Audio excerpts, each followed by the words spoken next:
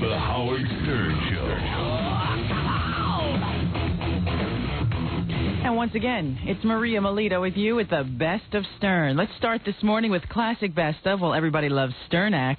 Here's one that didn't work out, well as Howard wanted it. So once again, Jackie the Jokeman is put on the hot seat. It is Sternak on classic Best of Stern. And now, from a dusty, scary, interracial melting pot of confusion... No, not there. That's not the laugh, you silly.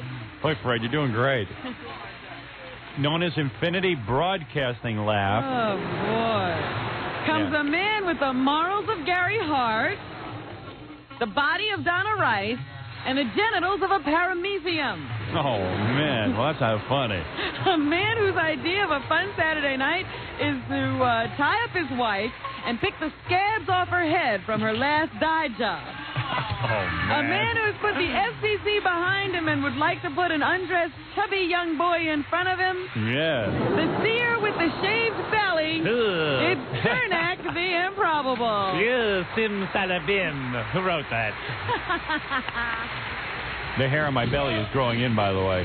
How are you, oh great one? Oh, I'm fine. May you wake up one day to read that AIDS is also caused by turkey and potatoes. Well, you were still falling when you started talking. That's very good. Yeah, we're not doing too good. May boy Gary kiss your girlfriend on the ear, melting her heart and her earring. At the same time. I hold... Oh, you go it. You hold in your arm. Oh, I hold in my hand. Yes. 10, count them, 10 envelopes. Right. Inside each envelope is the answer. Yeah. But before we get the answer, let's find out the question. Oh, no, you wait a minute. Don't you have the answers? I have the answers. The questions are in the envelope. Yes. Oh, boy. Let's go home. All right. And you will give us the answers before seeing the questions, because you are great. All right. Yes, you're okay. Used to be great. All right, now let me see here. May you run out of excuses for not going to see Steve Rossi's act in Atlantic City. I did. Yes. May you hear the wailing squeals of Michael Sergio in your sleep. Oh. Yes. The envelope, the answer is... Yes? Stick 'em up. Stick 'em up. That's our first answer. Stick 'em up. What is the question? What did Robin Quivers say to the Siamese twins? Oh, boy. I can see we're in for a rough one. May you throw a backyard barbecue so it actually costs you money to hear your family's criticism of everything you do. I had a party on... Wait a minute, don't break character. All right. You're Sternak. No purchase necessary.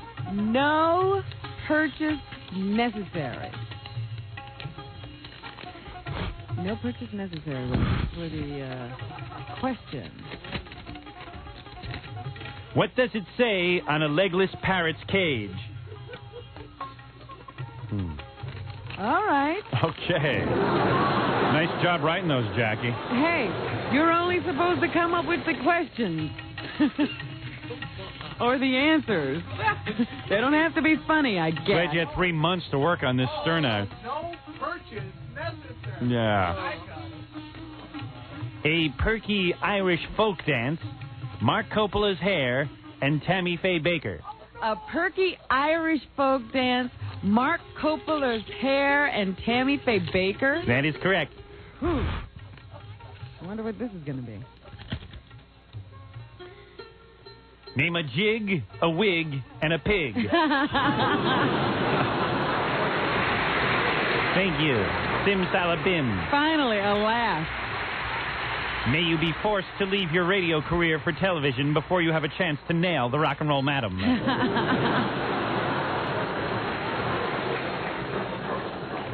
A hair trigger. A hair trigger. I wonder what that could be. A hair trigger. A hair trigger. What's that caught between your teeth, Roy? Oh. triggered. May you find yourself amused and tingling when you think about Emo Phillips. That I would find interesting. Our next answer. Oh, man. Oh, man? No, a safety tip. A safety tip. Whoa. A safety tip. We always need one of those. A safety tip. What would Fred Norris have after a combination vasectomy and circumcision? I don't get it. I don't get a lot of these. I guess you have to be Jackie the Jokeman. I guess you need a dictionary. A special Jackie the Jokeman dictionary. Is this like, are these cryptic messages? Is there some hidden meaning? A Bengal Lancer. A Bengal Lancer. Am I saying that properly? A Bengal? Bengal Lancer. Bengal. Bengal. A Bengal Lancer. Or a Bengal? Bengal. I know it's Bengal. What would you call an Indian tiger that popped a boil on Jan from the window factory's butt? Oh, boy. Hey, forget it, man. I don't want to go on with this. This is really the worst ever. This is the worst you've ever done, man. Yeah, we suck. Why don't we get to the last envelope? No, let's try a couple more. Oh, we're going to try a couple more? You like dying like this. No. I like being not funny. Death is fun. Jackie, what are you, retarded? Yeah. What? It's because he's not eating, I think. Rip them all up. Why don't you just eat and drink and go back to drinking? Really? Rip them up. He's sober, and this is not funny. Man. May Infinity Broadcasting help you plan moving your business.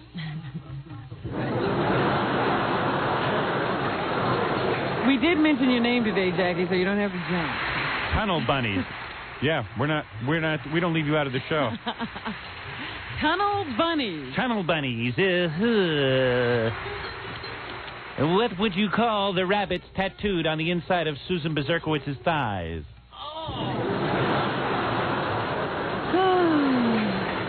Let me try this one. They look bad, but they feel good. Uh-oh. They look bad, but they feel good. Which one of these did your girlfriend write, Jackie? I don't remember. Look bad, but they feel good. How are Boy Gary's caps like private parts? Uh-oh.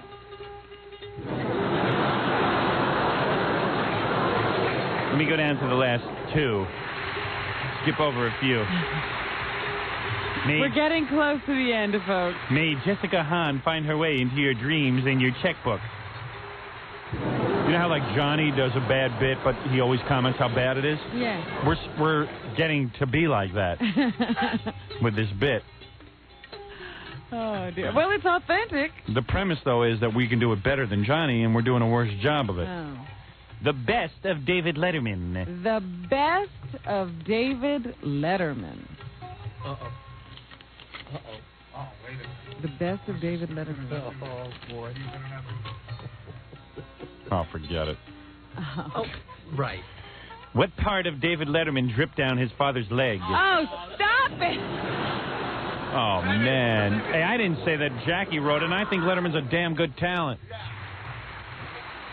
Buzz off. And it should have been the best of late night.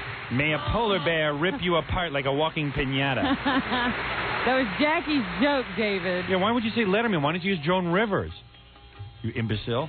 He's very good, you know. Oh, he's not even talking. There's no such show as Best of Well, Joe. guess what? I hold in my hand The last envelope. I'm getting a standing ovation. May you be sitting in Jan and Craig's skybox when Jan drops his pants and pops a boil on the shrimp. Oh, good. Terry Sweeney, Liberace, Oh, no. and Harvey Firestein. Terry Sweeney, Liberace, and Harvey Firestein. This better be good. It'll be worth it. This doesn't have anything to do with homosexuality, does it? Oh, no.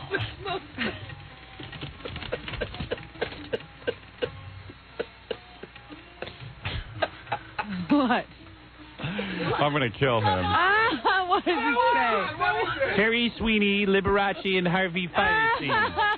Yes. Name a rump wrangler, a pickle chugger, and a flesh weasel worshiper. That's it.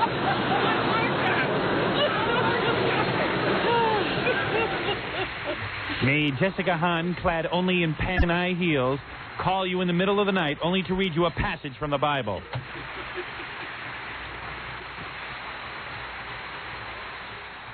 May your fondest wish be to see Susan Berserkowitz walk under falling debris while holding hands with Alan Combs. I think it's time for you to leave, oh great one. Okay. I tried. You know, I don't think it was my delivery, was it? No. Whoa. No. Boing. Ouch. I hope you hit your head. Yeah. For a long time. What happened there, Jackie? What happened, pal? I don't know, man. I thought they were pretty good. We don't pay you for thinking, I hope. Yeah. You thought those were good? Mm-hmm. And now what do you think? I still think they're good. He stands by his Okay. word. This is the man who lost on Star Search. Yeah, and he's writing material for me. See, that's why I got to ad-lib most of my stuff. Oh, man. It's not that you can't write good, Jackie. No, it concerns me that this is what he thinks is good. He has no ability to edit. See, this is his problem. That's This is why he needs us. I might have to start pre-reading these. Well, that would take all the fun out of it. Yeah, but it would sound a lot better. What are we going to do? Can't you edit them, Fred? Or Fred's too much of a wuss to sit and edit Jackie's material. No, Fred could edit them if you want. Sure. No, Freddie gets, because then Freddie's afraid of insulting Jackie. No. I know what we should... I used to do it in the beginning. Uh-huh.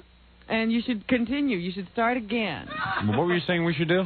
Because, see, I know that Jackie has no ability to edit his own material. And he won't believe that because he thinks everything he does is great. Right. You know? Yeah, because even like on Star Search, he goes, I killed. You killed the judges. You killed on Star Search. Steve O laughs at you. No, he didn't. Nobody did. Nobody laughed at you. That was the problem.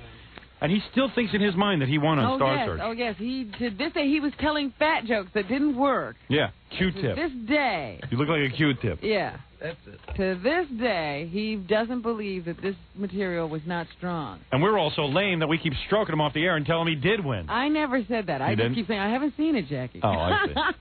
Did you actually see it, though? No. Oh, smart woman. I don't have to lie. But, so Freddie should edit Jackie's material. Yeah. And in order to make Jackie feel okay, you can edit Fred's material. Yeah, you could edit his Kurt Waldheim stuff. If you dare. But don't tell him it's bad, because he will kill you. He'll kill you. I'll kill him. Yeah. He will kill you. You know, because Jackie's uncomfortable putting Fred in a position to edit his material, but we got to do something. Not uncomfortable at all. We used to do that, and we didn't have to do it anymore. We did, but we have to go back because we haven't done this bit in a long time. Yeah. And you've forgotten, obviously. And Freddie could help spice up some of these answers. Not that Freddie knows what he's doing, it's just, I figure. Oh, dear. It's just that I can't have a Star Search loser being in that much control of a whole segment. When you get your chops back, I think you lost a little confidence. That's all. I think the Star Search thing really blew your mind. Yeah, you know, that and that song. Yeah, that song you wrote. Oh, no. Where is that song? No, not today, Howard. No, not today. Give me that song. Oh, Howard, please. Just give it to me. I'm begging you for Jackie's sake. Oh, have a field day. Please don't do it today. He's gonna dump himself. I got it. Off a bridge. Why are you getting up to get it while you tell him not to do it, Fred? I was gonna go and grab it away from him. Oh, here we go. Now, this is the funniest Jackie's ever been, ladies. Yeah, if you had sung this on Star Search, you would have won.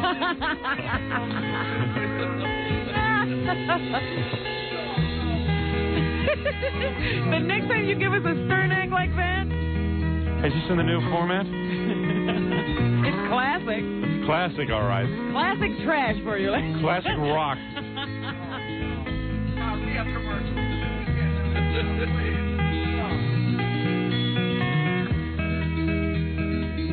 I don't know quite what to do. I know what to do.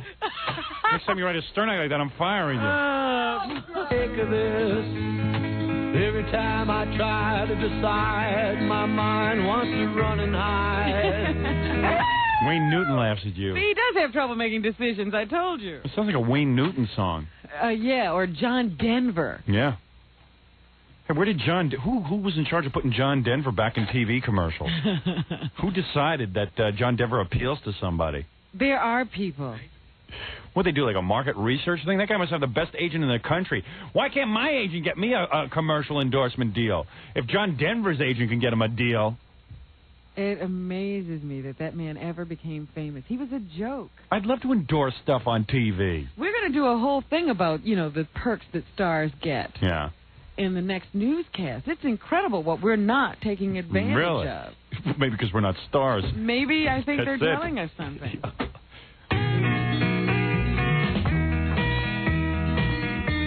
It gets so confusing when you're losing. And when you're winning, there's no such thing as pride. What does that mean? What? When you're winning, there's no such thing as pride? Now, what does that mean, Jack? I don't know, just keep playing it so I can sell these records after my gigs. No, really, what does that mean? What were you thinking of? Tell us. I don't know, I was probably bombed. And Was that, just a drunken lyric? Yeah, or? I was just rambling. No, really, what did he say in that? When you're winning, there's no such thing as pride. I don't get that. What does that mean, seriously? I'm being for real now. No, it has no meaning. I was just rambling. Yeah, but come on, you must have meant something there. This was the guy broke up with a girl. He wrote this to a girl. This all means something. No, it means something to you. You're just too embarrassed now to say anything. I'm not embarrassed. When you're winning, there's no such thing as pride. He knows what that means. We just don't know. Yeah, there you go. What does it mean? When you're wait, let me think about it. When you're winning, okay, let's say you're a real winner. How could you? You're all pride. There's no such thing as having any pride. In other words, you should be humble about you. Oh, okay, I got What? you. You got it? Yeah, you should be humble when you're like on top of things. Instead of walking around, pride might be a bad word, but instead of walking around boasting and stuff, you should be humble. Is what Jackie I think is saying. You should be grateful. Right. Okay. Okay. That's a simple lyric.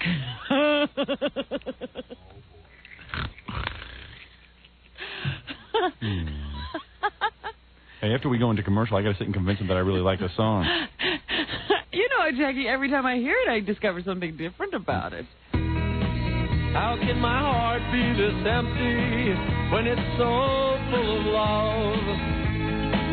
So full of love and open so wide. Who was this girl? It wasn't that one-legged girl you stuffed, was it? Yeah. That's who you were singing about? Yeah. It is not. Who was the girl in the song? It's a girl I was going out with about 10 years ago. What was her name? Call her. Let's call her. Tell her you wrote a bad song about Yeah, let's play this for her. so she can laugh. She's heard it. She left town. That's why she dumped you. She heard the song. She moved upstate after I wrote the song. Is there something I'm doing wrong? Was the guy who at the recording session who was doing the recording session, was he laughing at you during Yeah, the whole but he thing? was behind a glass booth. Yeah. So I turned the other way, and I had no idea he was a star. It leaks through if you turn Here's a guy who around could barely talk. He's now singing in the Yeah. song. It's like Rod McEwen, Yeah. Except Jackie's father didn't rape him, we think. Well, allegedly. He never told us. we talked about that yet. Maybe we just don't belong in a happy song. Last time lost love, this time love tonight. I don't even know what he just said. That last time lost love, this time love denied. I guess this is like his previous relationship he just lost, and this time the girl just didn't love him at all. Sort of like Star Search, Yeah. huh?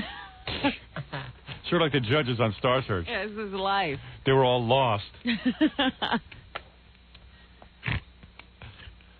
Come on, we're just teasing. I know. You deserve to be punished after that Stern act. Come on, you know it was bad, that Stern act. Now you know. Take a phone call. These people are feeling so bad for you Take a now, phone Jackie. call. All right, fine. They'll vote Hold on. for you. Take a phone call and then write a song. What did you think of that Stern act material? How bad was that Stern act? How bad was it? How bad was that Stern act? Hello? Yeah. How bad was that Stern act? About half and half. Mm-hmm. Well, my parents did a number on me. Sunday, I'm good enough to have... I always have the family over my house because I have a big house and it's convenient to entertain there. So I had the family over on Sunday. Mm-hmm. Man, did they work me over. My father and my brother-in-law went around the house fixing stuff again. What did they find this time? They said, well, we better not hear about this on the air. Oh, no. I go, look, man, just go. I don't mind that they fix stuff around my house. It's just they have to tell me first. What's wrong with that garage door? How come it doesn't close properly? Well, we'll go fix it if you don't talk about it on the air. I said, well, why do you have to ask me to fix something? Why don't you just go fix it? And my father was all proud because my father was yelling at me because leaves collected in the, in your basement windows. Oh, yeah, those drainage areas? Yeah, well, I had plastic over the drainage areas so that leaves wouldn't get in there. Uh-huh. But the plastic just blows away when a strong wind comes. Uh-huh. You had like the plastic, little thin plastic? Bubble plastic, but you can't seal it because you got to have air like circulating through the windows. Uh-huh. That's why the windows are there. And they blow away? Yeah, so the plastic blows away. So my father goes, how come the plastic isn't around your basement windows? I go, I don't know, Dad. Don't you see it when you walk into the house? I go, Dad, it's Sunday. Let's lighten up. He goes, well, just so you'll be happy, I picked up all the plastic around the house and I put it around the windows. I go, thanks. He goes, but boy, were there a lot of leaves collected in those drainage areas. I don't know. He says, that's why you get leaks. The basement's going to leak if you let the leaves collect in the drainage areas. Don't you clean it out? I go, well, I figure my gardener's going to do it. No, he doesn't care. Your gardener's not going to clean out those drainage areas. I mean, he should, but he's not going to do it. You're going to get water in your basement. Yeah. So I said, well, what does that mean, Dad? Do I have to go clean it now? No, don't do it. I don't care when you do it. Oh, man. Then he walks into my office after yelling about the leaves in the drainage area. Yeah. Walks into the office and goes, hey, how come your garbage pail is so full? I go, Dad, I'm just trying to relax. He goes, let me go empty it. You have a bad back. Let me go empty your garbage pail in my office. I go, Dad, no way. I didn't invite you over here to empty my garbage pail. In your office, your waste paper basket is what you're talking my about. waste paper basket. I go, Dad, I didn't have you in. Plus, I don't want my dad. I mean, any little thing they find, that becomes like a. I wouldn't mind if he just went and emptied it and didn't tell me about it. But he has to make an issue. Yeah, he calls me. Do you want me to empty this? Well, not if you ask me. So then I emptied it, and then, of course, after all that's over with... You told me you laid flat on your back all weekend. No. Sounds like you're sitting up to me. Yeah, I was. You're right. There was a couple of moments there. As soon as they see me in a vertical position, my family gets a hold of me. As soon as I rotate into a vertical position. When I'm flat on my back, they can't work on me. That's when they ask me stuff about the TV show, you know. Uh-huh. Well, when do you think you'll get word about the TV show? Heard anything? No wonder my back is bad. I'm having a nervous breakdown. Meanwhile, my father and my brother-in-law's homes, they don't look all that neat when I go over there. It's just, I'm up for inspection every Sunday because the family comes over to my house. Well, why don't you return the compliment? Well, I did one time. I went into my mother's house. Yeah. Listen to this. I figured, okay, I'm going to get my old lady back. Oh, man. I go into her house and I go, Ma, there's a pillow on the floor. I found a pillow on the floor from your couch. And there's some dirt. I found some, dirt underneath the couch. Uh-huh. I go, gee, is anyone vacuuming? She got so mad she wouldn't talk to me for 3 days. She goes, I'm just trying to help when I'm over your house. You're just doing this out of maliciousness. And then the blinds weren't evenly over the windows. Yeah. I started yelling about that. I mean, I could go down to my parents' basement and find a whole bunch of junk. I'm sure I could find leaves in their drainage area. Uh-huh. And I know when I go over to my brother-in-law's house, I can find tons of stuff wrong. I mean, they got tons of stuff that needs fixing up. So why do they always do it to you? Because they're always over my house. And I think they get the hint already. I've talked about it enough that I don't want to be a hassle. I love having the family over, but I just want to have a relaxing Sunday. And then my mother calls up after, gee, your office is real messy. Oh, Ma, it's my house. I'm 33 years old. If I want to have a messy house at this point, I want to have it. Oh, man. And then I had I had my nieces over and stuff, and they left my basement a mess, with all the toys and stuff. My daughter's only 4 years old, so she's, sort of following the ringleaders. Right. Nobody cleaned up after themselves. You know what I mean?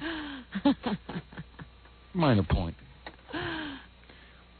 So you like that Sternak, or are you just saying that to make Jackie feel better? No, it was pretty good. Oh, okay. Well, then I guess we could put any kind of crap on and you people accept you people it. accept anything. Well, super then. Jackie, I'm going to take it all back. Okay. I know what Jackie's doing. He's saying, hey, why should I waste my good material on this show? Yeah. People appreciate all the bad don't stuff. even deserve it. All right, now I apologize. Good, I'm going to play you the rest of Jackie's song, if that's how you feel. Yeah, you must like this, too. Yeah, how do you like Jackie's song? I didn't care for that. Hey. A little taste going for it. I like the song better than the Sternak, I'll be honest with you. The song is funny. Yeah, song I got to get a few good laughs out of. Every time we play it, we come up with something new. Well, why don't I... of course I'm only joking, Jackie. Of course. Just like he is about his family. Yeah. Looks like I'm only teasing about my family. Right. No, it's just, it's a little weird. My family loves me. Don't get me wrong. I love my family, Rob. And it's just... I know that you don't have to convince me. Well, if it appears that way, then I apologize. Believe me, I know of a family that loves each other. Yeah. You come from a very loving family, so you would know. We loved each other to death. Yeah. Almost. What is it, Gary? I have to break for commercial. I'm very late. What is it? Well, I can tell you during the commercial. Okay. Why don't we take a break and I'll listen to Gary. Don't get too close, though. We'll be back after this. You're listening to the best of the Howard Stern Show on 97.1 The Eagle. 6:31 at the Eagle. This is Brad Baxter. Eagle weather flash flood watch is in effect today. Mostly cloudy skies, a 50-50 shot. We'll see some rain and a high of 93 tonight. Partly cloudy, down to a 30% chance of thunderstorms and a low of 75. Right now, 82 in Dallas. It's 81 in Fort Worth. Checking traffic for the Carter Eye Center in Dallas. A couple of injury accidents. One Illinois at Westmoreland, another 10th at Adams. Also construction southbound 75 Central at 635 LBJ. Crews have taken away the exit-only lane to eastbound 635, although motorists can still exit to 635. Some delays can be expected. In Fort Worth, police reporting no accidents right now. And in Denton, an accident, westbound Highway 380 at FM 156. That's traffic. I'm Brad Baxter on 97.1 The Eagle. This Eagle Traffic Report brought to you by the Carter Eye Center. Call 1-800-950-2020 for your free RK consultation to see if you're a candidate. Chances are they can help. If you're nearsighted and wear glasses and wish you didn't, you're not alone.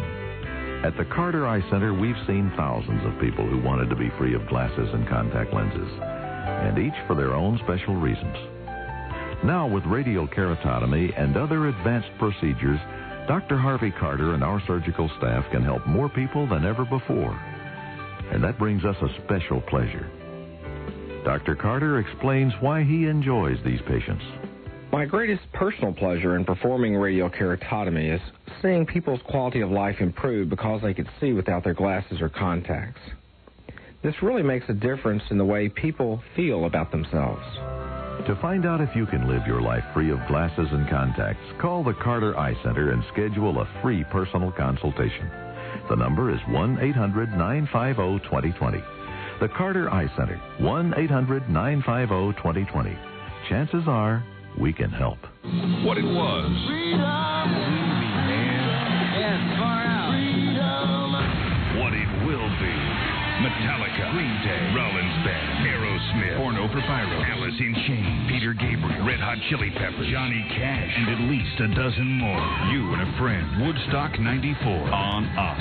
It's the Eagles' Summer of Glow. To win, pick up an entry form today at Guitar Center, North Dallas and Arlington, and at all Blockbuster music stores. Mail it in, then listen for us to call your name on the Eagle. After Howard, we'll draw and announce winning names all day long. When you hear us call your name, you have 30 minutes to call back and get qualified to win a trip for two to Woodstock 94. Plus, you'll get a key that could start a brand new Harley-Davidson. 2 tickets to Metallica August 5th. A Metallica CD box set. CDs from other Woodstock 94 artists. And a free condo. 1994, the Summer of Glow. Another far-out contest. Can you dig that? From 97.1, The Eagle. Robin, good news. Right now, Canon is offering a $30 rebate on all their printers and scanners.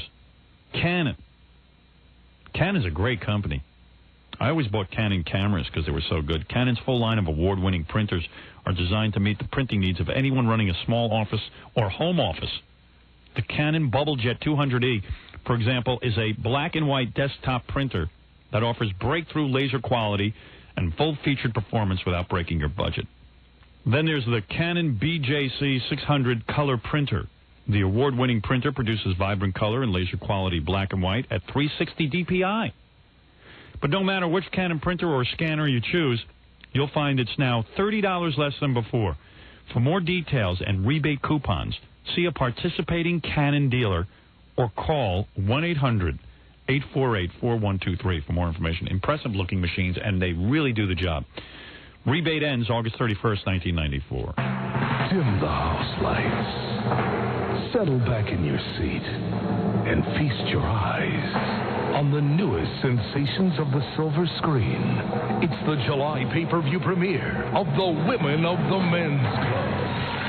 The Women of the Men's Club is like no video you've ever seen. Erotic, exotic, hypnotic. And throughout the month of July, this stunning new production will air nightly at 9:30 and 11 p.m. on Dallas area pay-per-view. Each video vignette captures the creme de la creme of our 400 gorgeous entertainers doing what they do best while the cameras roll. Best of all, you can see many of our sensational stars again in person, live on one of our 4 stages whenever you visit the Men's Club. The Women of the Men's Club on pay-per-view, nightly at 9:30 and 11 o'clock throughout July. Don't miss it. Don't miss it. Hey, Barney, your new stereo system sounds stone-tastic. You said it, Fred. I got a granite shattering system at Earmark Car Radio's Rockathon. Rockathon? Yeah, Fred, Earmark's got everything on sale at Stone Age prices. Like Rockford Fosgate Series 1 amps with massive heat sinks and more fins than a Stegosaurus. Just 99 clams. Or fully competent rocker boxes with scented competition woofers. Only 77 clams complete. That's just pebbles, Fred. My system's near extinction. Maybe I should hot-foot it down to Earmark. Yeah, mine was prehistoric, but that was BC. Before Clarion. Then I went to Earmark and got a Clarion high-power CD player with 3-beam laser tracking and rocktacular sound quality. Even on primitive gravel roads. All for 249 clams. That's mammoth savings, Fred. You mean I don't have to listen to my fossil of a car stereo system anymore? Yabba-dabba-doo! It's stone-tastic savings during the Car Audio Rockathon at Earmark Car Audio. The leader, loud and clear, in Richardson, Addison, and Dallas. Brah! All the awards Samuel Adams has won have gone to my head. I'm Jim Cook, brewer of Samuel Adams Boston Lager. Samuel Adams is the only beer voted best beer in America 4 times. In fact, my Samuel Adams has won more honors, awards, and tastings than any American beer in history. So awards go to my head, because it's a thick, rich head. And they go to my beer's deep amber color. And they go to the distinctive, full-bodied taste of my Samuel Adams. All right, I know Samuel Adams never won anything because of my award-winning voice, but so what? Samuel Adams wins on taste. A taste that comes from a 120-year-old family recipe and a time-consuming 4-vessel all-malt brewing process that has reestablished the American brewing art of a century ago. I like the awards for brewing Samuel Adams, but there's something I like even more. The rewards of drinking Samuel Adams, the best beer in America. It's 6:38 at 97.1 The Eagle. We're back with the Howard Stern Show. And you're listening to the Best of Stern, and once again we have classic Best of for you. This time Howard and Robin made some comments about Iranian people, so an Iranian couple called in, and they had some thoughts of their own. It is classic Best of Stern.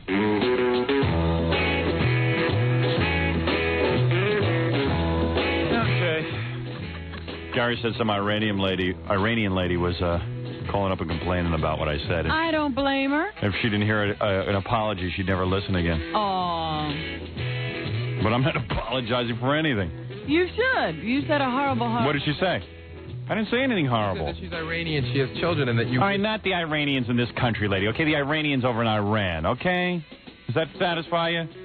Better watch what I say. She probably has like 50 people living in that house. She's gonna call up now and say she's got relatives over there. Yeah. I have relatives in Iran. Well, screw those relatives, man. That's what's going to keep us out of World War III, that kind of attitude. Let them go beat themselves with chains all day. To hell with those damn Iranian pigs. Whatever happened to tolerance? Yeah, I'm supposed to be nice about Iranians?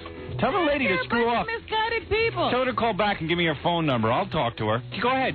Hey, lady, go call. Gary will talk to you. Get you the number. Just take it easy. Just be glad that you live in this. Here, lady, come down here. I'll apologize. I'll carve my initials in the hair on your back. Hey, I'll give you that crap. Well, you have to walk the streets. Yeah, fine. I'll walk them. I'd like to go over to Iran. I'd like to go over to Iran and choke those damn Iranians. Go ahead. They hate us. We hate them. Go ahead. I dare you. I wish I could. I just don't have a proper visa. Right. I was going to say, talk big over here, don't you? Yeah, all right. If I was over there, I'd be like Rambo. See? I really would. I wish President Reagan would let me join the Army. Unfortunately, I have 2 children. They don't let you join. I wish he'd let me join the Army so I could go over there and kick some ass. I don't think there's any restriction on joining. No. There is. Plus, I have a bad back. I don't think they want me. And plus, I'm also 33 years old. I think I'm a little past my prime. You know, boy, I wish they would have drafted me when I was... Too bad we didn't have the draft. Boy, when I was 20 years old, I was a fighting machine. I would have gone over and kicked some ass. It's too bad I can't enlist right now. I really would. If I didn't have so many responsibilities, I have to entertain New York every morning. Nah. Look, you could be on Armed Forces Radio. Tell those Iranians get a football team together. We'll invite them to the Meadowlands. Take care of them right there. Make them weak. I'll wear my gas mask. Oh, boy. Hamana. That's what I like. Hey, lady, if you're listening, here's your apology. Eat me. Oh, Tell me, they killed our boys, those Iranians. They killed our boys. And they're killing their own boys. That's right. They're very egalitarian over there. Yeah, they're killing everybody's boys. They got teenagers in their army. They killed a teenager the other day. They did? What are you talking about? Tell her, man. You come down here. You put a cork in it, rice breath. Whatever the hell you eat over there. Don't you tell me about Iran. Okay, so you're nice. You're one of the... There's nice Iranians in this country. I know that. They're the nice ones. They're the ones who are on the Shah side. I know all about that. Dear. Boy, I miss the Shah. I know which Iranians are over here. Rich Jewish. But I know what's going on.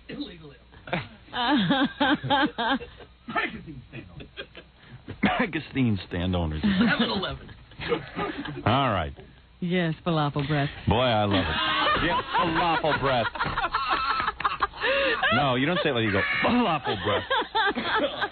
Falafel breath. Hey, I hope she calls Gary. I'd like to get a word in with her. She wants an apology. Try to read between the lines, honey. Camel jug. Oh, stop it. Oh, you got that woman? Oh, good. We got the woman. Oh, boy. Good. I'm going to call her. This is going to be the sorriest day of her life. You're not kidding. Wait till I get through with her. Wait till I get through with her. I'll teach her a lesson. How dare she? Could we call this Iranian? Yes, we could, Robin. I'm glad you brought that up. Her and her husband out dating goats, and she's bitching at me. She got some nerve, this woman. Oh, no. I didn't say anything about it. You know, let me just handle this. I swear, if only she'd called in earlier. Doing this in Jimmy's show, getting him irate. I held my waist on my time. No, just like an Iranian. Just like an Iranian to call in. JNT Deli. Hey, you're on the air. A deli? Where's that lady who wants to complain to me? It's Howard Stern. Howard, how are you, Howard? How you doing? You Iranian? We always listen to you. We love you. Here, talk to her. All right. Boy, I got a whole farm team. Great. Okay, turn off the radio. Hold on a minute, please. Yeah, turn off the radio, raghead. Bust off. Oh, boy, this is going to be some phone call. We're going to cement relations right here today. Hello?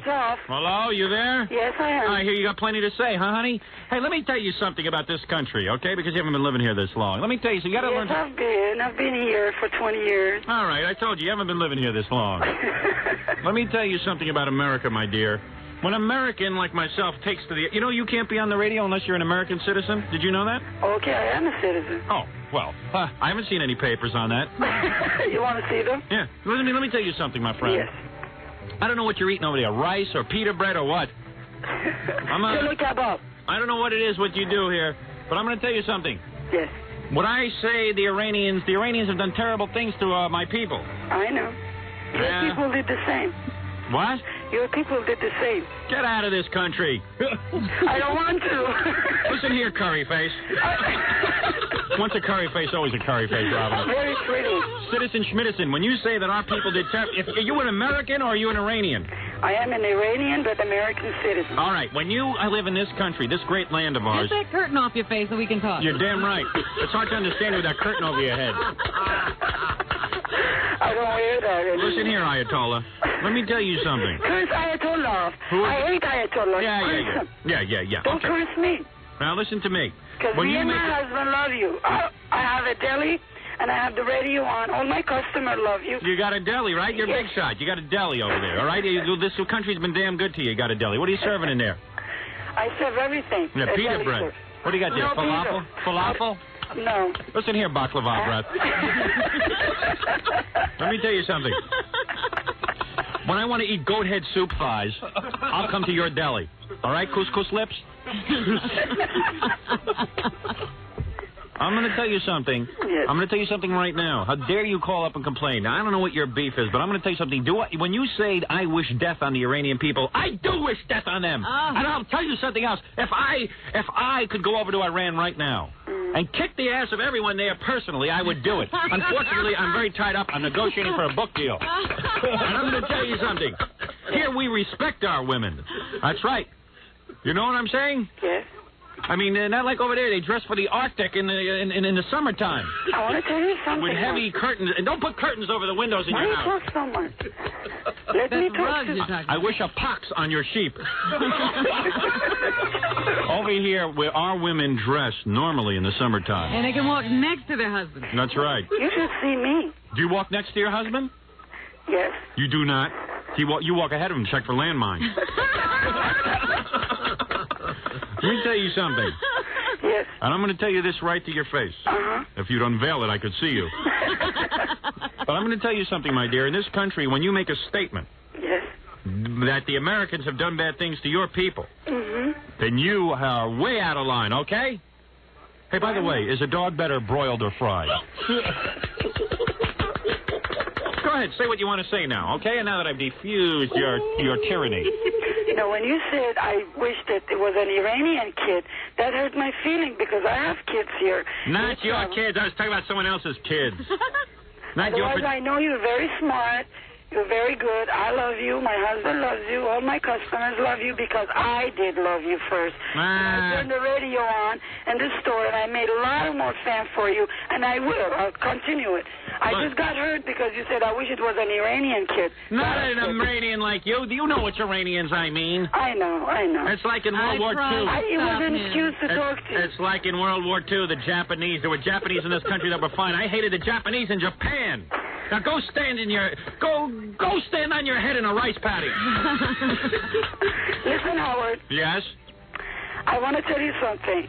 It was an excuse just to call you and speak to you. Otherwise, I couldn't get in touch with you. Now, when I say that I wish it had been an Iranian kid, you understand what I'm talking about, right? I'm talking about like the Ayatollah's children. I know. You're too smart to be that dumb. So you understand what I'm saying. Smart to be that dumb. And don't go saying that we did bad things to your people. Name one bad thing we did to your people. No, you didn't. No, name one thing. Not really. When you say that our country has done bad things to the Iranians, go ahead, get it off your chest. Sometimes I think that when the Shah left Iran, that was Americans' fault. Because he's supposed to be there. He shouldn't be dead now. Sweetheart. He had cancer. The man had cancer. We don't have a cure for that yet. We can cure just about anything. All right? You didn't save him. No, the American kicked him out of Iran. Believe me, the government did. Wait, you're saying the Americans kicked him out? Yes. Listen, let me tell you something, honey. If you guys over there could run your own country... First of all, what are you worried with the Shah? You lived here 20 years. I love people who sit in this country. I love people who sit in this country. They're sitting and worrying about what's going on over in another country. I'm worried about that beautiful country that is beautiful. It's bombed. It's a bomb, that country. All they make is carpets. I wish you'd get back on your flying carpet and go back to Iran. Tell me you don't have one in your house.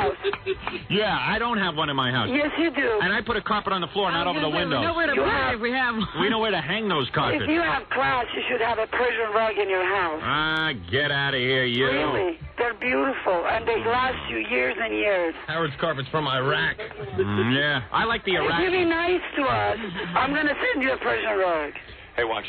I'll drive her crazy. I'm going to say I like Iraq better. I like Iraq better than Iran anyway. I like them, too. Oh. My husband wants to say hello to you. Your husband? Yes. Oh, good. I have a question for him. Okay. Uh-oh. Hello, Howard. Haji. Hey, what do you stand on when you make love to a camel?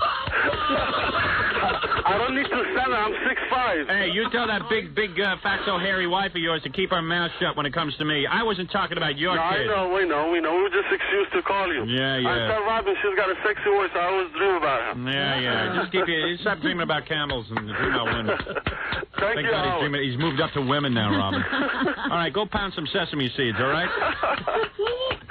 Thank you, Howard. All right. Bye-bye. All right, get the towel off your head. Okay. All right, my friend. Bye-bye. Thank you, Haji. All right. There's Haji, everybody with a deli. Have some deli. No, see, I'm half Jewish, Howard. You are half Jewish. Yeah, but see, I'm Arab. Don't kill yourself. No, I'm serious. I'm Arab. He's fighting with himself. Yeah, He's an it's Arab a whole and a internal Jew. thing. Well, that's very... No, I know. A lot of the Iranian Jews are Yeah, over here. really. No, we're half Jew. What do you guys do? You come over with a suitcase full of money, huh? Yeah. No, man, I work 16 hours a day, man. Hey, big deal. I work 4 hours a day. Yeah, see? I'm American. I got a right to work 4 hours a day. No, man, one of my Jewish friends supposed to get me a good job now. Get rid of this deli. You know, Howard, I'll tell you a story. Hello? Yes. Yeah, Howard. Our business was so slow when we first opened up. And I was so mad in the morning coming here, no business. The only thing that kept me going, believe me, that was your program. Just listen to you. And keeps me laughing. My wife comes and says, "What are you laughing? The business is so slow." I said, "Look, I don't care. As long as Howard is on the air, I'm not worried about it." All right. Okay, Howard? Yeah. Try and make friends. No, I'm serious. All right, Haji. Okay, Howard. All right. Half Arab, half Jew, huh? Yeah. All right. So what do you do? Negotiate with a sheep before you hump it? I got to leave, pal. Okay, all right. Good luck to you. I swear, I tell you, they all come over on the boat. They get jobs here. This guy owns a deli. I got plenty of friends, American friends, who'd like to own a deli. I tell you, I don't understand it. We work hard for it, Howard. Yeah, hard. Yeah, really. Yeah, it's hard cutting a sandwich. I'm telling you. Yeah, that's running that turkey slicer. Yeah, Haji the herd humper slices the turkey and sitting and worrying about all these things. Got big problems on his mind. All right, tell your wife to shut up. Yeah. All right, goodbye. Okay, You're bye-bye. a nice guy. It's your wife I don't Thank like. you. All right, goodbye. Keep her in her place. All right, Robin. My goodness. I'm totally outraged. I'm sure a lot of people are applauding us right now. It's the best of Stern on 97.1 The Eagle. 6:52 at the Eagle. This is Brad Baxter. Eagle weather flash flood watch in effect today. Mostly cloudy, a 50% chance of thunderstorms. Some of those could have heavy rain, a high of 93. Tonight, partly cloudy, down to a 30% chance of rain and a low of 75.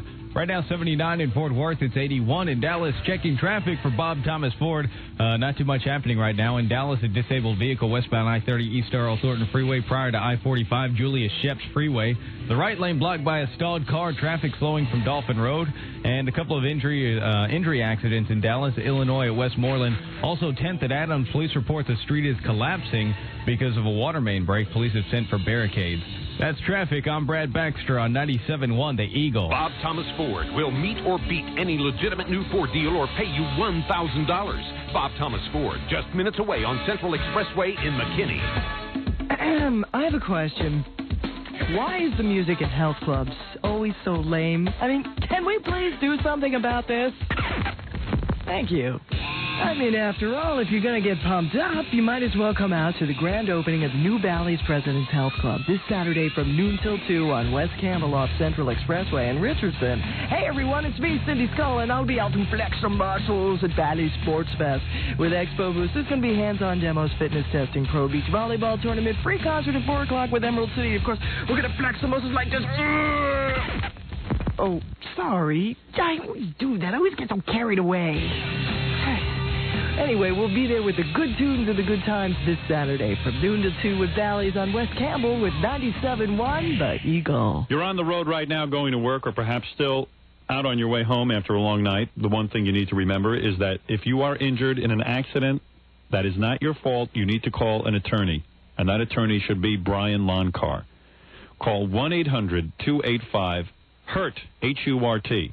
Let the law firm of Loncar and Associates help you stand up for your rights. It doesn't matter if you don't have health insurance and you don't have a doctor. It doesn't even matter if you don't have a car anymore because some moron just demolished it. Loncar and Associates will handle your case, assist you with your doctor appointments, and bring the law office to you. Home, work, and hospital visits by Loncar and Associates are routine. They do it every day. Doesn't matter where you are, McKinney, Fort Worth, Dallas, it doesn't make a difference. If you can hear me right now, Longcar & Associates will assist you and get you the answers that you need. Questions like, who's going to pay for the doctor bills and the medical bills? Who will repair my car? And how are you going to get to work while your car is being repaired? Don't you need temporary transportation? And what about the wages you're going to lose from missing work? You want answers to these questions, you call 1-800-285-HURT. Don't take the runaround from big insurance companies. Longcar & Associates knows how to handle you. Longcar & Associates is large enough to handle the most complicated injury case, but small enough to make house calls and care about each individual client.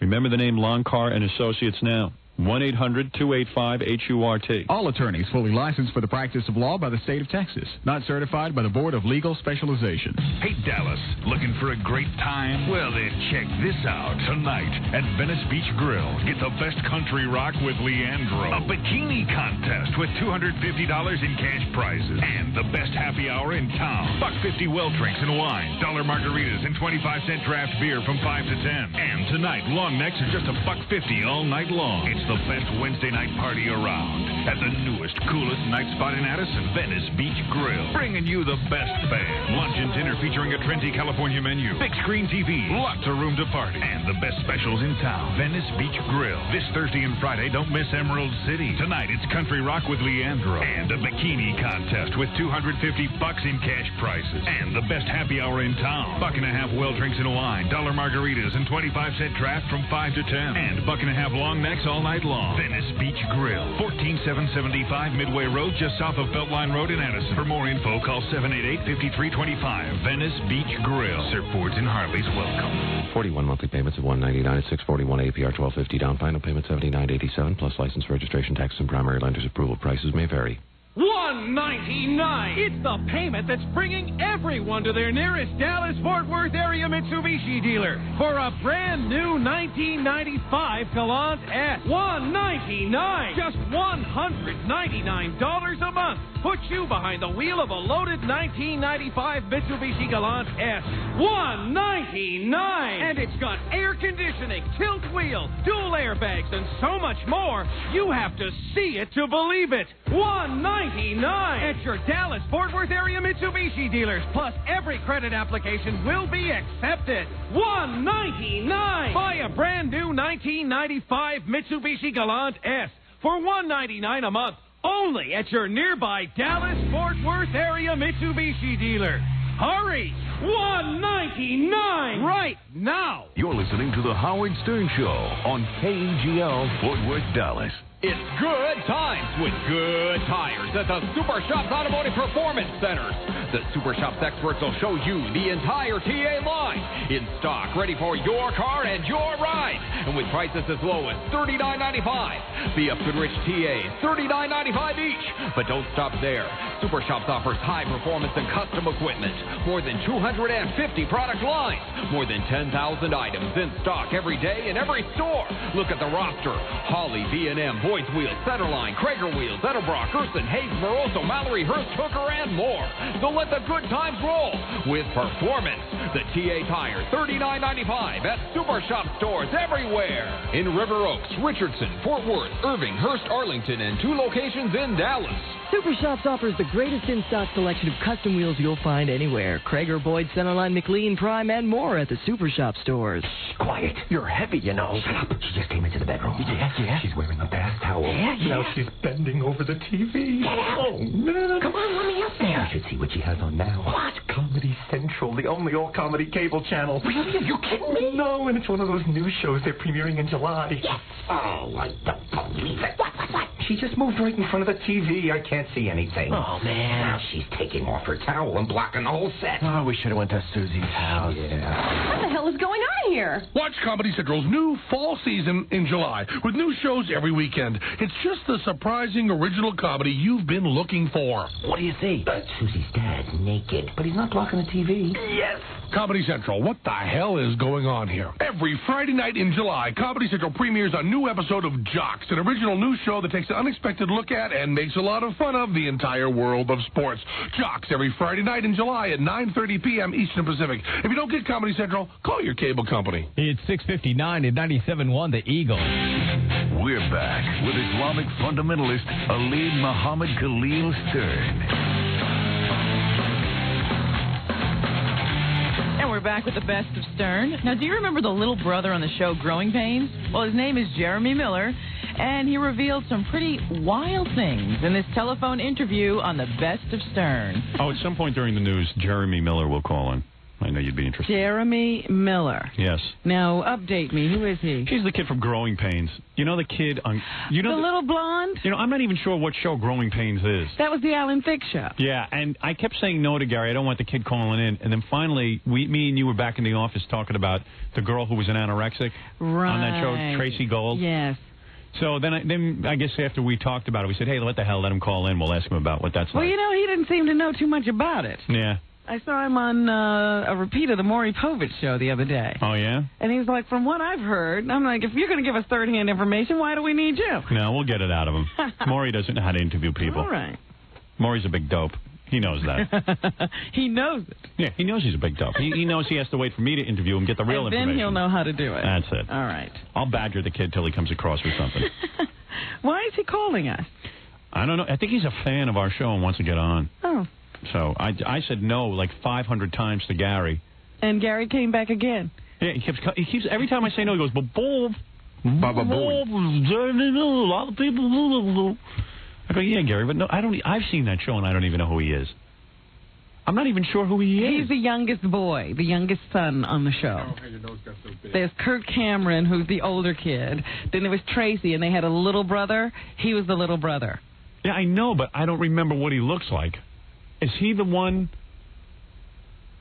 Who is the one that I thought sort of looked kind of effeminate? You keep saying it's that him, was but on I think you Who's think, the Boss? Who's the boss? That little kid kind of grew up. I'm not saying he's gay or anything, but he just looks a little effeminate. And this one, doesn't he have like a Mo haircut? Jeremy Miller? Yeah, that's what he's got. Okay, I know who he is. He's got a Mo haircut. Mo from the Three Stooges. Yeah. Not a... Homo. Not a homo. No, Mo Getting from the our Three Mo's mixed up. A Mo cut. Gary, you have to allow me to reject some people from this show. I did. You came Who have back I rejected? Every time I reject someone, you force them on me. We rejected a lot of people. You said both? No, you came back to me. You came to me 3 times with Jeremy Miller. And then you said no, and I told the people no. That's why it was embarrassing when I had to call them back and tell them that, we suddenly found an opening. Well, if he doesn't know anything about that girl with the anorexia, I'll hang up on him. He's 15 years old and a big fan of the show. Oh, yeah? Well. Can we help that? No. Do you think he'll ever get another show again, Robin? I don't know. Yeah, it's a tough one. No, Gary says no. No. No bull. Think of all the kids from 10 years ago, the kids from Different Strokes, or, I mean, who would know them if they didn't all go out and do something? Like, get in trouble with the law. I love when Gary explains show business to me. Name a show that had kids that ended in 1980 or 81, and tell me any of those kids who Michael J. Fox. Okay, what about the rest of the people on that show? What about Justine Bateman and the other girl? And the guy you just asked me to name a person. I did. I'm saying look at the odds. Now you want me to name another person? Look at the odds. All right, okay. He did what you asked. Baba Booey. He hates when I do that. The odds aren't good. You're right, Baba Booey. Thank you. He's Baba right. Booey. But how do we know he's not the one? Right. Baba Booey says no. Yeah, but the odds, both. Baba Booey. Baba Booey. Oh, goodness. Baba Booey. Fred's relentless. The whole time I'm goofing on Gary, he just keeps playing Baba Booey. I know. Great. He loves it. He loves that. You can always count on Fred to throw that in. Yeah. Well, let me tell you about a couple of, a tragedy that happened around the Memorial Day holiday. Robin, Jeremy's on the line. Let's he doesn't ask even care about these kids, does he? No, he's got his own agenda. Let's just say hi to him. Hey, Jeremy. Hello? Hello. Is that you? Yeah. So you were on Growing Pains, huh? Yeah. Big fan of mine, huh? Oh, love the show. You're 15? Yeah, I'll be 16 soon. But being on that show, you can get laid a lot, right? Of course. What age you lose your virginity? What? What age you lose your virginity? Hey, Howard, my mother's listening to this show. Oh, she is? Oh, well, that's right. He's 15. You can't ask him that. That's right. What are you doing? No, but, we're usually talking to you guys a couple of years later. Yeah, that's right. I'm sorry. I forgot you're 15. Hey, man, all right, I won't bring that up. Your mom is right. But I'm saying, so pathetic. You can get girlfriends, right? Of course. Yeah. Lots. You're missing out. Yeah, you should have gotten yourself a TV show. Yeah, when I was 15, I wasn't capable of getting myself a TV show. I mean, getting married, buddy. You're not going to get married, are you? Not for a while. Not for a very long while. So let's get into it. Alan Thicke, big load or a good guy? Great guy. One of the funniest guys I've ever met, although... you know what was real funny? You want to talk about a guy who gets a lot of women. I know, man. Did he get Joan London? What? Didn't he get Joan London? No, that was a big rumor. But he wasn't getting her? No. Who did I read he was getting, Robin? Jeez, just about everybody in Hollywood. About everybody in Hollywood. And you know what's funny? A few short years before that show came on, he couldn't get anybody. His wife threw him out of the house. Dumped him. Who is his wife, Robin? Gloria Loring. Gloria Loring, all right. We had her on the show. She threw Alan out of the house. Remember they were living in the same house and she had that young stud who was coming to see her all the time? She brought the young stud on my show. She was like, yeah, I dumped Alan Thicke. He's an embarrassment, and this is my new boyfriend. Yeah. Oh, wow. Oh, yeah. Yeah. It was unbelievable. And what was funny about it was that, like, he just was like a joke, and then he got that show, and it hit. And all of a sudden, he was a ladies' man. Oh, yeah. Alan, all he has to do is snap his fingers, man. He used to have our prop guy buy him condoms. Really? Cases. Wow. And I swear to God, hey, they Jeremy. would be gone in a week. Really? Yes. Imagine the prop guy had to buy him condoms. You know, if I was single, I'd have the prop guy buy me condoms. Gary would be buying you condoms. Jerry, go out and get me a gross of some Trojans. Yeah, okay, Bolf. I'll be back. Bolf, can I have a few of these? Keep your hands off my condoms. Boy, you know, a 15-year-old kid, you've seen a lot. See, that's what happens to these kids. Show, I'll show you they get jaded. They get jaded. Hey, you made a lot of money on that show, so you're pretty set for life, huh? If your parents didn't take your money. They didn't. Right, so you're all set, huh? Yeah, but I'm not, I don't want to be set. I still want to work. Yeah, well, you know, it's hard, though. Once you've been on one of those shows... Yeah, how are you going to get another show? Yeah, it's hard. It may never happen again. I got to be realistic about that. Yeah, and what are you, in high school and stuff? Yeah, now I'm back in high school. And when you walk around the high school, the kids, you're like king of the what do you say that? You can't say that on the air. You're king of the hill, right? Not right now. There's a lot of guys more popular than I am. Yeah, but you get like cheerleaders and stuff, right? Yes. Wow, excellent. I've got a few that, you got to change your haircut too. You got that like you know Mo from the Three Stooges? That part, yeah, I know. Yeah, you got to change that. I've already changed it. Good move. I was going to tell you that. Well, I did change it. Took your advice, psychic ability. Yeah, and don't get a ponytail. No. All right. Now, what about hey, we wanted to ask you about Tracy Gold, the girl on the show who became an anorexic. Right. I think she looks better. Oh, he said when she was on People magazine, he was like anorexia was good for her. Yeah, I always thought she was kind of chubby, didn't you? For a while, yeah. I mean, you know, like a lot of girls who are anorexics, they look at themselves in the mirror and they only see fat. But she was fat. I mean, so she wasn't wrong when she started out. No, she isn't totally All right, now she's a little too thin, but, you know, her face looks a lot better. Her body's a little too thin. Yes, true. Very true. So were you like, see, like I have kind of... Well, he said once he saw her with her top off. Really? How'd you see that? Well, that's about everybody on the show was seen at one point by either me or Kirk. Right. But Tracy is very absent-minded sometimes and just walked out of the dressing room with no shirt on. And she's got big breasts, right? No. Really? Not now. She was like a skeleton. Really? So it was really... see, my advice to her is to keep puking. Because she looks good to me, but, you know, I like them thin. Oh. So you've seen Alan Thicke's breasts? Alan Thicke has the... most luscious, hairiest chest in the world. Oh, really? It's sickening. You know. So you saw Joanna Kearns without her top on? Yeah. Really? How's that? About second or third season, Kirk drilled a peephole from one side to the other, from guys' dressing room to the girls. Oh, really? Although he had, as soon as Chelsea came on the show, he had it nailed up. Yeah, that wife of his is really cute. Oh, she's gorgeous. Oh, man. You didn't see her with her top off, did you? No, he had it nailed up before. Oh, man. So you guys drilled a hole into the girls' dressing room so you could take a look? Uh-huh. Nice. He wouldn't even tell me where it was for about 6 months. I'd like to see Joanna Kearns' breast. You see, that's the problem being a 15-year-old in Hollywood. I can only dream of this kind of hijinks when I was 15-year-old. But he's actually getting to play it out. And that's what happens. You know, all of a sudden you become an adult and you're like, hey, what's going on here? Yeah, you go to the real world and you go, hey. And then all of a sudden you're Chuck Berry and they're arresting you for drilling holes in the That's bedroom. right. That's right. You telling me I got to watch out, Howard? Yeah, you got to be careful, man. Seriously, keep your head screwed on straight. If I could give you any advice, keep your head screwed on straight, because I almost cheated on my wife Friday night. But I pulled myself out of the room and I said to Robin, I'm going home. he grabbed his bags and he huffed out of the building. Ran. You know who likes me, man? Go home. You know the girl from Knots Landing, Stacy Galina? Yeah. She digs me. Really? Oh, yeah. Ask Robin. She loved him. Yeah. I saw love happen the other night. And you ran. I ran. That's I'm smart. a married man. I got 2 kids. That was probably smart.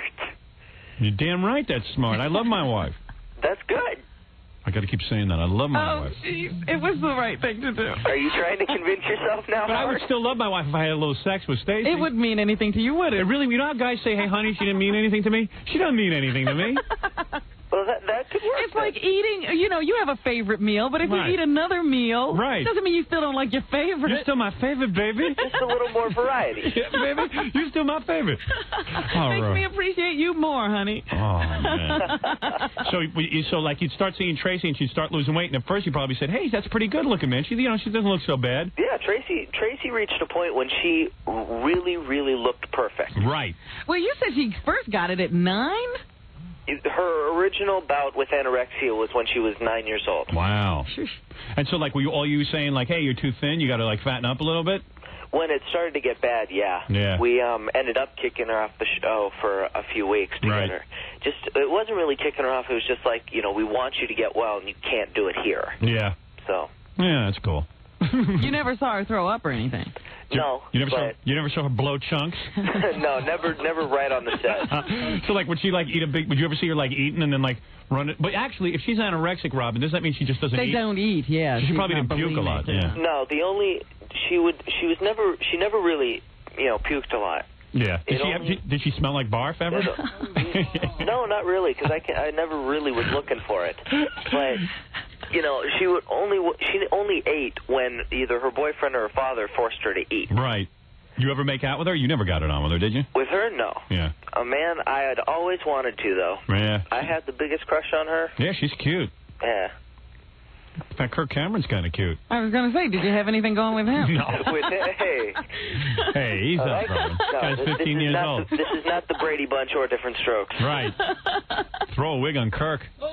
Let's have him. I told you I saw Kurt and Tracy walking. Not Tracy. Is her name Tracy? Yeah. Tracy the anorexic? Yeah. No, Chelsea. Chelsea. Yeah, I saw them walking nice. down the street in Manhattan not too long ago. She's just way too womanly for him. I mean... She's petite, though. I was shocked at how Ozzy and Harriet. demure she is. Yeah, now he's like born again and stuff, I was reading. Mm-hmm. I mean, hey, all of a sudden he's born again. Hey, didn't he once kick a girl off the show because she'd posed in Playboy? That was technically a rumor. He didn't have her kicked off, but he didn't want his character marrying her. That was Julie McCullough. Yeah. Oh, man. Is that kid a load or what? It was interesting. That's a wrong thing. Well, first he's drilling holes in the wall. And and then he doesn't. Yeah, and then all of a sudden he doesn't want girls from Playboy. He was one of. I don't like him, by the way. He was one of the wildest guys you would ever have met. Yeah, and then all of a sudden he got religion. Yep. How'd that happen? What the hell happened to him? Hey, what did he do? Because I don't want that happening to me. A woman. I think Jesus drilled a hole in his head. Was she the born again? Yeah. I don't know, but that Chelsea, man, that is some woman. No, it wasn't Chelsea. Oh, another woman. It was another woman, and she got it, who was on our show, actually. How much you want to bet? That's where he got all his girlfriends. Yeah, how much you want to bet they get divorced within 3 years? Now, that would probably, that could be an interesting bet. Yeah, I'm telling you, that will happen because, she's going to get fed up with him just hanging around the house, and he's not a real good actor or anything. Hanging out in the garden and... Yeah. After a while, it gets a little old. I can imagine.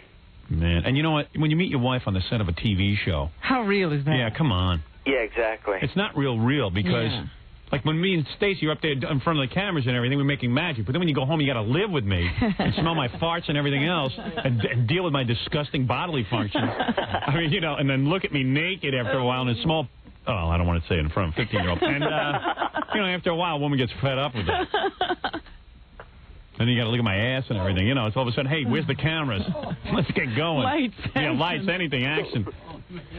But you seem like a good dude. Oh, thanks, man. Yeah. So what's the plan? You got any auditions or anything? A few auditions coming up, a few that have gone by. Nothing's come up yet. But That's what's bad about living in L.A. And all of a sudden, like, everyone knows you, and every time they come up to you, hey, man, what do you got doing? I got a what's picture. happening? What are you up to? Yeah, what are you up to? What are you up to? It's real. You'll see, man. It's real bad. it's happened for a while.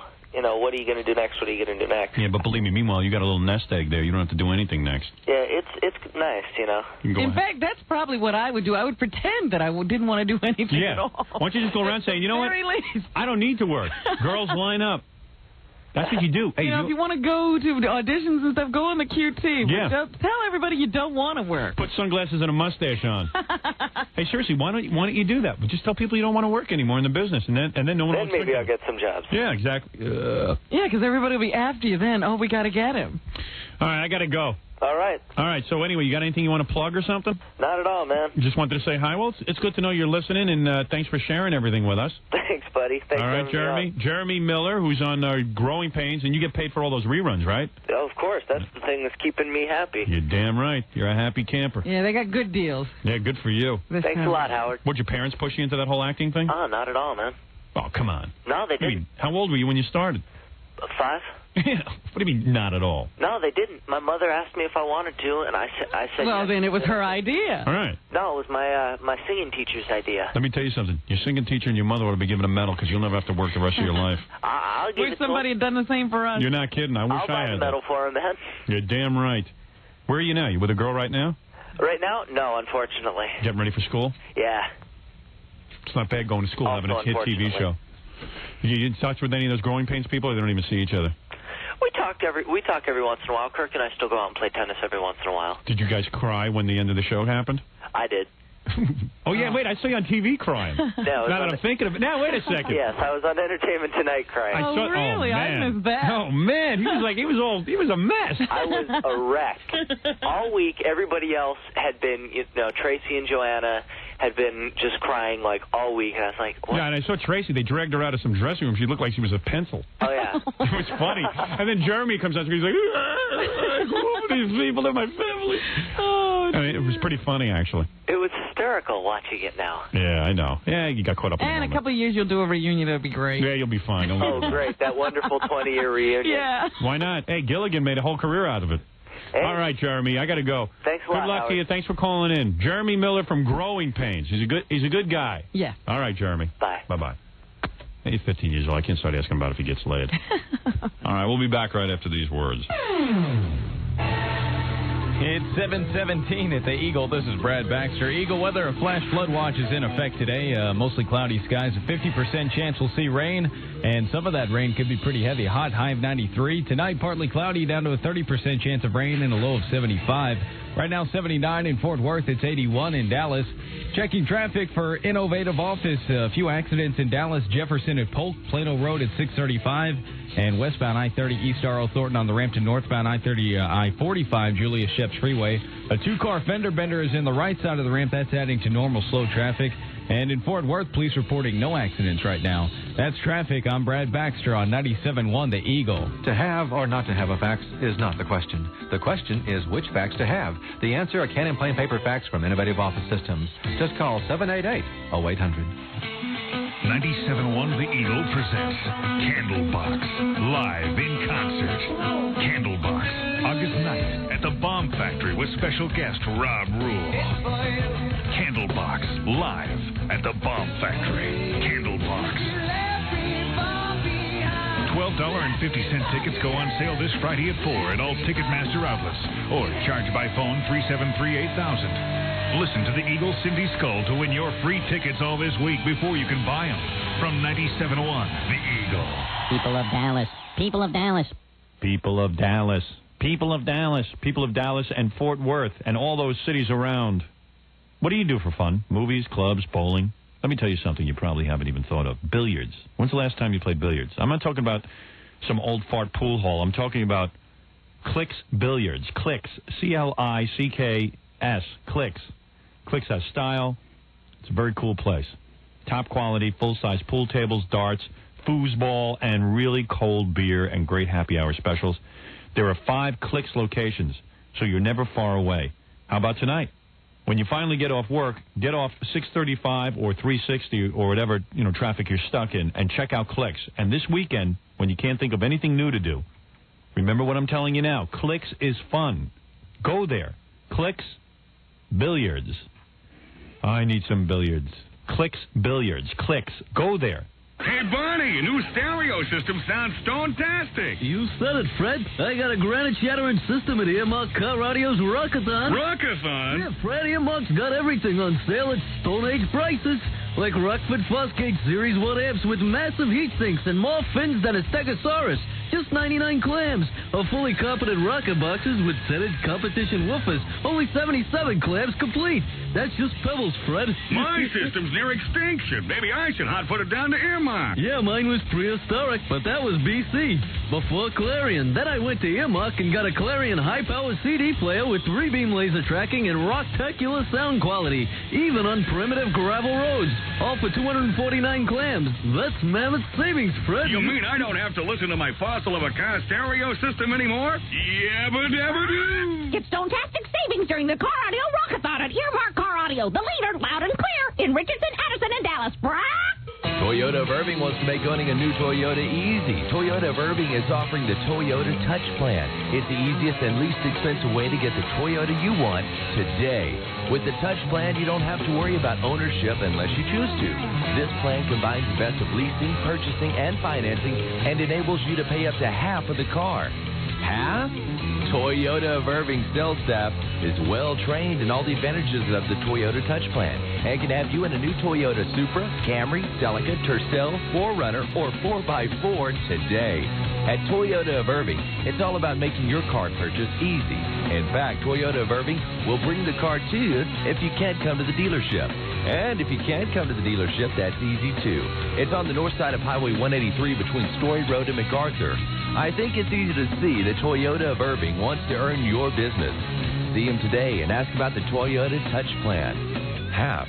But how can you buy a car for half? In the delicatessen business, things are not the way they used to be. Today, there are hams made with scraps and trimmings and turkey breasts made of assorted turkey parts. That's not the way it used to be. Some roast beef is actually reconstituted. Bologna can be filled with fowl. And frankfurters, well, things are not the way they used to be. At Boar's Head, happily, things are as they always were. Lo and behold, a Boar's Head turkey breast is turkey breast. Our roast beef is USDA beef that's roasted. Our bologna is pure beef and pork, not beef and pork byproducts. With Boar's Head, you get meat without cereal or extenders, pure spices, not artificial ones. To this day, our meats aren't pre-sliced or pre-wrapped or pre-anything. Are we shamefully out of step with modern technology? We hope so. One thing is still just the way it used to be. The only way to be sure to get Boar's Head is to ask for it by name at Fine Delicatessens. Isn't opera the best? Huh? I mean, it's hard to believe those sounds come from a human being. Johnny, an Amstel Light, please. Opera? You pay a fortune to watch a bunch of adults running around wearing hats with horns, singing in a foreign language for 6 hours. Can I get an Amstel Light too, please? I love all the pomp and circumstance.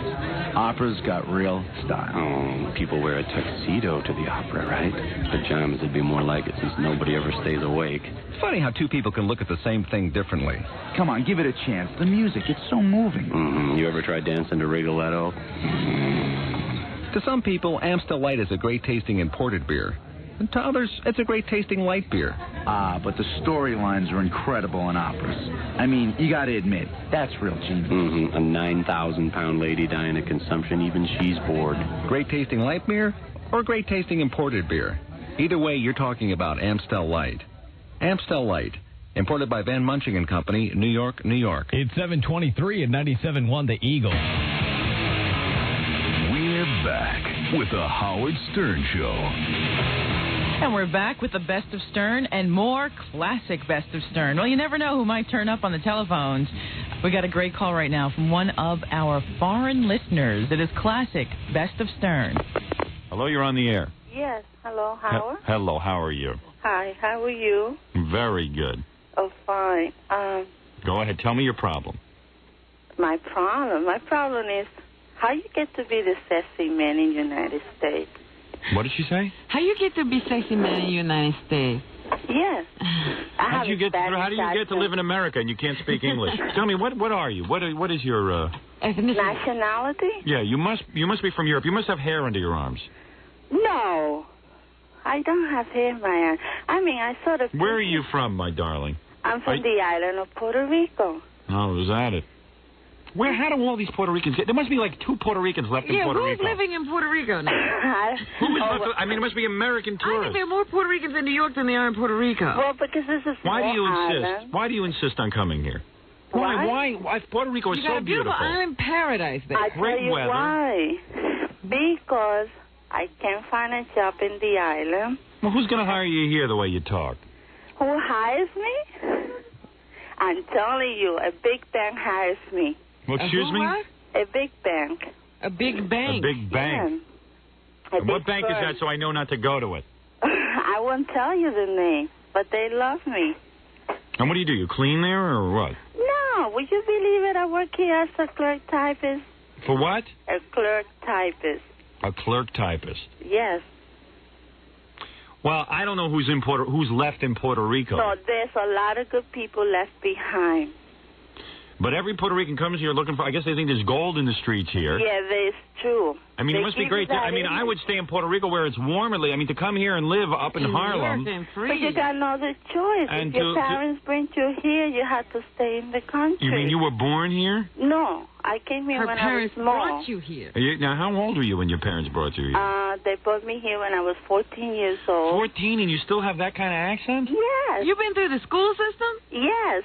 And you graduated? Yes. And you talk like that? Well, yes. that's why. You know why? It's an because outrage. Your parents don't allow you to speak English at home. Well, your parents have something wrong with them. You know what they're called? They're mental cases, your parents. They're mental cases? Why would you come to this country and ask your kids not to assimilate? Don't speak English in I the can home. speak English. Do your parents speak English? Yes. A little, but not too much. But they don't want you speaking English in the home. And not in the home, because for them it's kind of disrespectful. Yeah, it's disrespectful to come to this country and learn how to speak our language. No, English is a beautiful language. Your parents have got to screw loose. They come here and they don't want to learn to speak English. That's disrespectful. Yeah, that's why, you to do it in their home, in their presence. But they don't speak it. Yeah, it's Robin. But that's the old way. It is People unbelievable. Like It's unbelievable what's going on in this country. No, this country is beautiful. I love it that this country's beautiful. Yes. Of course it's beautiful. It used to be. It's a beautiful country. I still say, when an immigrant comes over here, you learn to speak the language. Listen. I have maintained this all along. I've always maintained that. That's an outrage. But I speak English, but I speak English with a Spanish accent. Let me ask you something. You a religious woman? Are you into the religion? A little, but not too much. How would it be? You remember the Tower of Babel? Uh-huh. How would it be if everyone in the country spoke a different language? Well, then what would happen to radio? Exactly. Exactly. That's what I'm telling you. Although I'm Spanish, I listen to your show. Didn't he used to be on PLJ? Sacrilege? You know why I listen to your show? Why? Because your show is nice. and came here when she was 14 years old and graduated high schools. Yeah, I graduated Charles Evan Hughes. Who? Charles Evan Hughes High School. Charles Evan Hughes? Who is that? I heard that the name. That is in 18th Street down in Chelsea.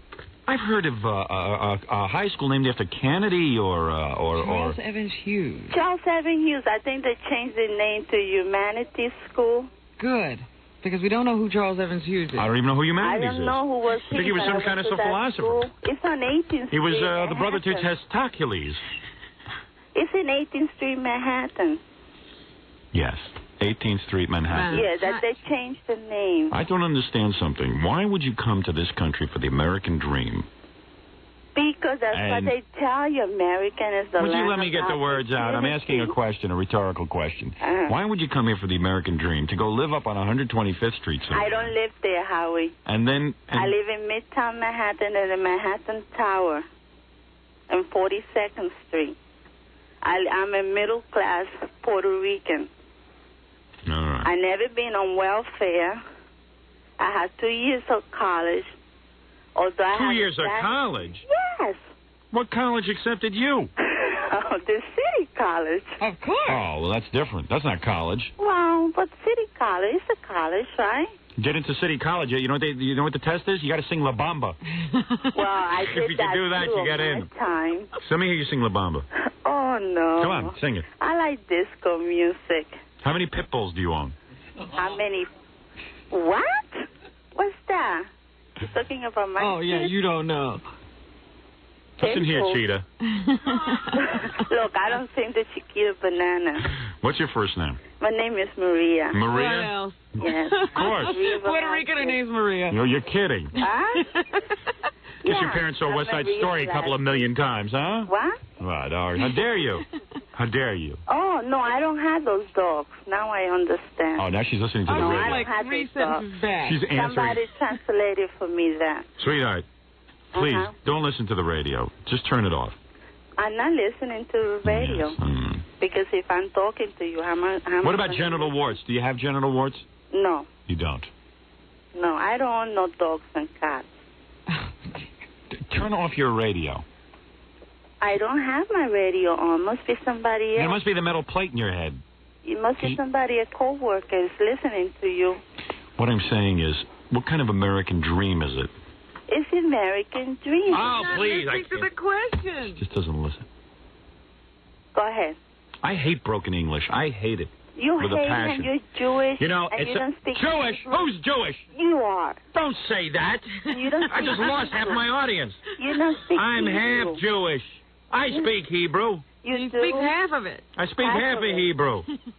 Well, that's what happened. Olive bait. That's it. That's all I know. I'm only half Jewish. You see, I know more about Jewish than you yourself. Well. I went to Israel about 7 years ago. You know what she just said? I know more about Jewish than Jude yourself. Then Jew yourself. Right. And we call them Jew. Yeah, Hebrews. No, I call Jewish Hebrews. Hebrews. Yeah, Right. That's a real flattering term. Yeah, it is. Well, don't say I'm a Jew. I'm only half Jewish. Believe me, I'm more a Catholic than I am Jewish. Oh, you more Catholic? Of course I am. I'm Catholic, too. Exactly. Praise the mother. Domino Praise the Lord. Nabisco. Domino Nabisco. Domino Nabisco. Will you start using such a strange word? Hey, More common to me. listen to me. I don't even know what I'm saying to her. I know. Sometimes I don't even... It just seems to me that all of Puerto Rico emptied out into this country. I'm going to move to Puerto Rico, I'll tell you. Go ahead. because- You have the money. Go. You can live well over there. Yeah, I'm going to do I that. have That's your where you can show, retire. I'm telling you, I'm going to live there because there's nobody left. It'll be my own island. Too. No, there are about 3 million people still living on the island. Mm-hmm. So let me hear you clang two hubcaps together if you're really Puerto Rican. He's telling you what? Ah, forget. I'm just Que kidding. te diga que, mijo. I don't know what she Yo said. soy de Puerto Rico. All right. Mijo, what's that? Mijo, it means like my child, my My son, child. my friend. Yeah. Yeah, we saw La Bamba yesterday. Yeah. They kept Mijo, calling him mijo all Mijo. the time. Yeah, but La Bamba is not Puerto Rican. That's Cuban. Mm-hmm. Wow. I don't know. La Bamba is not, it's a song that came from Cuba. So It's how many not guys Puerto do you do at Rican. once? How many guys that do once? Only one. One at a time. Well, okay. You're a nice person. Listen, you're a very nice I person. have a husband. All right. Yeah, and I got 2 kids. You ever go to a cockfight? If I go to what? Cockfights? No, I never been to that. Right. But I know they have them up in Harlem, dogs fights, illegal. Nice. No. Well, I'll I tell you have a something. This very country's doomed. Nobody. It's The not 14-year-old girl came I in. have to start learning to speak Spanish. That's what's going to happen. More people at our station speak Spanish than speak English. Yeah. You know why? Because there's a lot of speaking people that no matter where you Well, I'll go. tell you something. In the old days, whoever came to this country, the first thing they had to You do was wanted a learn English. job, you spoke English. You wanted to look like everyone else. You wanted to sound like everyone else. And Yes. now it's no. Everybody feels that they can But just when come I here. came to this country, I went to live in Long Island, and at that time there was no bilingual programs. Well, don't blame it on that. There's no bilingual programs for anyone when they Yeah, come but to this country. you had to learn it the hard way, and I did, and I was glad I learned it that way. No, we're all doomed. We're all doomed. Yes, you think so? Yeah. Well, I'm going to tell you. All right, Rita Moreno, I got to go here. Rita Moreno? No, I'm not Rita Moreno. I'm Maria. Okay, Maria. All right, listen, I got to go, Maria. Okay, then we'll call you some other time. Yes, I'll look forward Take to that. care. Well, obviously, we never got a genital warts call. No genital warts. Well, She's a lovely lady, don't get me wrong. It just seems to me that nobody wants to live in their own country anymore. What's the good of being born in Puerto Rico if you don't want to stay there? You know, I look at the people who come here from other countries, and I think, I could never live in any other country. Of course, I stay. Wherever I'm born, I stay. That's my rule of thumb. I don't try to go anywhere else. You don't see me doing that. I don't even go on vacations anywhere else. You don't leave the country for vacation. I don't leave the state, let alone the country. Because I'm happy where I am. Why should I leave? What do you think? It's going to be better anywhere else? This is fine where I am. Maybe it's better in Los Angeles. Maybe it's better somewhere else. I don't know. I just stay where I am. If everybody did that, everything would be fine. It's a total outrage. The whole city's overrun with everything that doesn't speak English. Hey, take these Koreans that are coming into the country. God knows what they're talking about. Hey, go to a Long Island Jewish hospital. Man, if you can't find... Every doctor's a towel head. Where are the American doctors? I know we have medical schools. You know how the doctors used to wear metal, brown metal things around there? Yeah. Now they wear turbans. Yeah. You know, now they have dots in their head instead of a metal thing. Yeah. A mirror. Used to have mirrors. I got nothing against it. But I got nothing against it. But what is with a guy who comes from a country like India, a country that is desolate, a country that has no food, a country that has no medical attention, and then all of a sudden they come here looking for they finally get a medical degree. Do they go back to their country and help their own people? No. No. They come here and buy expensive real estate. It's an outrage. There should be a law against that. Everybody should help their own, is what I'm saying. But this place is amazing in terms of there's so many doctors, but you can't find an American one in a hospital. And they're making big money. I ain't got nothing against the guy making big money, but go make big money in India. Couple of rupees. That is not going to happen. That's why there's... Rupees. Rupees, yeah, rupees. That's real money. People bring you goats, and well, they don't even bring you goats over there. Doctor, I have bring you a piece of fruit. Doctor, I have a goat for you. Hey, cat, can't buy a house with no goat. It is a sacred goat. Yeah, well, I'm going to eat that damn sacred goat. Well, of course, every Indian guy who's got half a brain comes here to medical school. Or, hey, as a matter of fact, even goes to medical school right in his own country. That's right. They study over there, and then they come here. It's New Delhi College. I know it well. They all go to college, medical school, and whatever. And they'll tell you how much more demanding practicing medicine is over in India than it is here. This is a piece of cake. Oh, yeah. Here. Because everybody over there is dying. Most people they see here are healthy. Yeah. People are really sick over there. Those Indian doctors give a mean enema, though. No, they'll tell you, we didn't have x-rays, we didn't have this, we didn't have that. We couldn't diagnose anything over there. We had to guess. Yeah. What people had. That's comforting. Had a guy the other day came in, his back was full of holes, found out he was laying on a bed of nails. Took me 3 hours to sew that.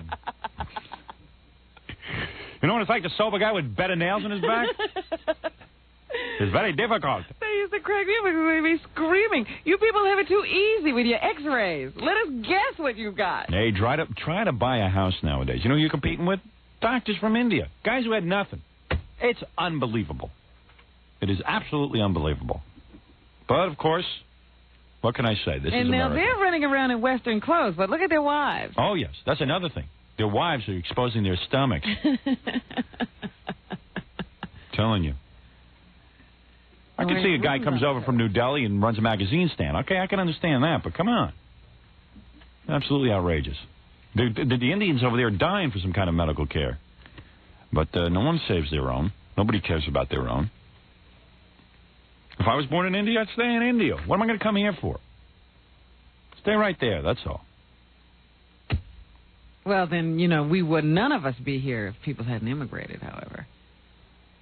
So what? We'd be speaking another. In fact, we wouldn't even be working together. No, I'm saying all the people who are like regular Americans who stay here. You know what I'm saying? I'm not talking about years ago when the place was empty and they needed to fill it up. We're pretty full right now. I'm saying you're here, I'm here. Everyone who's here just stays. That's enough already. How are we supposed to make a living? It's hard. You've got disc jockeys from Iran. Scott Shannon's Iranian. Well, Casey's Lebanese. Yeah, Casey Kasem is Lebanese. He's going to a building in Los Angeles, Casey Kasem. He should be on Beirut radio. Yeah.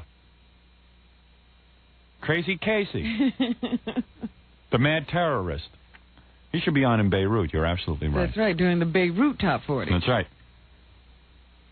This week it's anthrax. Why don't we take a break? All right. You're listening to the best of the Howard Stern Show on 97.1 The Eagle. 7:39 at the Eagle. This is Brad Baxter. Eagle weather, flash flood watch in effect once again today. Mostly cloudy, 50-50 shot of rain, and a high of 93. Tonight, partly cloudy, down to a 30% chance of rain, a low of 75. Right now, it's 79 in Fort Worth, 81 in Dallas. Checking traffic for Bob Thomas Ford in Dallas. A few accidents. Plano Road at 635 LBJ. Jefferson at Polk. Southbound I-35 Stemmon south of Northwest Highway. Police reported cars into the guardrail there. And westbound I-30 East Earl Thornton Freeway on the ramp to northbound I-45 Julia Sheps Freeway. A two-car fender bender is on the right side of the ramp, and that's adding to normal slow traffic. That's traffic. I'm Brad Baxter on 97.1 The Eagle. Would you compare new car prices for $1,000? Sure you would. Bob Thomas Ford will meet or beat any legitimate new Ford deal or pay you $1,000. Bob Thomas Ford in McKinney. 97.1 The Eagle presents the second annual Rockin' Wheels Car and Truck Show. Sunday, July 17th in the parking lot of Texas Stadium. There are 18 classes to enter, 3 trophies awarded in each class. And you can pre-register now by picking up a form at any telephone warehouse or Western Auto store and get a free event t-shirt. Or enter the day of show from 8 a.m. till 10 a.m. The show starts at 11 and runs till 5. Plus, special Best of Show, People's Choice, and Club Participation Awards. Hawk Electronics will host a Crank It Up contest for cash and prizes. Register the day of show 8 a.m. till 10 a.m. or pick up a form at any Hawk Electronics. You can also enter the Obsession Bikini contest by calling 634-9300 for cash and prizes. The Eagles Rockin' Wheels Car and Truck Show. Sunday, July 17th at Texas Stadium. Brought to you by Western Auto Stores and Telephone Warehouse. An exclusive presentation of 97.1 The Eagle. Dim the house lights. Settle back in your seat and feast your eyes on the newest sensations of the silver screen. It's the July pay-per-view premiere of The Women of the Men's Club. The Women of the Men's Club is like no video you've ever seen. Erotic, exotic, hypnotic. And throughout the month of July, this stunning new production will air nightly at 9:30 and 11 p.m. on Dallas area pay-per-view. Each video vignette captures the creme de la creme of our 400 gorgeous entertainers, doing what they do best while the cameras roll. Best of all, you can see many of our sensational stars again in person, live on one of our 4 stages whenever you visit the Men's Club. The Women of the Men's Club on pay-per-view, nightly at 9:30 and 11 o'clock throughout July. Don't miss it. Don't miss it. You know, just once I wish Heineken would use one of our ideas for a commercial. Yeah, me too. Got any ideas? Yeah, song. How about if we do a jingle? A Heineken jingle. Yes. It should be contemporary. Oh, yet classy. Dramatic. And subtle. And hummable. It's got to be hummable. Right. A contemporary. Yet classy. Dramatic. But subtle. Hummable jingle. Right. Piece of cake. Okay. What rhymes with Heineken? Heineken. Beineken, Meineken. Those aren't words. Vacation? No. Pelican? What? Forget that. Right. How about something like this? Heineken, it's an imported beer. Yeah. Yeah. That's all I got so far. Well, that's a good start. No catchy jingles. No clever tunes. That doesn't make a beer taste better. So it's certainly not what made Heineken the #1 imported beer in America. I got it. Right. Heineken, it's imported beer. Watch me now, and the quality. Hey. That stinks. What? So what do you got, tough It's got to be guy? more classical, more No, go ahead. Beethoven-y, like Heineken beer, buy it right here. That's a real toe tapper. Shut up. Heineken. Just being the best is enough. Imported by Van Munching and Company, New York, New York. 41 monthly payments of $199 at 641 APR 1250 down. Final payment $79.87 plus license, registration, tax, and primary lender's approval. Prices may vary. $199. It's the payment that's bringing everyone to their nearest Dallas-Fort Worth area Mitsubishi dealer for a brand new 1995 Galant S. $199. Just $199 a month. Put you behind the wheel of a loaded 1995 Mitsubishi Galant S. $199. And it's got air conditioning, tilt wheel, dual airbags, and so much more. You have to see it to believe it. $199 at your Dallas-Fort Worth area Mitsubishi dealers. Plus, every credit application will be accepted. $199. Buy a brand new 1995 Mitsubishi Galant S for $199 a month. only at your nearby Dallas-Fort Worth area Mitsubishi dealer. Hurry! $199 right now! I don't know, Doc. Every time it rains, I get really nervous in the car. Go on. Especially around corners. Boy, corners in the rain are the worst. I see. What you're experiencing is classic ambition default syndrome. The corner represents the goal you've never achieved, while the rain symbolizes inner turbulence. Actually, I was thinking it might be my tires. Pardon me? Yeah, I was thinking I should get those new Avid MDH4 all-season radios from Yokohama. You see, Doc, Avid's multiple channels cut through water, even around corners. And Avid dominated a field of competitors in independent wet road testing. I see. So this is what we've come to. I spend my life in advanced education and intense training when all along I could have been prescribing an all-season tire. Avid has all the answers. Is that it? I never. Next caller. I think my breakfast cereal is trying to kill me. Have you tried the new Avid MDH4? The Avid MDH4 from Yokohama. High performance has a new definition. Available at Discount Tires, 25 locations. Check your yellow pages. I saw a great movie last night. Oh, yeah? The new action movie? I hate those movies. They're all the same. Good-looking good guy, bad-looking bad guy. They blow up some buildings and it's over. I mean, what else is new? Well, I know you'd like it if they discussed the architectural design of the buildings before they blew them up. But some of us find those movies pretty stimulating. Charlie, let me get an Amstel Light, please. Yeah, I have an Amstel Light, too. Stimulating, yeah, with stirring dialogue like, move and I'll shoot your head off. Oh, please. It's funny how two people can look at the same thing differently. Those movies keep me on the edge of my seat. Those movies keep me out of the movie theater. To some people, Amstel Light is a great-tasting imported beer. To others, it's a great-tasting light beer. I tell you, I can't get enough of those action movies. Well, don't worry, because if there's one called Explosion Man, there'll be an Explosion Man, too. Revenge of Explosion Man, grandson of Explosion Man. Oh, I was a teenage Explosion Man. Great-tasting light beer or great-tasting imported beer? Either way, you're talking about Amstel Light. Amstel Light, imported by Van Munching & Company, New York, New York. It's 7:46 at 97.1 The Eagle. We're back with the Howard Stern Show.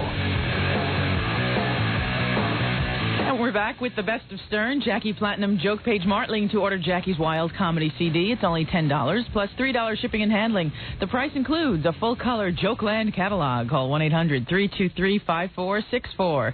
And Tuesday night, July 19th, Jackie will be at Jenkinson's in Point Pleasant Beach, New Jersey. Also, for info and samples of Jackie's CD, you can call 516-922-WINE. Back to the best of. Well, Howard was discussing Baba Booey's impending wedding when our old friend Richard Simmons dropped by right now on the best of Stern. Baba Booey's freaking out because he knows we're going to mess with his wedding. Baba Booey. He's like a complete tizzy over it. I know, because he's been planning. And you know, but it's exactly what you want. And now everybody's getting into it because... see, now you don't have to do anything because your work is done. Now everybody wants to go. Did you invite Ronnie, the limo driver? Yes. Oh, you did? Yes. Oh, because I said, hey, Ronnie. Right, I know. I sent the invitation. In fact, I have his invitation in my bag. They went out, a couple of days at a time, and he got, It's got to be awkward for you because I'm sure everybody wants to go now because we're going. Yeah, but, Ronnie's part of the family. Yeah, that's what I'm saying. Because he already came up with a good idea. He said... Oh, yeah, what's he going to do? Wait a second. Ronnie's great at this. Forget it. See, you know what? There's two people that I would worry about. Yeah, but Ronnie, they have to be together. Ronnie and Neil. Right. Did you invite both of them? No. Oh, you didn't invite Neil. I had to trim the list. Right. Well, I love him, but I had to, How did you do that? Very easily. Well, Gary don't have a lot of... first of all, I said to Gary he was nuts having a wedding. I'm paying for it because he's starting out his marriage with, like, a major deficit. I mean, the guy doesn't have a lot of money. How much money do you have to put out for this? Well, it's hard to say. It's got to be at least like $5,000 or $6,000. Oh, sure. Probably more. Is it really Weddings a lot more? are very expensive. Howard, where do you live? 7? I don't know. I don't know what you're doing. Yeah, they're very expensive. Robin's more of a clue. 10 grand? 15? Tell me. I honestly don't know. First of all, Baba Booey, do you know what the average wedding cost today? Let me tell you something, Baba Booey. I live in the real world. Baba Booey. The problem is, I don't know what world you're living in. But you are the one... Excuse me for 1 minute. You know that the world you're living in is one where 15 grand is not something that you have. People never have weddings. You don't have 15 grand. You're going to start out... How do you know what I have? People have weddings because the girl's parents pay for it. Right. Your girl's parents aren't paying for it. We've worked some things out. Oh, you mean they're helping? Yeah, we know. We both work. What does her parents do? What fortune are you marrying? Yeah, what did you marry into? He's married into such a fortune that the parents can't even help out. They're very kind people. I'm sure they're very lovely people. They're giving their daughter, Howard. But has he... Oh, it's Richard. As we're going to the chapel. Richard, you're scheduled for 7 a.m. All right, he's gone. Now, oh, dear. Oh, my God. That was the wedding fairy. He was standing here for at least a minute kissing the window. Oh, is that it? My door. Hell out of me. There's no idea that we're working. He's just totally distracting. We have him scheduled for 7 a.m., and he just comes walking in like this show doesn't count. Singing off key. Yeah, singing a bad song. I might have some sex with him today. He looks very cute. Yeah, he didn't look that bad. Richard didn't look too bad. Those buns look really tight. Yeah, a lot tighter than my wife's. You know what I'm going to do? I'm going to throw him over my knee and spank him. I want to see if I could go that. I want to see if I could go somewhere with him. Around the world. You went out to dinner with him last night, huh? Oh, yeah, did you? It was really a lot of fun. What a treat, huh? Yeah. I heard Richard tipped $100 on a $100 check. He's very generous. Very generous man. Very generous. You know, they were all running around the restaurant. I said, gee, he must come here a lot, but, he just takes care of them. Yeah, he sure does. Gets people jumping when you give him a $100 tip. But let me just say, Howard, that the average wedding today, I'm not talking about the most elaborate wedding. I'm talking about the average wedding. Yeah. $25,000. Really? Wow. So, Gary, so did you marry into the Rockefeller family or the, what is with her parents? Why aren't they chipping in? Well, because first of all, she's a 31-year-old woman. Yeah. I don't think that... and she's been married before? No. Where did you get that from? Well, usually they don't do that. They don't chip in on the second marriage. Yeah, but I mean, she's a 31-year-old woman, and I don't want them to chip in, nor do I want my family, because we're older now.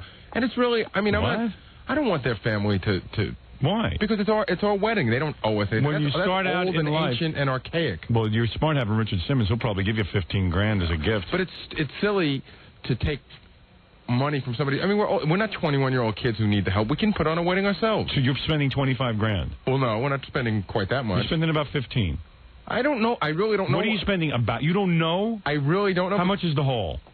This is really... Why? Why is that out of line? Because I just don't want to talk about it. What's it about? What's it about? $100 a plate? It's nobody's business. Is it $100 a plate? I'm asking you. I'm not telling you. You are a jackass. No, I'm not going to sit here and tell you what's in my bank account. And I'm not telling you. You're not telling me. I know what's in your bank account. It can't be anything. You have no idea. Oh, I have an idea. I know what you make a year. So how much could you be putting away? Why can't I come in now? Get out of here. 7 a.m.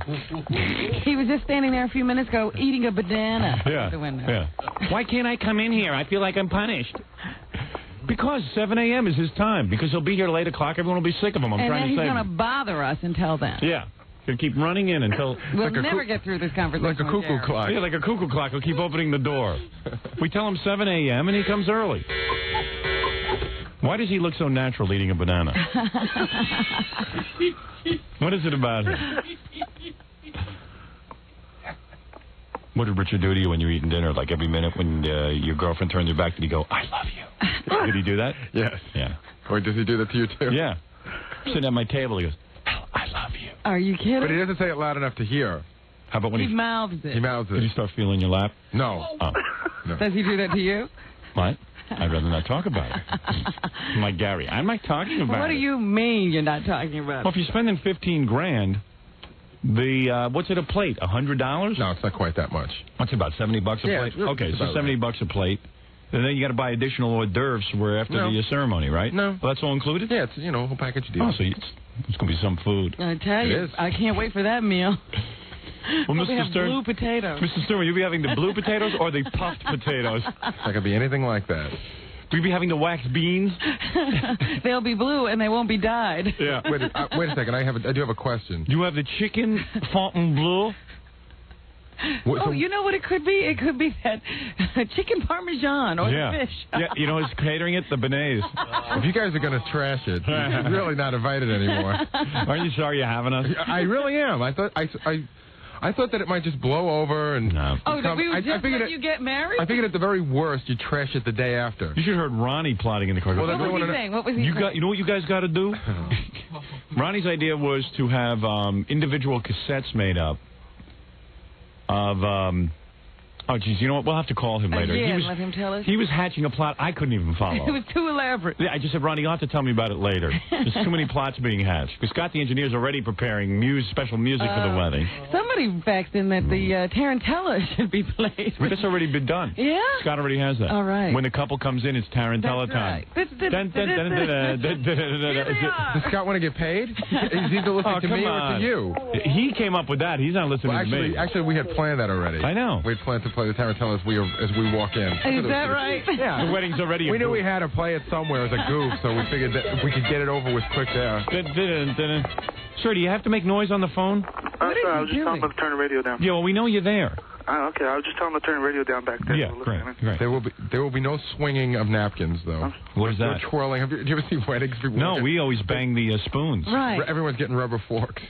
Well, for kissing? No, it's so annoying when... That's great. I love that. We got to do that. All the banging on the glass. Gary ought to do what my cousin did at her wedding. He had everybody sat at tables, and the bride and groom sat on thrones, like wicker thrones. Yeah, from Fantasy Island chairs. Yeah, big Fantasy Island chairs, and sat up there by themselves. Right.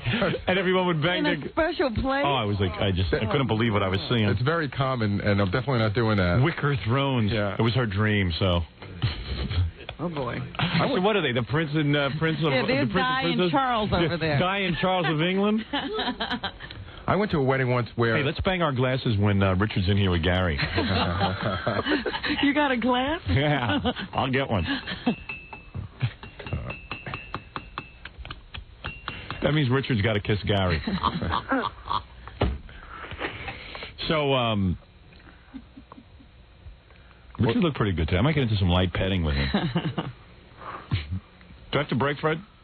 Yeah, let's go. So, Gary. Is Howard going to make a toast? Howard? Howard isn't doing anything. Listen, no, Rob, you're going to make the He's boss. Your boss. I want you to know right now. Howard is going to move from his chair. Oh, you have to, Howard. I haven't hired the photographer and the video guy yet, but I'm telling them both to basically leave you alone. Good, that's a good move. I know what to do. And you know what else? I don't even know that I'm going to the church, to be honest with you. That would be fine. I'm just coming to that other thing. That would be fine. You don't want to see Baba Booey take his vow? Unless we really agree that someone is going to play a Baba Booey during the service. Oh, you're saying absolutely, but I don't see you plotting it. You give me the thing. All right, you're in charge of it. You are in charge of it. You're in charge of it. Yeah, you're in charge. You know what? You're in charge of the Baba Booey. The way it should be done, the way Stuttering John said he would do it, he'll get in cahoots with you there. Okay. Is that he would make a 90-minute cassette. Right. Somewhere within the 90 minutes. It'll be a Baba Booey. This would come through on the cassette just once. Let's do it. Baba Booey. Right. And then he would hide it somewhere. Right. And he would hook it in. A microphone. And it would be hooked in through the main speakers in the church. He says he could accomplish this. Well, if anybody could do it. But John's in charge? No fear. No fear over here. All right. Oh, I'm hoping once you get something right. Robin, you're in charge of the Baba Booey. All right. Then I'll come. No. Fine. It's like a Marine. She has no fear, no guilt. No. Gary's very smart. Right. Because he didn't invite Neil. Right, that would have been Dave. Who's the ultimate at hooking that crap up? And he's well, not really. Not really. Come on. He's the ultimate. He is. He's the ultimate in volunteering to hook stuff up and then never works. The ultimate would be if when they rang the church bell, that connected the circuit. And go, Bong, Baba Booey, Baba Booey, Baba Booey, Bonga Booey, Bonga Booey, Baba Booey. You guys can't get it done. I have to do it. Yeah, you go do it, Robin. You go do it. See, Robin will get it done because Robin's got her way of doing it. She just pays somebody an inordinate amount of money to do it. Right. Here, here's money. You go do it. I'll pay off everybody. The priest will be saying it. Is your wife panicking? No, she thinks it's funny. I'm the one who doesn't think it's funny. Relax. Did your mom care? Did you talk to her about it? My mother loved the end of the show yesterday when you played her crying over my wedding song. See, she's into it. She's into it, man. You're too uptight. Yeah. She wants to have fun, too. We're going to make a mockery of your whole wedding. Thank you. Here's Doug Trent faxed us in. Dear Howard, is Gary going to have a Viennese table, or will his father push an ice cream cart around the reception? Oh, God. Dear Howard, Baba Booeys are like potato chips. You just can't yell out one. He's afraid it'll be an epidemic. Dear Howard, you, Jackie, and Fred should show up at the church in your smocks and berets and your easels so you can capture that special moment on canvas like a courtroom artist. Wait a second. I thought I threw that one away. No. I swear. I read he must fax it more than once. Yes, he does, because you're not allowed to throw these away. Sure I am. No, you're not. Wouldn't you like a portrait of your wedding? Why hire a photographer when I've got you guys? Yeah. All right, why don't we take a break, and then we'll play the game, and then Richard Simmons will be in. I feel bad kicking Richard Simmons out. He's still marching up and down the hall. He's sitting at the door again. Yeah, well, he doesn't know how to behave. Pouting. He's now pouting and pretending to cry. Because he thinks his show isn't professional, and he thinks that I can just have people walking in and out. I have rules. All right, we'll be back right after these words. It's the best of Stern on 97.1 The Eagle. 7:59 at the Eagle. This is Brad Baxter. Eagle weather, flash flood in effect once again today. Mostly cloudy. 50% chance we'll see more thunderstorms. Some of those could be pretty heavy. Hot. A high of 93. Tonight, partly cloudy, down to a 30% chance of rain, and a low of 75. Right now, it's 80 in Dallas, 78 in Fort Worth. Checking traffic for Innovative Office Systems. Pretty light morning in Dallas. Some construction southbound 75 Central at 635 LBJ. Crews have taken away the exit-only lane to eastbound 635 LBJ. Although motorists can still exit to 635, some delays can be expected. In Fort Worth, police reporting no accidents right now. In Irving, an accident with injuries. Northview at Block east of Esters near DF. We can help. It's 8:04 at 97.1 The Eagle. We're back with Jerry Seinfeld's best friend, Howard Stern.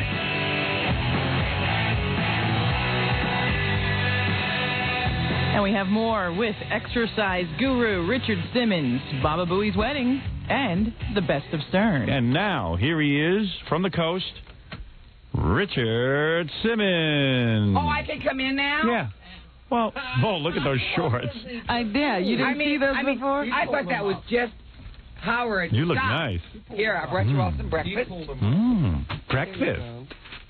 You know, Richard, you have lovely skin for a man of your age. Yeah. Well, how do you get that lovely skin? I don't want to hug you. Just sit down. Come here. Oh, I can't. My headphones are on. I'll come to you. Hi. No, now, Howard. Stop. What did you do, Howard?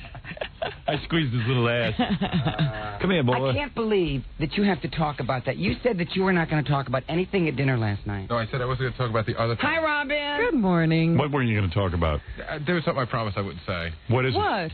Oh, you know, I told you know, I just shut up, Richard. I just got to have a little dinner to meet a fiancé. Richard, nothing you say is going to be that. Yeah, are you really revealing that kind of? You know what it secret probably to was? Gary? Probably was. Wait that a minute. Richard is paying for some of the wedding. Howard. Are you paying for the wedding? He's paying for the flowers. No, Howard, that is not. Are you paying for the flowers? Yeah, Robin. Why would you say flowers? There he is, a very handsome Richard Simmons. You knocked off some weight. You don't look so chunky today. You know, I'm not chunky. I stay within 4 to 5 pounds of my weight, except during the. Oh, sure. 4 to 5 pounds. Last time I saw you, you were really chubby. You had fallen off the wagon.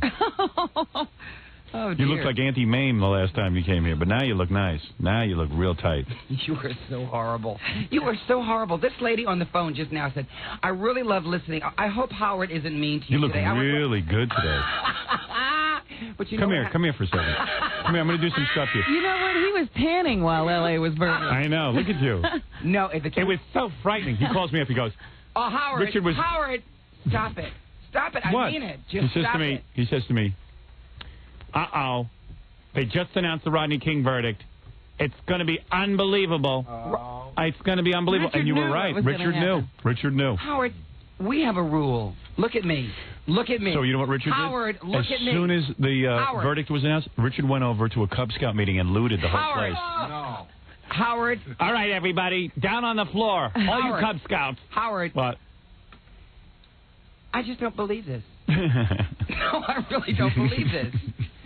When I What call don't you believe? When I call you at home, Oh, that is come on. confidential. Now, you promised me Tell Robin what you looted during the Los Angeles riots. 4 pair of stained undies. Oh, no. Yeah, From That's it. That's a Cub it. Scout meeting. That's it. Stop it. Oh, come on. Have a life. Have some fun, will you? Mother's Day is just around the corner. Shut up with that. No, it is. Did you buy your You mom know you anything? look really hot today. Thank you. Stand up for a second. Stand up. Stand up. Stand up. Howard. Stand up. It is Mother's Day. Stand up for a Howard, second. I'm not going to stand up until you do something for me. She's wearing a pair of short... They the are most shorter. Shorty shorts. You know, Robin, They're hot pants. Hot pants he's wearing.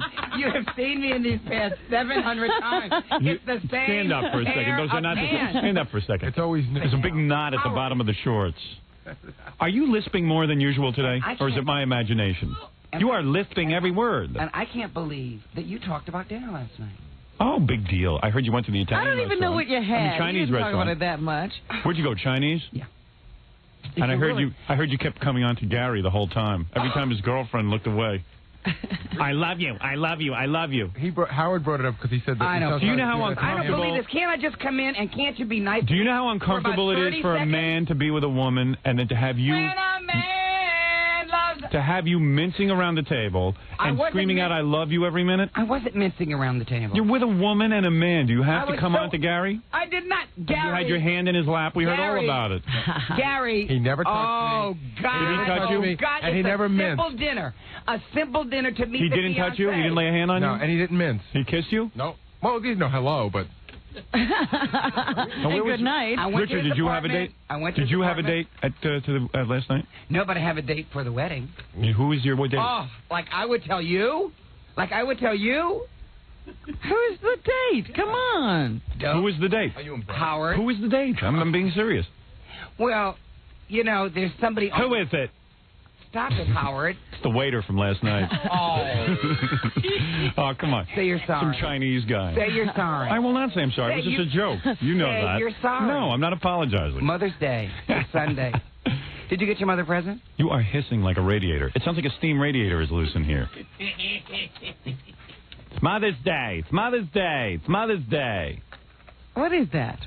Come here, I love you. Come here, I'm going to kiss you full on the I'm lips. going to walk out. You are not. You are not going to walk and then out. you can play. No, then you could do your other things. Can't you just? You'll be never nice walk for out. 5 You'll wait till minutes? 8 o'clock and then you'll walk out. No, I'll walk out. No, you won't. I know your whole modus operandi. You two are evil today. I don't know what it is. I have an innocent dinner last night with Gary just to meet the fiancé so I can help What did you plan think the of wedding. Gary's fiancée? Was Huh? she lovely? Well, to tell you the truth, she reminds me of Allison. Did you hear what we're going to do? She does. My Allison? Yeah. Really? She's very pretty. Mm-hmm. She's got beautiful skin, gorgeous hair. She's so sweet. She's a sweet girl. She's in love with Gary.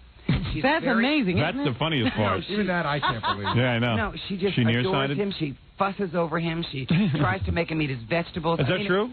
It was so sweet. my. Honest to God, I felt like I was at the Waltons. Yeah. Just for a few moments. So I was just there to help plan the wedding. I have a few little things for the wedding. I'm very excited. Gary, is she a 3-input girl? Oh, no. No. She's not? You haven't done it to her yet? No. You're talking about his wife. You know what? Look at him. Look at him. What is he doing? Don't wave to me. Are you a 3-input? How many inputs on you, my little love doll? Come over here. It's Mother's Day, and I want to say Happy Mother's Day to your mom. Come here. I want to kiss you. Oh, yeah, you wouldn't. For Come here. $1,000, you wouldn't. Oh, want to bet? Yeah. You yeah, look awfully bet. nice tonight. Well, I do feel good. I had a nice little hour walk this morning, but let's get back to Mother's Day. I mean, She's not You got a 3-input? poem for Mother's Day? Really, Gary? Really? What? No, really, What? it's not. Maybe Richard will give her some lessons. Howard. Richard, let me ask you something. No, I Why don't did want you you have to no ask date? me Why do you never have a date? I have a date for the wedding. Do you really? And Did you hear what we're and doing at the wedding? And it's someone Richard, from your staff. You are going to love this. You- Someone from our staff. Who is it? Well, you might as well tell Gary he's having the wedding. Who is it? Stuttering John's taking me. Stuttering John's taking me. He is. I thought your date was the priest. You told me. You're horrible. You're so horrible. You really are. And how come no one ever matches me with the fight? I mean, you're doing this whole You big want to thing. fight? Well, I was a boxer. Let me tell you something. Oh, Let me we tell you had no idea. You could have fought Geraldo. I was a boxer. You want to fight Geraldo? No, but who would I fight? Liberace's dead. Who would I fight? Who could Richard fight? Who could I fight? Jim J. Bullock. Freddie kidded on the Who? Jim J. Bullock? Jim J. Bullock? Would you like to wrestle him? No, I want a real fight. You want to box? Yeah. I mean, I'm a boxer. Really? Yeah. And you wouldn't fight Geraldo? No, he needs somebody like Jim No, J. Bullock. Geraldo's got Frank Stallone. That's their thing. Would you He's got like a to? whole Would you show. like to box Jim J. Bullock? You fight Jackie Stallone. Yeah. Richard would scratch her eyes out. Can I say Happy Mother's Day to your mom? No. Why not? Because I don't want you to. Well, I really want to. That's the Well, sickest then you thing. call her up. Yeah, you call her up off the air. I'm not getting into that on the air. Why are we not talking about Mother's Day? There's nothing more boring than when you start in with my mother and start telling her how wonderful she is. Let me handle the topics, okay? Don't bring up. But Mother's Day, that's why I'm in town. Don't you want to know why I'm in town? No. Your mother's not here. Your mother's not even anywhere near here. No, I'm going to go see Your her. mother's in Century Village somewhere. No, she's in New Locked Orleans. up in one of those boxes they call a house. Those Howard. Those jail houses. Those jails where all those jails for senior citizens. Howard. They're dressed a little nicer, but let's face it. Howard, what? that is so horrible. Oh, you know what it is. No, it is. You're such a phony. You know what you've said to me. Why? I have never, Do you think ever it's good for in my life. My mother lived in New Orleans, Louisiana. Would you want your mother in an old age community No, where I it's would. all old people? I would make her live with me. Right. I would take care of her. There you go. How come your mother doesn't live with you if you love her so much? Well, she loves New Orleans, Louisiana. She doesn't want to leave there. That's where she lived for 50 years. And you know, well, he'd probably put her in an old age home. She probably lives in an old age home. Yeah. That's you don't know. There's probably some secret there. Probably on Mother's Day puts whipped cream on her kennel rations. Let's go find his mother. Believe me, I threaten my mother all the time. I say, if you're not nice to me, I said, you're going to be in a home with dog food. Boy, does she shut her yap. I worked in one of those places. These people used to get peanut butter and jelly for dinner. You're laughing and it's not funny. She'd be sweating to the Alpo. Okay, that's it. Where are you going? No, Sit that's down. it. Oh, come on. You have picked on me from the time that I have walked in that door. All right, so what are you up to? What are you up to? I mean, that's horrible, Howard. Come here and kiss me. No. Let's play Truth or Dare. Truth or Dare? I'm going to go around the room. I'm going to ask everybody a question. You have to answer the truth. No. What you have or you to get do spanked in by Truth or me. Dare is... Howard, can we talk No, about we're going to play Mother's Truth Day? or Dare. Choose. Let me take a break. M is for the many things she gave me. When we come back, we're going to play Truth or Dare, like that stupid Madonna movie. Only that you're and you get to choose. growing old. Can we go to commercial, please? T is for the tears she shed to save me. Richard, will your dogs be giving you a Mother's Day present? All right, that's it. Oh, what? No, that was. You can talk about anything but the dog. Yeah, the Mother, dog. You've made fun of my dog. What's left? We're gonna but play... I'm sure you'll find it, whatever it is. We're going to talk about your dinner with Andrew Dice Clay. You had dinner with Andrew Dice Clay? Dice was over his house for like 3 hours. Wow. What's the H for? Her heart of gold. Gold. Gold. How come you were so nice to me at your house? I was always nice to you. I'm nice to you so now. nice to me at that dining room table? How come you were so nice? Because you were playing footsie with me. How can I be mean to you? Not either, Howard. Do you like me? I love you. What do you mean you love me? Well, would you sleep with me? I don't have a lot of friends, and I don't know. When you say you love me, though, are you physically attracted to me? No, not at all. Really? Oh, no, not at all. Do you find me unattractive? No, I don't find you unattractive. Then why are you saying you're not attracted to me? Well, I mean, I don't look at you. I look at you as a dear friend that I love. Do you think Gary's more attractive than I am? Show him your teeth. Oh, boy. What? Who do you think is more attractive? Without a doubt? Yeah. Stuttering John. No, come on. Between me and Gary, I said. Why are you doing this to me? I want to know. Both. I want to know who you find I more love physically you both, handsome. Both. You're a good judge of beauty. I don't have a comparison. No, you're a judge of beauty. Who is better looking in terms of a sexual turn-on? Robin, without a doubt. Well, I know. Listen, I'm not saying you would be into me Even and Gary. though Robin's now dating like every actor that asked her out. Edward James Olmos. Yeah. I mean, and she has a better time with me. Well, I still go out I don't with do you. magic tricks. Yeah, but you don't come on to her. I still go out with you, Richard. I haven't dumped you. Well, I mean, I like to, I don't think... Who is better looking, me or Gary? Who would you be more attracted to? You're different. If you were stranded on a desert island and you had to bring one of us with you. Barbara Streisand. Besides Barbara Streisand. If it was either me or Gary, who would you take with you? You had to spend eternity. Yeah. With one of them. To tell you the truth, who would I take on a deserted island? Yeah. This is a very tough question. Look at this. And look at this. Watch me do this. Richard, watch me do this. That means nothing to me. I love you both. I think we should all three go. Come on. You can only have one. Oh, Richard can barely stand up over the choice. Look at him. Getting aroused. He can hardly blink. He's got such a... I'll tell you. Okay, I've made my answer. Yeah. Who would it be? We'll talk about it right after this commercial. Okay, fine. I'm willing to wait. And we'll be back right after these from words. the Howard Howard Stern. You're listening to the best of the Howard Stern Show on 97.1 The Eagle. 8:17 at the Eagle. This is Brad Baxter. Eagle weather flash flood watch is in effect today. Mostly cloudy, 50-50 shot. We'll see some thunderstorms. Some of those could have heavy rain with them, too. And it's going to be hot still, a high of 93. Tonight, partly cloudy, down to a 30% chance of rain and a low of 75. Right now, 78 in Fort Worth. It's 80 in Dallas. Checking traffic for Bob Thomas Ford in Dallas. Some construction southbound 75 Central Expressway at 635 LBJ. Crews have taken away the exit-only lane to eastbound 635 LBJ, although motorists can still exit to 635. Delays can be expected. An earlier accident has been moved to the center median westbound I-30 between Griffin and Cadiz. In Fort Worth, an accident, Lancaster at East Loop 820. In Irving, Northview at Block east of Esters near DFW Airport. And in Carrollton, a disabled vehicle, I-35 Stemmons at Trinity Mills. And that's traffic. I'm Brad Baxter on 97.1 The Eagle. Bob Thomas Ford will meet or beat any legitimate new Ford deal or pay you $1,000. Bob Thomas Ford, just minutes away on Central Expressway in McKinney. 97.1 The Eagle presents Candlebox live in concert. Candlebox, August 9th at the Bomb Factory with special guest Rob Rule.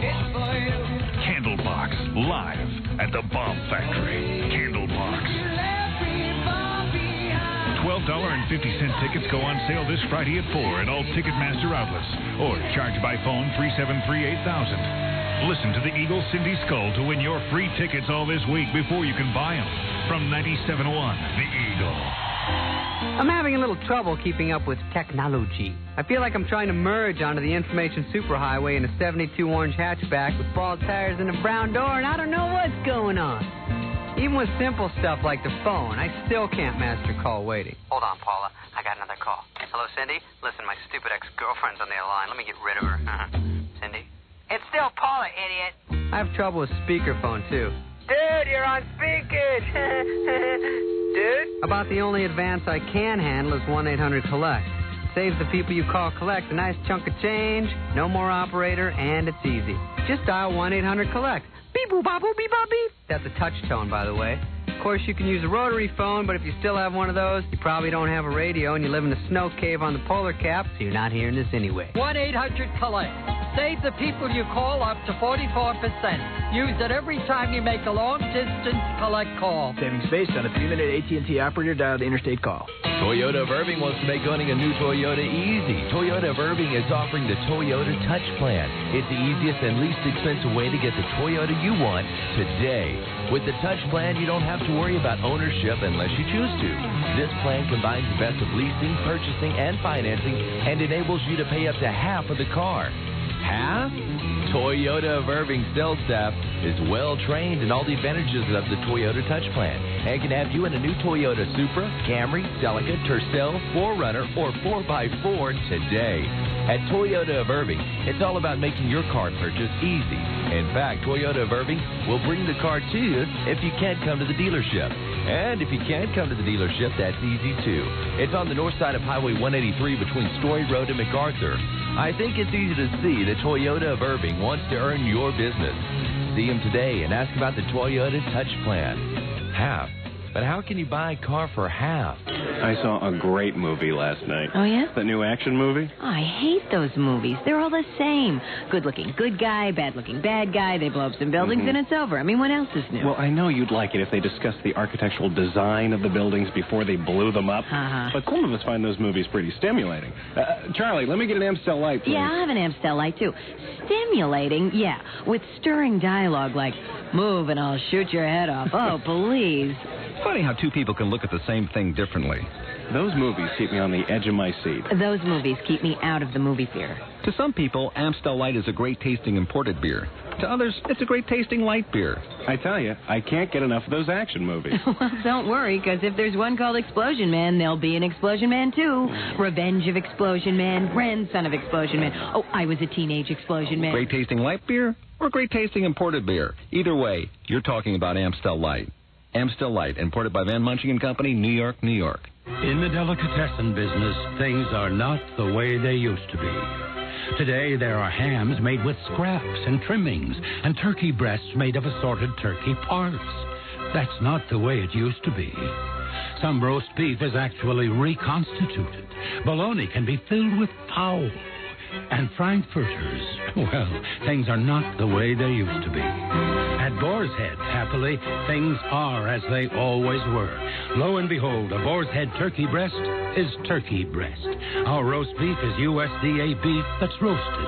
Our bologna is pure beef and pork, not beef and pork byproducts. With Boar's Head, you get meat without cereal or extenders. Pure spices, not artificial ones. To this day, our meats aren't pre-sliced or pre-wrapped or pre-anything. Are we shamefully out of step with modern technology? We hope so. One thing is still just the way it used to be. The only way to be sure to get Boar's Head is to ask for it by name at Fine Delicatessen. It's 8:23 at 97.1 The Eagle. We're back with the Howard Stern Show. And we're back with the conclusion of the interview with Richard Simmons on the Best of Stern. We're sitting here this morning with the great Richard Simmons, the man who just came out with a whole new videotape called Sweatin' to the Oldies 4. And you actually said nice things. I enjoyed it. It was very good. I think that it is a great service for fat people who need to lose weight. Howard, hey, I'm saying something nice. Howard, that was not saying something nice. Fat people are like any other people. Everyone should exercise. You should exercise. It is a great service for fat people. It's a great service for everybody. Everyone needs to exercise. Okay, sorry. It's a great service. Let me start it over again. Howard, when I was at your house, I showed you my new Sweatin' 4. Yeah, you showed it to me, and you monopolized most of my family's time, and you have no understanding that young children don't want to sit there and watch your tape for an hour. That was horrible for you to say. It happened to be a good tape. That was horrible for you to say. Your children had a very good time. Richard comes into my house and goes, "You want to see my new tape?" I go, yeah, for you to show us a minute. We sat through a whole hour of the whole thing. The whole thing. You fast forward the tape. Watch this production number. Watch this. That is cruel. All the greatest songs. But my parents liked it. And but we had a great time. It's a really good tape for those of you who need the exercise. But no, I was watching the tape, and I'll tell you something. You know, you're sitting there watching it and everything, but you get up and you start doing it. You start puffing and huffing. Yeah? Yeah, you do. It's good. It's good tape. There, I said it. Let me talk to your mother and wish her happy Mother's Day. No one's interested in your conversation. I just want to have a little conversation. All right, now it's time for Truth or Dare. No, I want to talk to your mother. I want to say Happy Mother's Day. First, tell everyone what you're going to wear to Gary's wedding. He's going to dress up. No, I'm wearing a tux. I'm wearing a black tux. But now Stuttering John said he's not going to take me. Hey, by the way, you know how Marlena Dietrich died? How? She was in the middle of watching Sweatin' to the Oldies, too. Yeah? Yeah, dropped right dead. Right Howard, that is a horrible, she finally got up off that couch? Yeah, Richard finally motivated her. She got up and she passed right out. You know that's terrible. 1, 2, 3, 4. Passed right out. What? Well, she broke her other hip. That's an endorsement, Richard. Yeah. That woman was sick. By the way, in memory, Richard will be dressing as her tonight for the entire week. He's dressing as Marlena Dietrich. Marlena Dietrich. La, la, la, Sing a little Lily Marlena. Sing Lily Marlena. You know, other guests come up here. Richard Belzer will come up here later on, and you will just, honest to God. What the boys in the back room will have. Now, are you in mourning, Richard? See what the boys in the back room will have. Fred comes to life. Oh. Well, everybody loves Richard Simmons. You know, I'm in town for this I'm doing a big Mother's Day class. Have you heard? Oh, really? No, come on. Go ahead. Tell me about that. No, seriously. So what are you doing? No, I just think it's better. Oh, sit down. No, I just think it's better. I love you. Sit down. Come here. I love you. Why can't I just get a Come on, we're going to play Truth or Dare. You just always have to say something terrible. I don't seem to understand it. Now we'll start crying. All right. Now it's time for you to cry. It's this point in the show where you cry. I am in town because I'm doing a big exercise class. Sounds marvelous. Hey, you know, you have to... You did this. You did it. You did it. That's it. Give me that. You did it. Richard just stood up. You always have to do that. Richard just stood up to leave. Mm-hmm. And he's got to have Kleenex stuffed into those shorts. I have never seen anything like it. You are... How many inches are you? Oh, Howard. Be honest. Howard, stop. Why? Why? Are you embarrassed? Why? No, I just don't think it's something I want to discuss. You tell me how big you are. You show me. Okay, you show me yours. I'll show you mine. I don't okay, then let's go over here and show it. Come on. You're such a horny guy. No, I'm serious. You always talk about it. We Go for it, over Howard. and I'm not showing him mine. Oh, you don't want me. He's not a guy. Oh, stop it. He'll attack me. No, come on. Come on, let's go over in the car. You show me yours, I'll show you mine. Looks like you're smuggling plums in there. If anybody wants to come to the class tomorrow, it's going to be at 1 o'clock, and I have a telephone number. If you want to come... You have comedians who come up and just tell you when they're going to be at a Where toilet. are you going to be? Go ahead. Do it. Okay. Quickly. Mount Laurels is this great resort in the Poconos, and I've been going up there for several years. Fred, stop it. Stop it. Anyway. Fred, stop it. Give me the tape. Give me the tape. He doesn't have the tape. I don't have a tape. He doesn't have a tape. It's all digitally. So if you want to come to a Saturday, and we're doing a big Mother's Day class, and it's area code 717, give me the tape. Give me the tape. You think this is...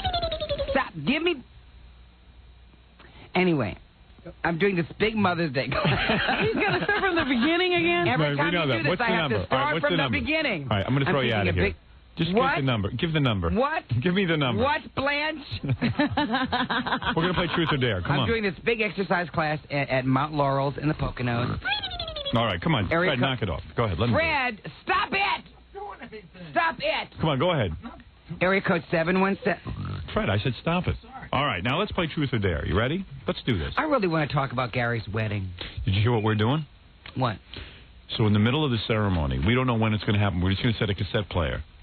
And in the middle of the ceremony, you're going to hear Baba Booey. Don't do Baba that. Booey. Don't do that. We're doing it. It's already done. Oh, like you're not making a mockery. Yeah. With what You're dressing up as a woman and coming as one of his Italian aunts. I'm coming in a tux. Yeah. Aren't you all wearing a tux? Baba Booey. Baba Booey. Just like that. Are you wearing a tux? Yeah? A tux? What? He's getting married. Why do we have to be in a Richard's getting married. What are you wearing, Robin? A dress. Cocktail dress. Richard badly wants to wear a dress. Richard wants to be in No, I'm a wearing dress. a tux. Aren't you wearing a tux? No. I'm wearing a black leather tux. Black leather? It's pretty. Yeah, great. It's black pretty. leather pants. Is It's summertime, isn't it? It's a light leather. You're a lot of fun. You know that? And why do you treat me like You're a lot of fun. You're a fun guy. I hear you love life. I hear other people on this Don't station. listen to other people. You're unique. I listen to the way you treat other people on the station. Other people don't have your charisma. But what? I mean, but you never tear them down. You never make fun of their voices. You never do any of that. Only with me. Why? If you love me so much, why? Tell me why. Tell me why. Oh boy. Will you try to catch the bouquet at Gary's wedding when the bride throws it out? Come on. Oh, yeah? Come on. Come on. Richard says to me during the commercials, he says to me, how come you don't build a whole show around? How come I don't build a whole show around him? I said, well, what do you want to do? Robin. I said, do you want to have a boxing match? Who's this? Where did you get that? Robin. Richard took his stockings off. These are Robin's stockings when I was rubbing her legs. Oh. Everyone says, tell me what Robin's like. You know, in L.A., they'll say, tell me what's Robin's like. Tell you what's Robin's like? No, tell me what Robin is like. Let's play Truth or Dare. Would you play with me? No, I will not. Why? What are you afraid of? I'm afraid of nothing. I have 2 more minutes here. I want to call your mother and say Happy Mother's Day. Truth or Dare? Dare. All right. Okay. Come over here. Let me spank you.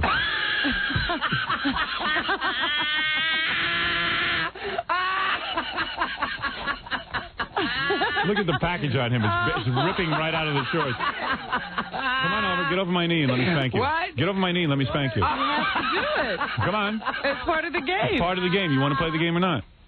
No, I really don't want to play the game. You have to be spanked. Why? How come you are? Why do you? Well, then you're going to get to ask me stuff. Oh, I get to do a Truth or Dare with you? Yeah. Oh. Well, come on over. Come on over. Well, Howard, I can't. Come on, get over my lap. Come on. No, I can't. Yes, you can. Come on. No, I can't. Richard, you got to play the you game. got to play the game. I'm going to have to I spank you. did my part. You got to do yours. I have to spank you. Well, you've been a bad boy. You know you want it anyway. No, I don't want it. I don't like. I think hitting is terrible. All right, you want a truth then? Oh, do I have another choice? Can't I have another dare? Can't we do the sequel, Dare 2? Or you have to tell the truth about something. Now you got to either tell the truth or the dare. You want to do the truth or dare? I'll go for a dare. All right. just had it. You just had it. Well, let's go for let's go Dare 2. That's it. That's it? That's the whole thing? I have to spank you. Get over here now. Oh, God. Come on, Richard, come on. No, Then you get to ask me. Believe me, I'd rather do the truth. The whole world is waiting for the question. You know that. I'm going to guess the same one I asked you. No, which one do you want, truth or dare? I have to go. No, you don't. No, I do have to go. You do not. You're lying now. No, I do have to be. Come on, Richard. You know where I have to be at 8 o'clock. You are a big baby. You won't play the game. Well, I do want to play the game, but I mean... You are the most frightening. Well, what good is truth or dare? Do you want to have some real fun, pal, or what? I'm playing your game now. Well, no. You can't take the honesty, huh? You're being a baby. You know you want to play, too. Don't you? Look at him. He does. He wants to get over my lap and get spanked. I do not want to get over your lap and I'm going to have to pull your pants down and spank you. I just pull my pants down. Yeah, that's right. Get over here. Get over here. Come here. No, you know why? Because you spank a lot of people, and this would mean nothing to you. I've never spanked a guy before. I'll tell you that. Special. Howard, if I spank him, he'll break right out of his shorts. I'm telling you. Would you say Happy Mother's Day to your mother? Want to have a sword fight? A sword fight? Yeah. Would you like to do that? With who? With me. When? With using our swords, our lances. You're like, I've never used a sword. Oh, yes, you have. Get back here. You get back here. Where are you going? No. Come on. No, I really think it's just gotten way out of hand. Truth or dare? I came in Come on. to wish your Where mother are you going? No, Happy Mother's Day. That's not right. That's all Get back here. Get in here. I'm going to spank you. I came in Jackie, throw him over your knee. I just wanted to say Happy Mother's Day to people. Come on. The only reason, honest to God. What is that? Leave the phone number to your place. I'll plug it. Come on. Leave the phone number. Come on, Rich. Come on. You can't get at the door. I have to go. Come get your spanking. He wants it, too. That's the sad thing. He's really perplexed. There he goes. He's so strong. Jackie, if he wants to leave, you can't hold him. Okay. I tell you what. Come get your spanking. Come on. Now, from now on, Richard, you know, until you get your spanking, the game is still in play. Yeah. Every time you come in here, I'm going to spank you. God, well, let me just think about this. Think about it next time you come back. And wear those shorts. In order to come back, you have to take a spanking. I want to see your ass anyway. Looks kind of nice. Yep. There he goes, Richard Simmons. Everybody loves Richard Simmons. Well, he wouldn't take a spanking, would he? He wanted to. He wanted it so bad. I would have spanked him, too. He might come back. Well, he'll be back for it, believe me. Next time he needs a plug. Richard Simmons, everyone. I got to take a break, Robin. Just like he held the Prince of Tides over your head. Yeah. You'll hold a spanking over. If you're a real friend, you'll spank with me. I'm very upset with you. You didn't let me spank you. Yeah. We got to take a break. We'll be right back. It's the best of Stern on 97.1 The Eagle. 8:36 at the Eagle. This is Brad Baxter. Eagle weather flash flood watch still in effect for today. Mostly cloudy, 50% chance of thunderstorms, hot, and a high of 93. Tonight, partly cloudy, a 30% chance of rain, and a low of 75. Right now, 79 in Fort Worth. It's 80 in Dallas. Checking traffic for Innovative Office Systems in Dallas. An accident westbound I-30 East Earl Thornton Freeway between Griffin and Cadiz. Both collisions involving 4 cars are on the median. Traffic is stop and go through the downtown canyon. Another Dallas accident, Buckner at Peavy, a busy intersection near the 7-Eleven store. In Fort Worth, an accident, Lancaster at East Loop 820. In Arlington, an accident with injuries, Sublet west of Cooper. And in Irving, an accident with injuries, Northview at Block east of Esters near DFW Airport. That's traffic. I'm Brad Baxter on 97.1 The Eagle. Innovative Office Systems is a single-source vendor. You can buy, lease, or rent copiers, faxes, imaging systems, phone systems, and mailing equipment from us, and we'll even finance it for you. Just call 788-0800. Don't miss the Eagle's second annual Rockin' Wheels Car and Truck Show. Sunday, July 17th in the parking lot of Texas Texas Stadium. Admission is free. Gates open 11 till 5. Check out the manufacturer's Midway, featuring Automobile Custom Audio, Grand Prairie Auto Tint and Security, the Texas Don't Wreck Your Life campaign, Lenders Clearinghouse and Southern Energy of Texas Manufactured Homes, Blue Corner Boxing Club, Dallas Community College, and Four Wheel Parts Wholesalers. Hawk Electronics will host the Crank It Up competition. At 4 p.m., see the Obsession Bikini Contest in the Stadium Corral. Concessions, games, prizes, exhibitions, and the Eagle Rock Jock. It's the Eagles Rockin' Wheels Car and Truck Show. Sunday, July 17th, 11 till 5. Sponsored by Western Auto Stores and Telephone Warehouse. An exclusive presentation of 97.1 The Eagle. Hey, Barney, your new stereo system sounds stone-tastic. You said it, Fred. I got a granite shattering system at Earmark Car Radio's Rockathon. Rockathon? Yeah, Fred, Earmark's got everything on sale at Stone Age prices. Like Rockford Fosgate Series 1 amps with massive heat sinks and more fins than a Stegosaurus. Just 99 clams. Or fully competent rocker boxes with Senate competition woofers. Only 77 clams complete. That's just pebbles, Fred. My system's near extinction. Maybe I should hot-foot it down to Earmark. Yeah, mine was prehistoric, but that was BC. Before Clarion. Then I went to Earmark and got a Clarion high-power CD player with 3-beam laser tracking and rocktacular sound quality, even on primitive gravel roads. All for 249 clams. That's mammoth savings, Fred. You mean I don't have to listen to my fossil of a car stereo system anymore? Yabba-dabba-doo! Get stone-tastic savings during the Car Audio Rockathon at Earmark Car Audio, the leader, loud and clear, in Richardson, Addison, and Dallas. Brah! In this perfect summer, on 8 perfect evenings, crickets will stop singing, mowers will cut their humming, fans will hold their breath, and the music will blow you away.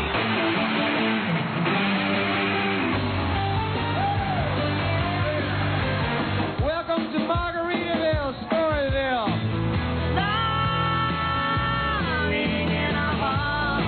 The world's greatest performers: Paul McCartney, Sting, Bonnie Raitt, Elton John, Robert Cray, Billy Joel, Chicago, the Beach Boys, and others, together for the finest series of concerts to ever stir a summer evening, only on the A&E Television Network. Summer in Paradise. A&E in concert this Thursday and for 7 more unforgettable Thursdays at 8 o'clock. In concert, only on A&E. Now that's time well spent. Telephone Warehouse has brand new digital pagers on sale for only $19.95. Yeah, you heard right. Telephone Warehouse has brand new, not used, brand new digital pagers in stock for only $19.95. And these are great pagers. A brand new digital pager for only $19.95. You can't buy a new digital pager for less. But there is a catch. This offer positively ends when these pagers are gone, and we've only got a few hundred left, so you've got to hurry. Telephone Warehouse requires no credit check and gives pager coverage from Ennis to the Oklahoma border. You won't find a new digital pager for a lower price anywhere, but you've got to hurry. A brand new digital pager for only $19.95 plus programming and 1 year's advanced service. The best place in the world to buy your new digital pager is Telephone Warehouse. Isn't opera the best? Huh? I mean, it's hard to believe those sounds come from a human being. Johnny, an Amstel Light, please. Opera? You pay a fortune to watch a bunch of adults running around wearing hats with horns, singing in a foreign language for 6 hours. Can I get an Amstel Light too, please? I love all the pomp and circumstance. Opera's got real style. Oh, people wear a tuxedo to the opera, right? Pajamas would be more like it since nobody ever stays awake. It's funny how two people can look at the same thing differently. Come on, give it a chance. The music, it's so moving. Mm-hmm. You ever tried dancing to Rigoletto? To some people, Amstel Light is a great-tasting imported beer. And to others, it's a great-tasting light beer. Ah, but the storylines are incredible in operas. I mean, you gotta admit, that's real genius. Mm-hmm. A 9,000-pound lady dying of consumption, even she's bored. Great-tasting light beer or great-tasting imported beer? Either way, you're talking about Amstel Light. Amstel Light, imported by Van Munching and Company, New York, New York. It's 8:41 at 97.1 The Eagle. We're back with the Howard Stern Show. And we're back with the best of Stern. This time, actress Stacy Galina, formerly of TV's Knots Landing, was in the studio. And things basically heated up between her and Howard, and here's how it went. It's the best of Stern. Anyway, sitting in our green room is the very talented and beautiful Stacy Galina. Oh, dear. Your girlfriend's here. My girlfriend. Wait a second. Let me fix myself up before she comes in. Hey, do you think I look better with my dark glasses or these glasses? These are You half know I dark. like those glasses better. Take a look. Wait a second. I want to look handsome. Do I But look she handsome? already likes you. Yeah, I know, but do I look handsome today? You've already won. How do I look today? Do you think I look... I think I Hey, look you better... didn't even shave. Boy, you don't care about her much, do you? I didn't shave. But she might like that Don Johnson look. What do you think of me like this? That's all right, too. You like that better, I bet. Except I can't You see didn't anything. even comb your hair today. I didn't want Stacy in yet, Gary, but okay, as long as she's here. You know, Gary, are you stupid or what? Yeah. I was fixing Tell myself. an introduction. No, he can't even tell the introduction from when I want somebody. We were building up to this. I can't even see you, Stacy. I got to take my sunglasses off, to be honest with you. And a lot of people say, who is Stacy Galina? She's in Knots Landing. I can't believe Gary came in. I didn't want a chance to blow my nose. I know, you were about to pack your hairs in and all Yeah, I was that. just about to pack my nasal hair in and everything. Hey, turn around for a You're second, going to Stacy. fold them up. Are you going to do it now? Yeah, I just want to pack my nasal hairs in and make sure everything's cool. So I'm still attractive to you. Right. So Don't you look. only see the glamour side of radio. Gary's so dumb. I didn't say bring in Stacy. No, we were talking about what you look like. I know. Like, oh, man. You know what it is? It's a little cold in here. And oh. You've been snotting? I've been snotting a little bit. I don't want to snot in front of my girlfriend. You know what I mean? Not on your first or second date. No. This is only like the second time we've seen each other. I know, and I was going to tell you that I was thinking about you the whole weekend. But then my friends in L.A. heard the radio show and said that you said that I propositioned you. And You did, But in a way. you weren't supposed to tell anybody that. Yeah, I can't help it. First of all, I watch Stacy on Knots Landing all the time. Yeah. So a lot of guys saying, hey, who's Stacy? Because I watch girl shows, you know. I watch Knots Landing. Yeah, That's a you're girl show. At heart. I'm not a real man's man. And I watch that show all the time. Were you really fantasizing about... Really? But I don't know if I should say it on the air. Why? Because I think it should be... It's so innocent. I mean... All right. Okay, yeah, I was. There's nothing wrong with it. I can't believe you just said that on the air. I was. He's joking. You're so cute. You must have tons of guys coming on to you anyway. No, but you don't have a boyfriend? Isn't there somebody who's going to get jealous because you're no No. falling in love with Howard? No. Man, you are cute. Believe me, if I was single, we would have had some blast this weekend. Oh, would we have had fun. Oh, did you hear him? He was angry at his wife. Well, I'll tell you what happened. Why? What happened? Well, here's what happened. I was angry with everyone. Because really, I wanted to have some sex with Stacy. How many times did you do it in your fantasy with me? How many times did we actually get it on? I can't say. I was What did I staying do? at my grandmother's house. I know. you That's what killed me. I mean, it was really You know what Stacy weird. did all weekend? She was at her grandma's, and all they did was, like, order in food and stuff. Now, what is my favorite thing to do? I could have been with Stacy all weekend at Ordering my in house, food. ordering in food. And watching movies. And having a good time. And just vegging, watching TV. We could have done it. Man, if I was single, I would have done you and your grandma. Is your grandma hot? She's hot as you? She's really great. She's Really? a real firecracker, yeah. Is she? She Yeah. can't be that old. How old is she? She's 82. Oh, my God. Just your age. Oh, yeah, she could rub me down. Hey, I'll bring my father. Does she wear a bikini? Yeah, would she wear a thong? You ever wear a thong? Underwear I do, but not a bikini. No. No. You wear thong underwear? Yeah. You wearing thong underwear right now? No. I have this leotard on. Well, you dress so old-fashioned. That's why guys, But do you think that's why you like me? Because maybe you could, like, imagine me a different way? I mean, if I dressed that way like all the girls on your show, that would just be so typical. she has this weird thing. Like, even when we were shooting Dirty Dancing, Yeah. the TV show, which was real funny, by the way. I saw it. Are you sure? I was nervous because of the tunnel thing. Remember I told you? What tunnel? We got stuck in the Lincoln Tunnel, and No, I was, you were like, real good. sweating, and my hair was so flat and No, you look good. But she It was dressed, really cute. but she wouldn't wear, like, real sexy clothing. Uh-huh. Because she's like, well, you know, I might want to do feature work, you know. She kept saying she has some theory about it. She doesn't want to be like all one the of the soap opera babes because she might want to go on and do something else. Meanwhile, who gets all the work? Soap opera babes. Yeah. I mean, nobody wants wholesome anymore. Check out the movies. You don't see wholesome. I know, but maybe we can start a new trend and change it. Yeah. Oh, you cute. I mean, just who are you patterning yourself after? I don't know. Give me. Martha Ray. No, you know what? Like Sissy Spacek or something. You know, you're looking more and Mary more. Tyler Moore. I love her. Since Robin said it, you're looking more and more like Phoebe Cates. She does. She reminds me of Phoebe to me. That's turning me on. God. God, I'm turned on right now. Man, what I would do to you sexually. What would you do? Oh, 3 seconds, it would be over. And that's the truth. Yeah, but we would do it like 10 times in one day, so I could still do that. I'm only 38. 10 times. He'd never done Are you 38? Yeah, how old are you? 25. That's perfect. It's perfect. Because I like... You like older? Yeah. I mean, I like 60. So You don't know what I had to do. You like 60-year-old men? I do. Oh, you like William Devane.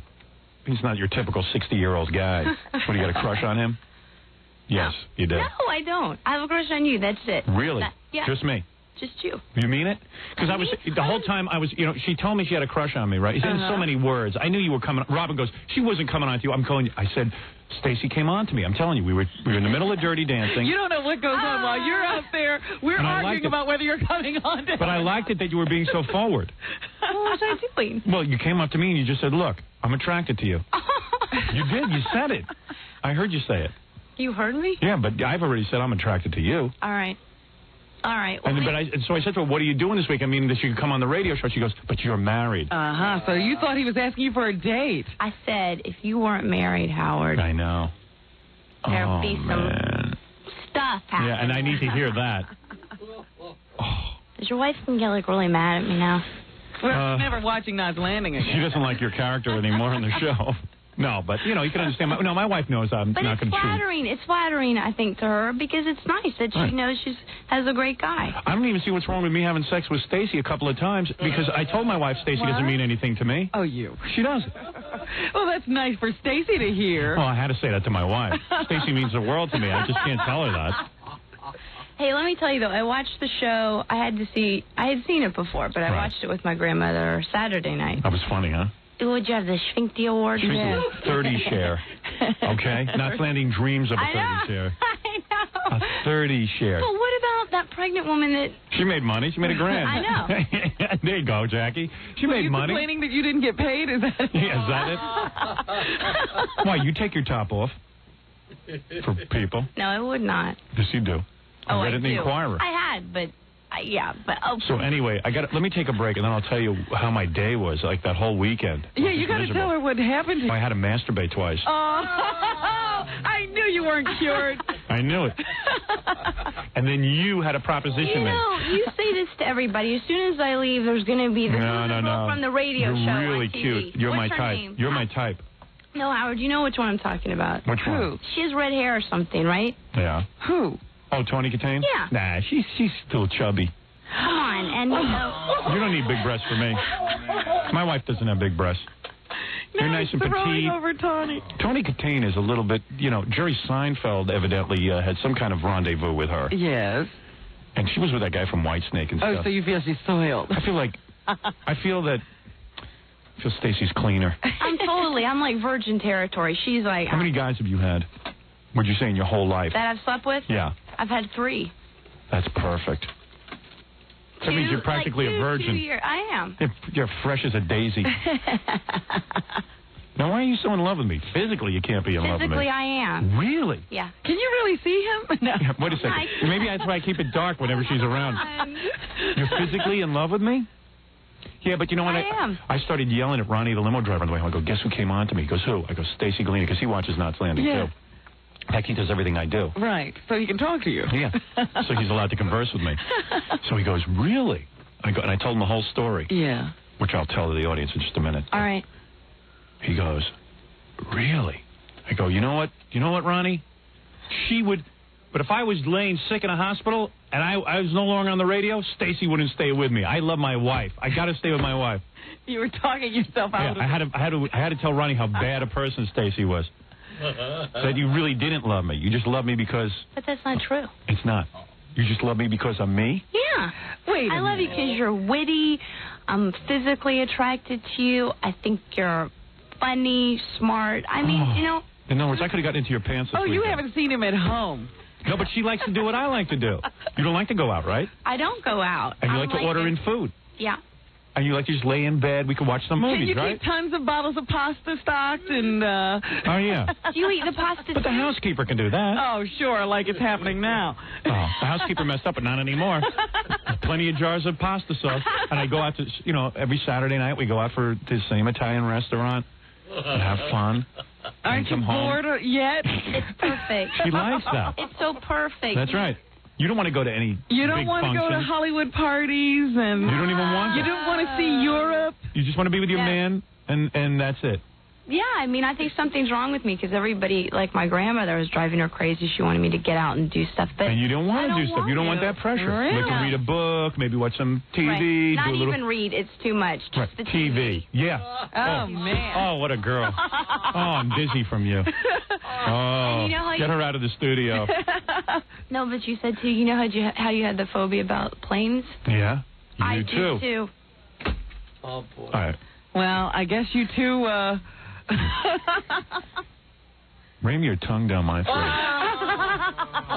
All right, we're going to take a break, and we'll come Take back advantage of him. with Stacy Galina from Knots Landing.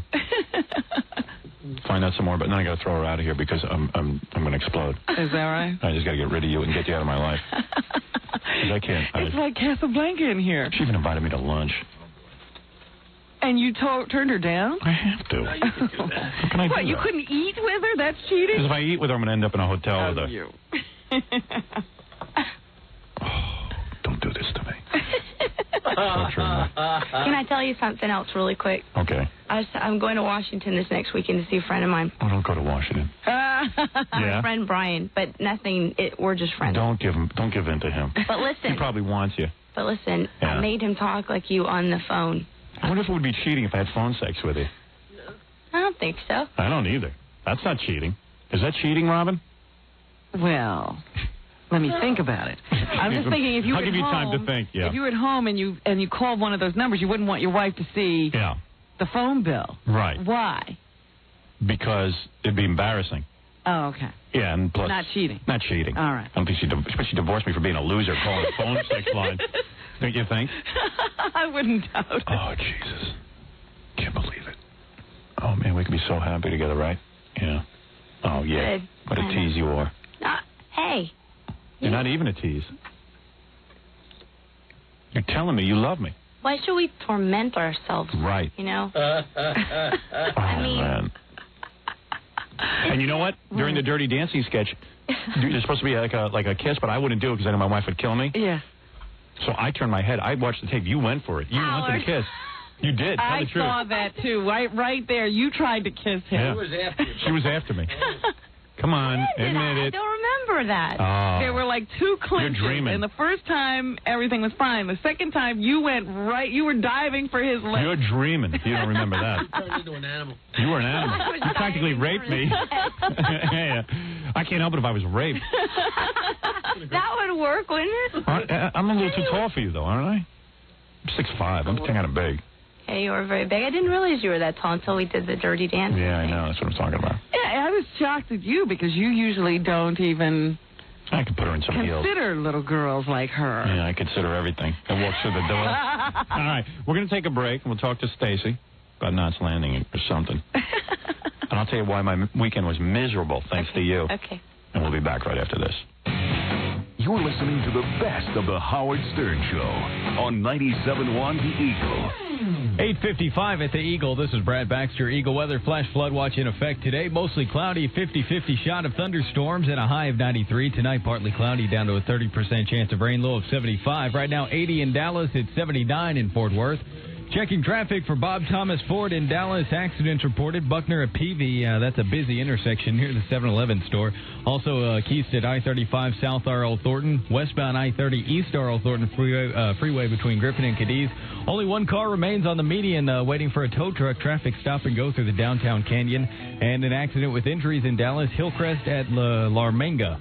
And that's traffic. I'm Brad Baxter on 97.1 The Eagle. Would you compare new car prices for $1,000? Sure you would. Bob Thomas Ford will meet or beat any legitimate new Ford deal or pay you $1,000. Bob Thomas Ford in McKinney. What it was.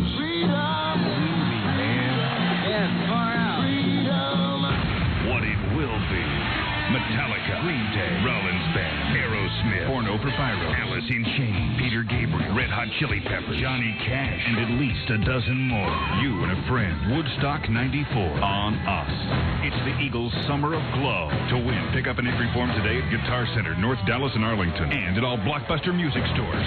Mail it in. Then listen for us to call your name on the Eagle. After Howard, we'll draw and announce winning names all day long. When you hear us call your name, you have 30 minutes to call back and get qualified to win a trip for two to Woodstock 94. Plus, you'll get a key that could start a brand new Harley-Davidson. 2 tickets to Metallica August 5th. A Metallica CD box set. CDs from other Woodstock 94 artists. And a free condo. 1994, the Summer of Glow. Another far-out contest. Can you dig that? From 97.1, The Eagle. 41 monthly payments of $199 at 641 APR 1250 down. Final payment $79.87 plus license, registration, tax, and primary lender's approval. Prices may vary. $199. It's the payment that's bringing everyone to their nearest Dallas-Fort Worth area Mitsubishi dealer for a brand new 1995 Galant S. $199. Just $199 a month. Put you behind the wheel of a loaded 1995 Mitsubishi Galant S.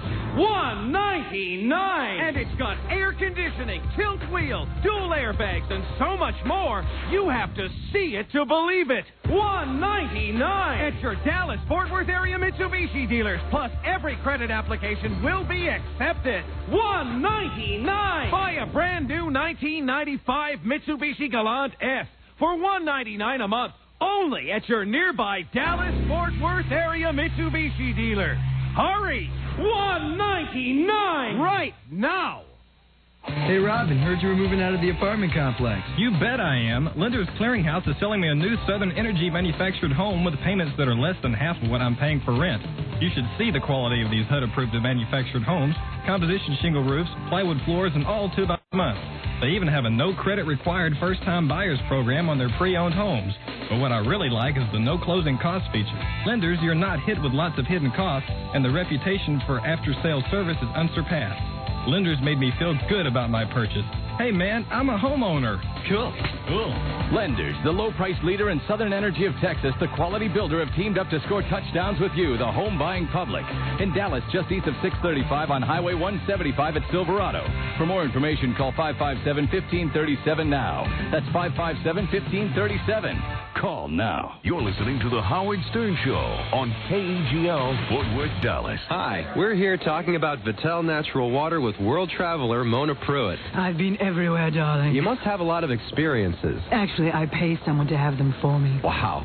Mona, you drink Vittel. Simply adore it. And you drink Vittel because it has more natural minerals than other waters? Certainly not. I drink Vittel because they serve it in the best restaurants in France. You know, that is true. In France, in restaurants, they serve more Vittel than Evian. I've been to Vittel, you know. To the town of Vittel?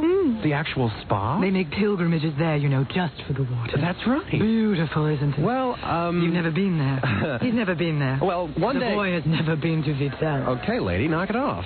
Vittel Natural Water tastes so refreshing, and with more natural minerals than other bottled waters, it's just a little more of what water's for. And it's got a neat square bottle. Vittel, raising the water level.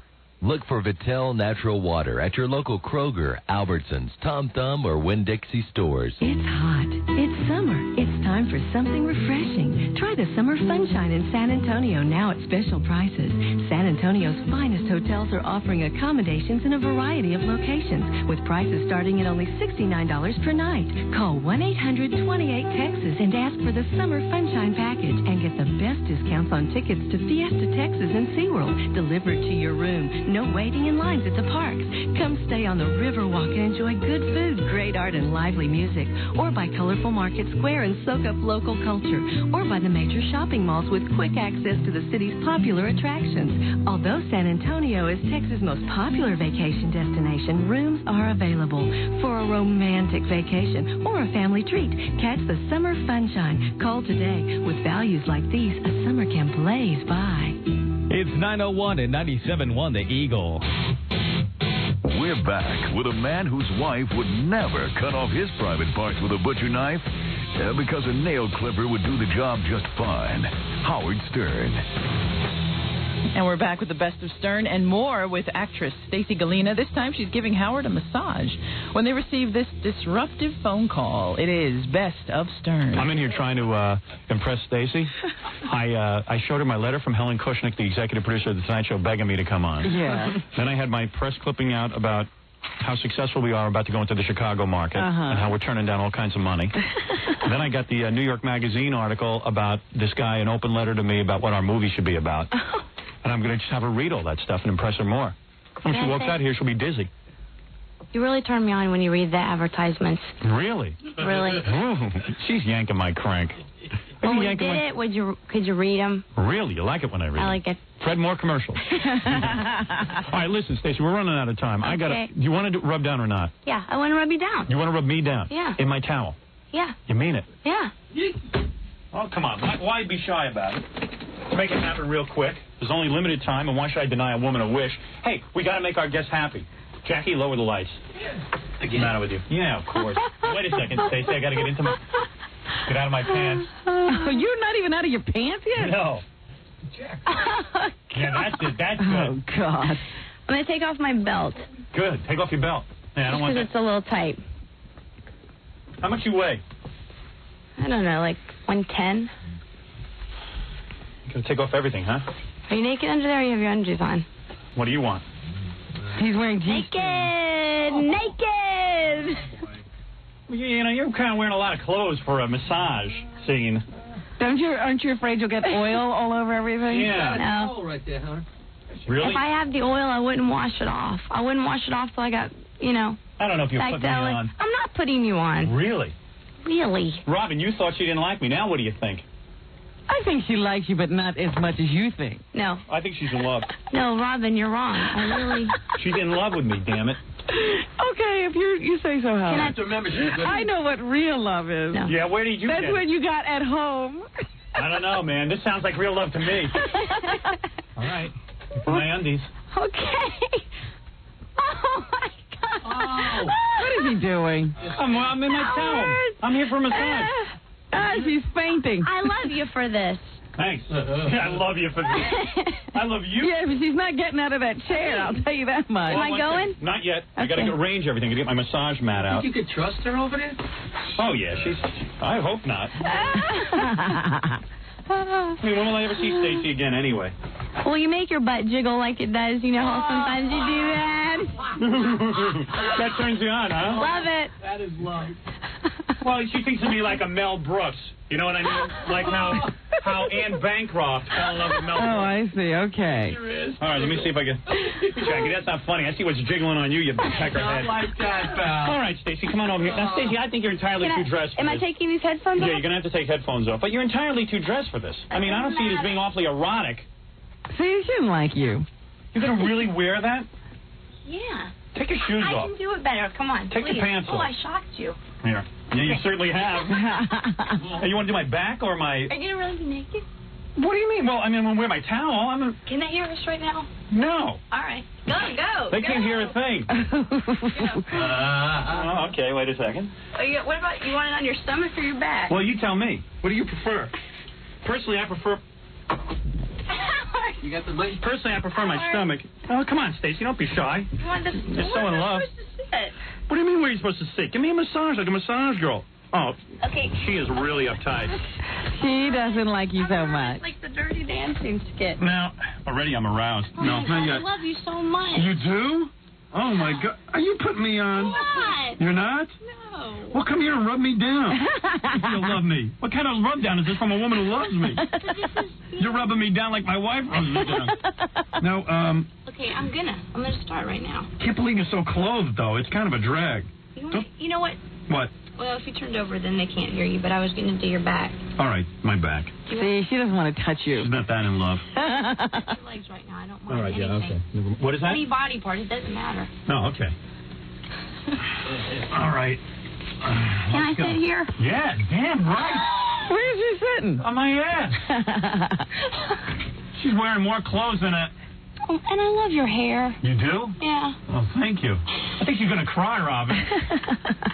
You know, Robin, I think once a day we should have a different Hollywood star. Oh, to come in and please, rub I me can't down. take this. I'm not special then. No, you are. You really are. Anybody. I'm not... Hey, come on. I told you how special you were. Oh. Hey, you getting hot? Okay. You are getting hot, aren't you? You're so... I'm so what? I love you. You really do love me. Yeah. This is not life. This is love. It's love. And I'll tell you something. You give a decent massage. Excuse what, John? What? Alice is on the phone. And bitches. Hey, pick up that phone. Oh, wait a second.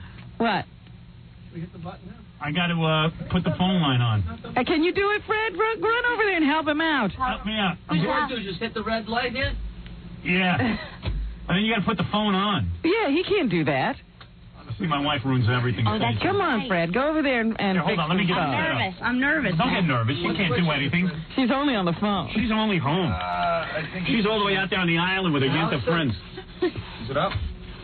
Hello? Hello? Uh-oh. I'm not doing anything. I know, Howard, but it sounds obnoxious. I really don't like it. The girl loves me. You're leading her on. She's a very... I'm not leading her on. I don't like Am how I leading you on, Stacy? No. What happened? Where are you? I don't like how you're carrying on. What happened to the rub down? There's something so dirty when a woman rubs you down with your wife yelling at you. I'm really getting offended by this. Don't be offended. It's nothing to be jealous of. Stacy, get back here. No, I really don't like it. Allison. What? Because I respect her. Because she's. You won't rub me down anymore? Well, I respect her too much because you said she likes my character and she's with you, and you know what I mean. I'm not leaving her.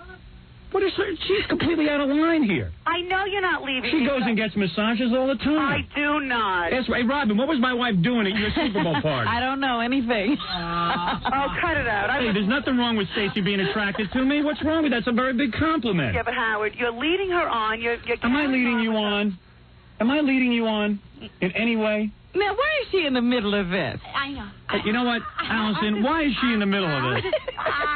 I'm not happy with listening to any of this. Oh, you're not happy because I'm a desirable man. Well, how about giving me some sex every once in a while, and maybe I won't be so damn horny. Howard, we have plenty of sex. I don't know. You know why my wife's mad at me?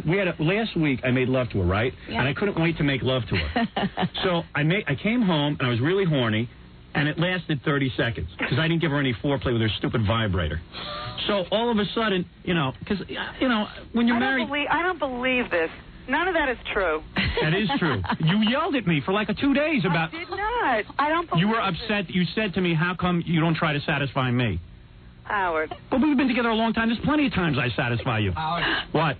The bloated attorney is also on the phone. Tell Dominic to get lost. Yeah, get away. We've got enough going on. I'm talking to my wife, and I'm trying now. And by the way, I've got no rub down going. I'm laying here on my towel, getting nothing. I'm getting laughs. Good. You deserve nothing. Oh, you're not even mad. You know I No, love I you. really- this- you know. Hey, did you stick with me when I was nothing? I'm not going to dump you. Howard, I know you're I not. already told Stacy I got 2 kids at home. I can't dump you. But Howard, that's not the point. I know you're not dumping me. It's just how you're carrying on. I'm listening What? to Because I got a little bit of a rub down. It's shtick. Oh. It's meaningless. It's really not, Stacy. Oh, you're so sick. It's. You know what? Come here. I'm going to give you a kiss. Give me a kiss. Who are you talking to? Stacy. Oh, no. No, I meant you, honey. It's no big deal. Oh, There's nothing going on I want here. you to know I'm sick. Have I done something wrong, Stacy? I don't think so. Of course not. You just love me, right? Yeah. And there's I nothing. really don't like this. Oh, what? Because another Why woman are you loves me? soliciting another woman to tell you she loves you? I mean, listen. Because maybe it turns me on. Maybe I'm happy that Stacy loves me. I think it's obnoxious, and I'm really, You know what it is? This is turning you on. I'll bet you give me good sex tonight. You know what it is? You get turned on when you see other women into me. I'm not happy about this. All I have to do is start talking about one of my old girlfriends, and right away she puts out. Oh, God. Is that true? No. In bed sometimes I go, when I made love to both, and she goes, don't talk about it. And all of a sudden she's all excited. No, you don't understand. You want me to bring Stacy home for a threesome? No, I don't. Oh, God. And I don't think you do either. No, I don't want that. I wouldn't want that at all. Oh, God. Forget it. All right, listen. Come here. I love you. Come here. Give me a kiss. Oh. Kiss me on the ear. Me? Let me hear it. Go ahead. Who are you talking to? You.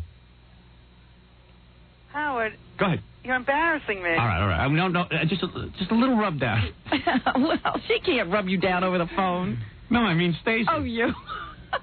All right. You're not even understanding what I'm saying. I understand, and you want to know something? I promise you, I'll I don't never. know how I got involved with you. She was so mad at me last week. I come home, Why? and because I was so excited. Ooh, you're shaking, aren't you, Stacy? You're so filled with lust. Oh, God, stop it. Can't handle it, huh? You sound... Maybe I'm desirable. No, Howard, you sound like a dirty old man. Well, maybe I am. Maybe I am because I don't get anything. Oh, Maybe yeah, but you're going to blame her for your being a dirty old man. Oh, I don't believe Same position every time. Oh, yeah. Do you like different positions, Stacy? Same position every time. That's not true. It hurts my knees. I got condylomethasia in the knees. That's Maybe now you want maybe get your knees shut up with cortisone and get into some positions. That's not true. None of this, I'm hanging up because No, you're not. You're not hanging up. You know why? Because you love me.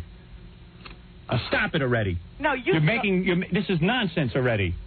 You're becoming a jealous wife. I don't like how you're acting. I am not I'm acting. being honest. You tell me be honest. I'm not doing anything.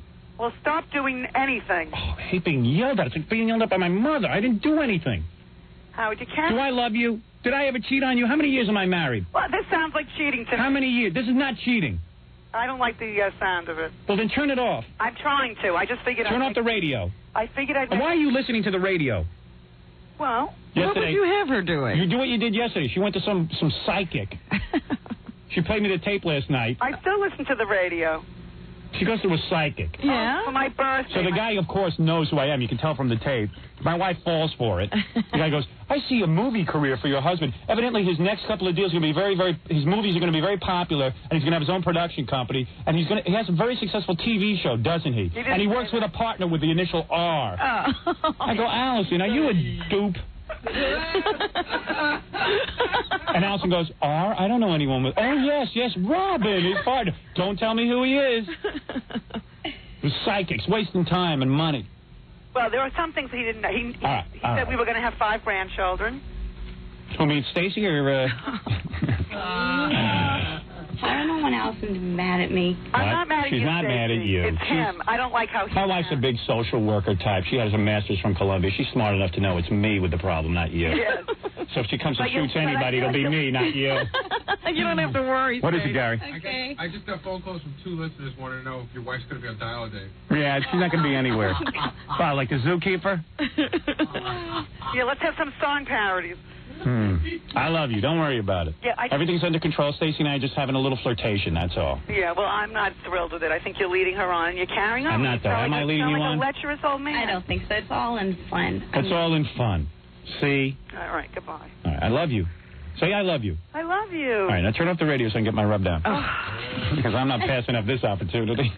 Oh, you're... All right. You're embarrassing me. All right, I won't get Robin, I'm counting on you. She's nice. She's not that nice. I'm fighting tooth and nail here. What more can I do? And those guys in there, they don't do anything. They don't help at all. No. If Fred would give me sex, I wouldn't be so horny. I'm happy it's Howard, not them. 30 seconds. 30 seconds what? I made love to her last week. Oh, yeah. 30 seconds. Was I burning up inside or what?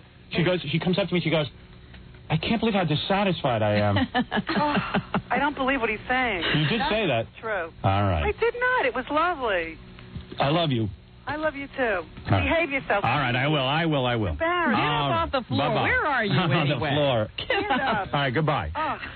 Goodbye. I'm off the floor now. Where were we? Can I have a rub down, please? I have to go. You have to go? Well, you have such a beautiful marriage now. Oh, I don't. It's not even that great. Oh, you... Well, you can see we're almost divorced. You mean I'm not going to get a rub down? I feel so like, you know what I mean? Now that I talked to Allison...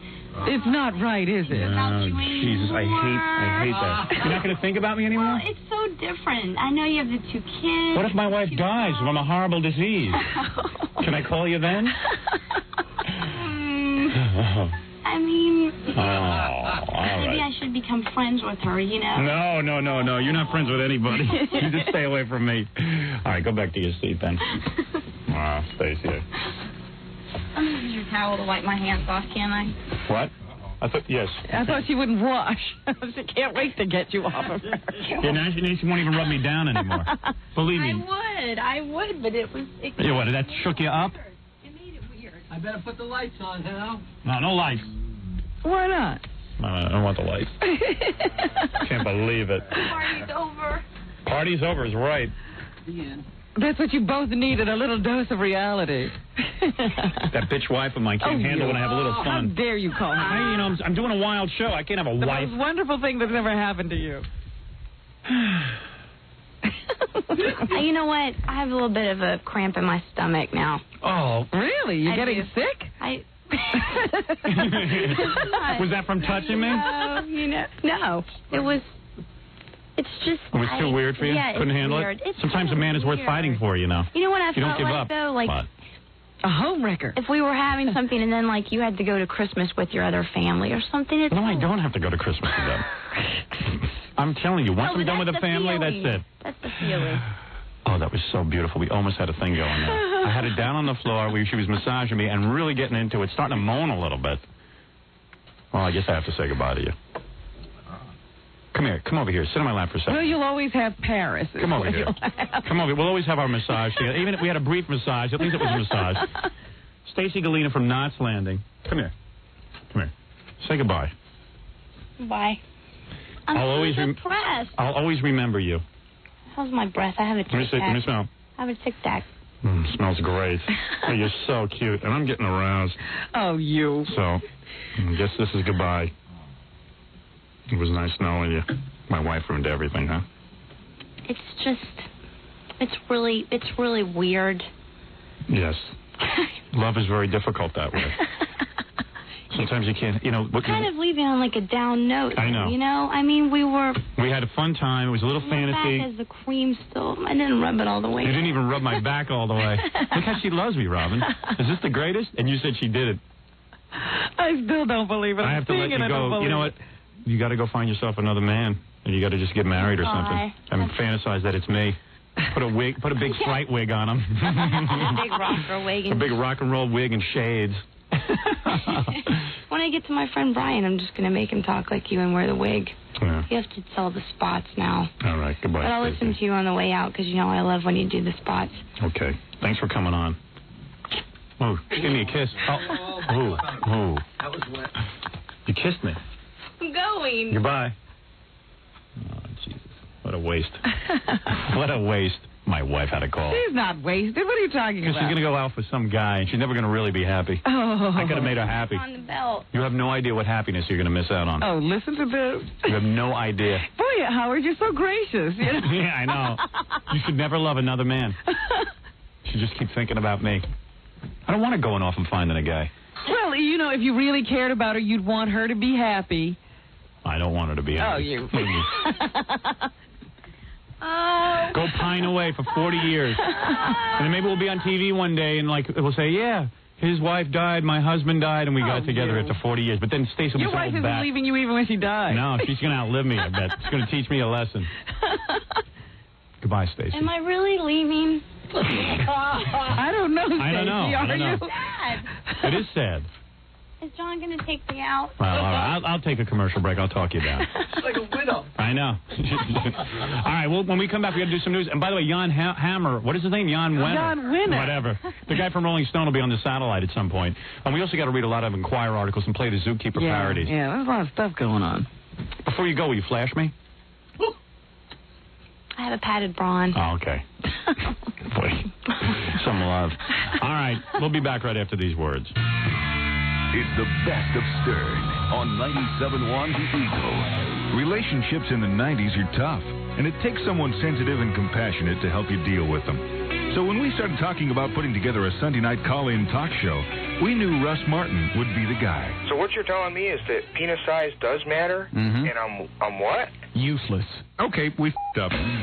Look, we've got the ASS. Maybe we should add a PhD. Well, I think in the 90s, a lot of people were feeling that it's very difficult to maintain relationships. There's a lot of stress in modern living. Divorce rates are very high. What about the penis size? Oh, boy. This Sunday night at 10 o'clock, Russ Martin and certified psychologist Dr. Bill Dubnoff, PhD. Oh, PhD. Oh, yeah. That's a big deal. You get a PhD free with the Home Shopping Club. Well, you don't let anybody finish a sentence, do you? Oh, shut up. Get your own stinking talk show, little Mr. Weenie announcer. With the big fist. It's the Sunday Night Talk Show. This Sunday night. Oh, I think they can figure out it's Sunday night. Sunday night at 10 on 97.1 The Eagle. Exclusive vending. What is exclusive vending and how's it going to help you? Well, if you're looking for a little FU money, put in your pocket, here's the way to do it. I'm going to read you 2 testimonial letters. These are people who got into the vending business. I think it's great. You know what the vending business is? You run around and you collect money, dollar bills out of machines. You set up your own machines. You call exclusive vending. They do it for under $8,000. And you own a vending route.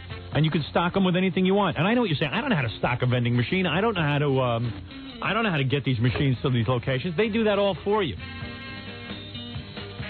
Listen to this.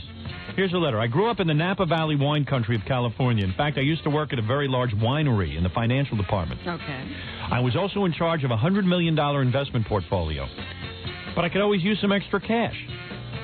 Now that I'm an exclusive vending operator, the cash jumps right into my pocket. I like running my own business and being my own boss. In these uncertain economic times, that's real job security. With Exclusive's help, I can grow as much as I want, and something else, it's fun. How's that for a letter? Here's a letter from Mike. I used to work for Exclusive Vending, helping people get into their own vending routes.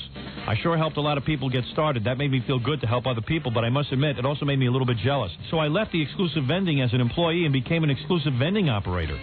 Now with the help of Exclusive, I'm growing my route as fast as I can. I never realized how much fun it would be to be the boss.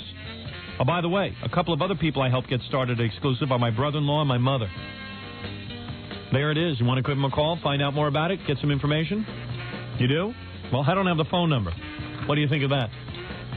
Robin, I don't have the phone number. Oh, dear. They didn't give it to me. What kind of commercial is this? I don't know. No one gave it to me. Can someone give me the number, for God's sake? I don't have time for this nonsense. What is that? 1-800-255-5700. How do you know that? Because I've got Pete's book. Oh, I see. Give it again, please. It's 1-800-255-5700. Thank you, Fred. I don't know, Doc. Every time it rains, I get really nervous in the car. Go on. Especially around corners. Boy, corners in the rain are the worst. I see. What you're experiencing is classic ambition default syndrome. The corner represents the goal you've never achieved, while the rain symbolizes inner turbulence. Actually, I was thinking it might be my tires. Pardon me? Yeah, I was thinking I should get those new Avid MDH4 all-season radios from Yokohama. You see, Doc, Avid's multiple channels cut through water, even around corners. And Avid dominated a field of competitors in independent wet road testing. I see. So this is what we've come to. I spend my life in advanced education and intense training when all along I could have been prescribing an all-season tire. Avid has all the answers. Is that it? I never. Next caller. I think my breakfast cereal is trying to kill me. Have you tried the new Avid MDH4? The Avid MDH4 from Yokohama. High performance has a new definition. Available at Discount Tires, 25 locations. Check your yellow pages. Toyota of Irving wants to make owning a new Toyota easy. Toyota of Irving is offering the Toyota Touch Plan. It's the easiest and least expensive way to get the Toyota you want today. With the Touch Plan, you don't have to worry about ownership unless you choose to. This plan combines the best of leasing, purchasing, and financing and enables you to pay up to half of the car. Half? Toyota of Irving sales staff is well trained in all the advantages of the Toyota Touch Plan and can have you in a new Toyota Supra, Camry, Celica, Tercel, 4Runner, or 4x4 today. At Toyota of Irving, it's all about making your car purchase easy. In fact, Toyota of Irving will bring the car to you if you can't come to the dealership. And if you can't come to the dealership, that's easy too. It's on the north side of Highway 183 between Story Road and MacArthur. I think it's easy to see that Toyota of Irving wants to earn your business. See them today and ask about the Toyota Touch Plan. Half. But how can you buy a car for half? 97.1 The Eagle. We're back with the Howard Stern Show. And we're back with the Best of Stern. Once again, classic Best of Stern. This time, Howard with a phone conversation with the late, great Frank Zappa. So how are we working this Frank Zappa thing? Nobody gave me a phone number. Gary? Gary, you screwball? What are we supposed to do? Just summon Frank? See, maybe he gave it to me on my little sheet of paper here. Oh, here it is. He did. Okay. My fault. I'm sorry, Gary. We take it back. Howard misled me. We take it back. Calm down here. Is he standing by the phone waiting? Yeah. Frank wasn't so hot to come on the air with us until he heard that we wanted to talk to him about what happened to him with this Joan Rivers show. Really? Right, Gary? Well, you call this hotline that he's got, and it says tells you where to address letters to Fox. Oh, really? Protest and stuff. That number later. He's a serious dude.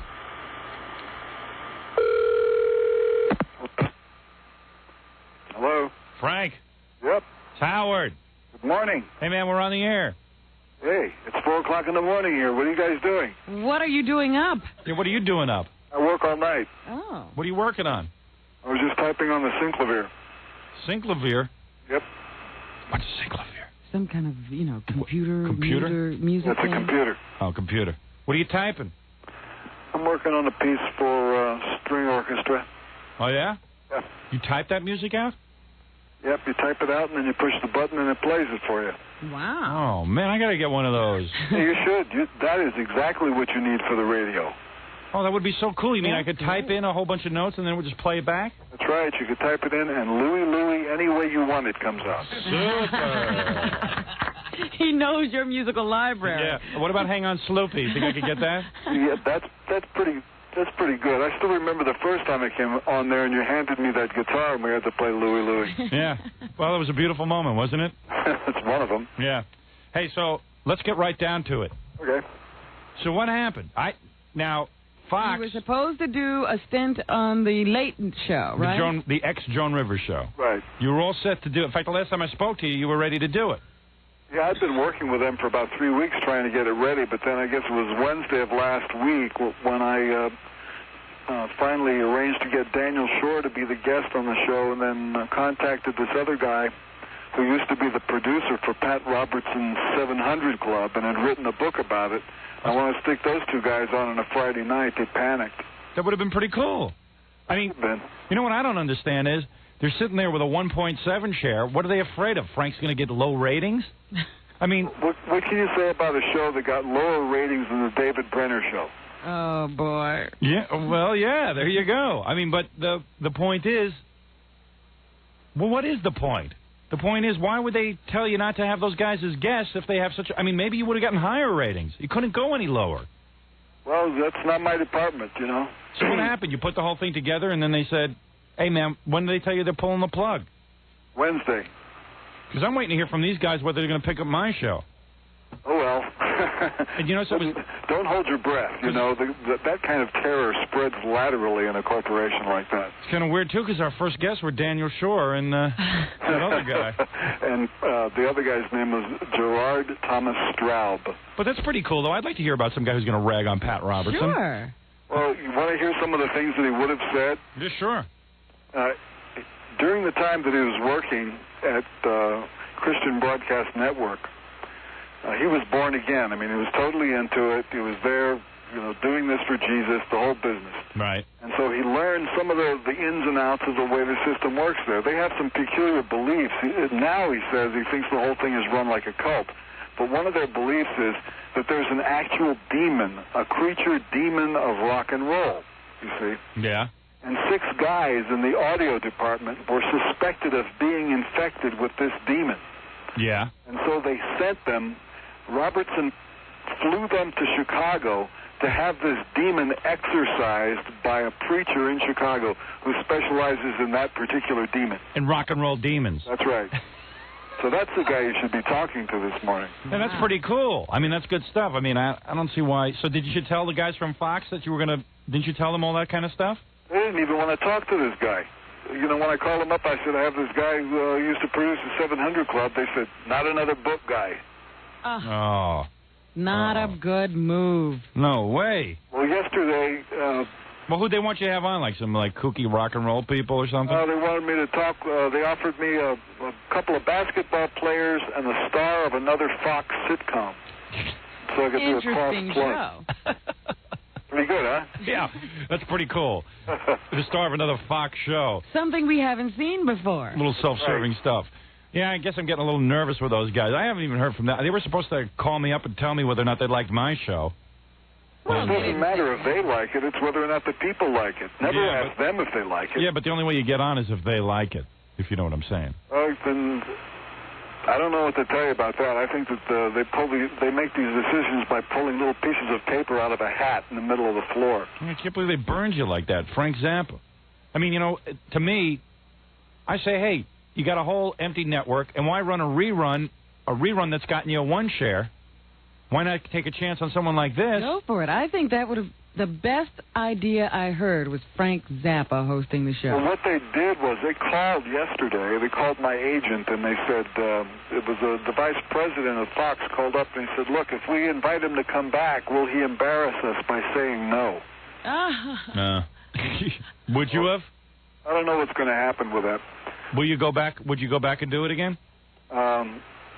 not if the current people who are working on the show are still working on it, because it was the producer who panicked, and I don't think that I could. It would be very difficult for me to go in there and try and do a show with a bunch of middle management people there who panicked the first time. I know. And who is it? That kooky producer they brought in to save the Joan Rivers show? The guy that got worried is a guy named John Skura. Yeah.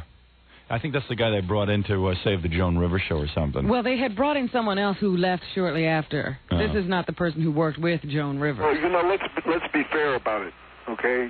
I think that for them to try and start up a network, sure, go ahead and do it, because another network, that would be okay. A little diversity never hurts, but if they got to take their lumps, they're going to experiment around with stuff to try different things and see what works, but the first few things that they've tried are the same things that everybody else has tried, and they're just doing it cheaper. I'm hoping that, I happen to think our show is a little different. I do, too. And I'm starting to think that maybe it'll just be too hip for them and they can't deal with it. Well, you don't know. It hasn't started yet, has it? No. No, we're waiting. We already did the pilots and stuff. We're just waiting to find out what's going on. But, I don't even, my attitude is I don't even care if they use it or not. Well, you know how I figured it. I said if everybody had a good weekend, they'll sort of look at it and they'll be very lighthearted and they'll say, "Oh yeah, this is great, put it on." Yeah, and if they had a bad weekend, they'll just get rid of us. Well, look, I got an idea for you. What? If they decide that they don't want to put it on, then you own the master tape? I don't know. I think they do. I think they do. Well, if you owned it, I would put it out on the Honker Home Video label. Yeah, well, maybe we'll do that. That might be something to consider. I mean, you got to get it out there one way or another. Yeah, the people have to see the Howard Stern dancers. That's right. Yeah, they have to.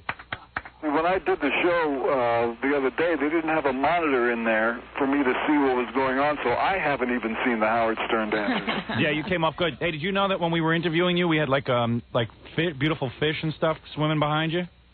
What production values? How can they not put this on the air? Exactly.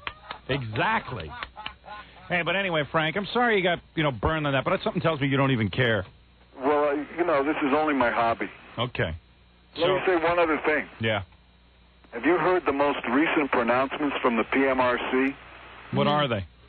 All right, these are the people who want to put ratings on records. Hey, I got my own problems. Okay, well, listen, I did this debate on Crossfire on CNN on Saturday. Yeah. With Reverend Jeff Ling, okay? The new pitch is these ratings are necessary because today's rock songs do not promote safe sex.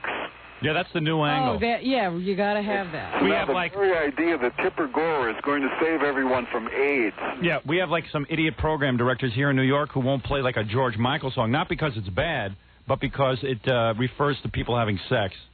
Because, it's pretty scary. And these are dudes who, were supposedly the heads of progressive music in this country, Like Larry Berger was supposed to be a happening guy. Oh, sure, he was, in his 70s, he was supposed to be a music genius. Yeah, right. But, hey, I got my own problems. Everybody's looking at my show from the government. It's just as bad in the movies. I'm just reading here in the paper today that 007 won't have a lot of women this time. He only has one Bond girl. And 3 young boys, right? Because they have to promote safe sex now in the movies. Yeah. It's like we're lemmings. We're led by anything. Yeah. Well, when we started this debate on the Saturday show, the guy makes this pronouncement, and he turns to me and he says, "Now, what are you going to do about it?" Yeah. I just said, well, that's not my department. So if they're looking at you and giving you the same razz, I think you're at least entitled to say the same thing. Yeah. I'm not going to do a damn thing about it is what I'm not going to do. Hey, anyway, Frank, thanks for talking to us, man. Okay, thanks for calling, Howard. All right. Bye. Bye-bye. Frank Zappa, a mellow Frank Zappa. Yeah. But talkative today. He did talkative. Talk. He was more talkative today than he was on our TV show.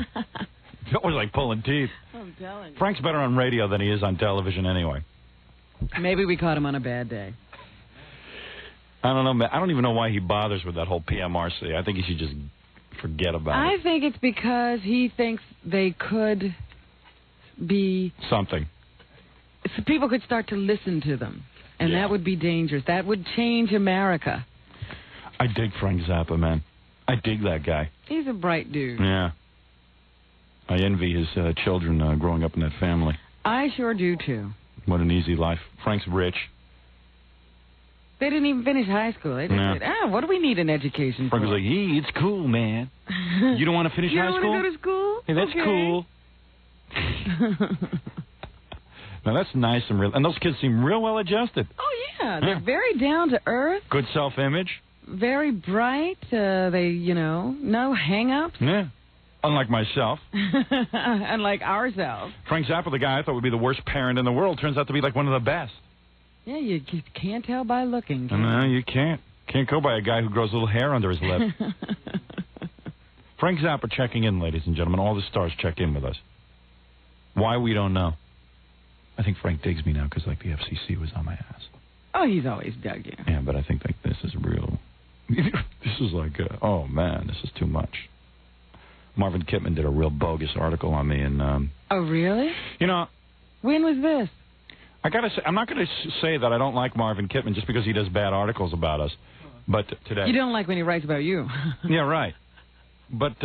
Today it was in. I have to read it. I really like that guy, too, and it's kind of unfortunate that the guy can't write anything nice about me.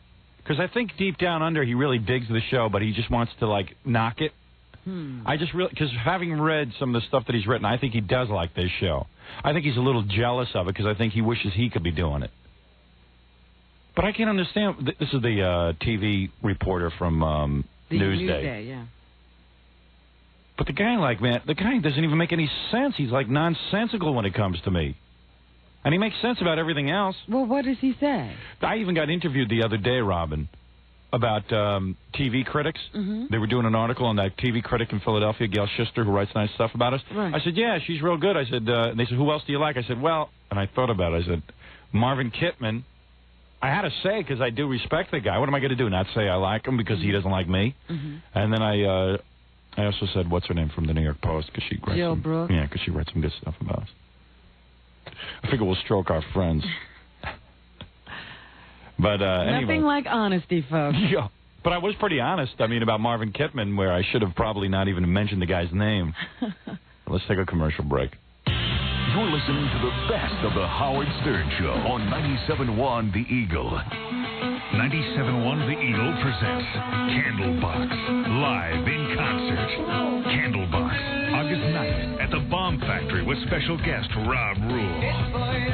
Candlebox, live at the Bomb Factory. Candlebox. $12.50 tickets go on sale this Friday at 4 at all Ticketmaster outlets, or charge by phone 373-8000. Listen to the Eagle Cindy Skull to win your free tickets all this week before you can buy them. From 97.1 The Eagle. Hey, Barney, your new stereo system sounds stone-tastic. You said it, Fred. I got a granite shattering system at Earmark Car Radio's Rockathon. Rockathon? Yeah, Fred Earmark's got everything on sale at Stone Age prices. Like Rockford Fosgate Series 1 amps with massive heat sinks and more fins than a Stegosaurus. Just 99 clams. Or fully competent rocker boxes with Senate competition woofers. Only 77 clams complete.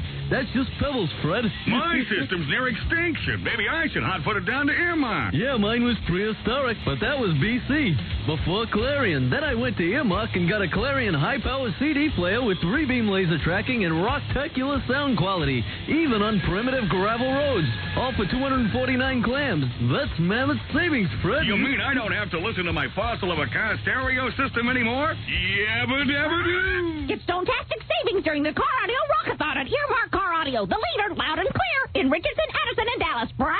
Some people know the right time to buy everything. Hey, mister, want to buy some lemonade? No, thanks. I bought my lemonade in the off-season and saved a ton. I've got 12 drums of it in my basement. If you've been waiting for the right time to join Bally's Health Club, the right time is right now. It's Bally's off-season sale with the absolute best offer of the year. Mom, he never buys lemonade. Hey, I know you. You never buy any of my homemade ice cream at the summer fair. That's right. I bought half a ton of Rocky Road last February. Only cost me 6 cents a bowl. So come on, stop putting it off. There's never been a better time to get your body to Bally's for step aerobic classes, tons of free weights, and the latest cardiovascular equipment, all in air-conditioned comfort. Well, I'm heading over to Bally's. You join Bally's when it's this nice out? You're just never going to get it, are you? For the best offer of the year, visit Bally's Health Club today or call 1-800-WORKOUT now. But hurry, this off-season sale won't be on long. Oh, it's going to rain. Want to buy an umbrella? Great. How much?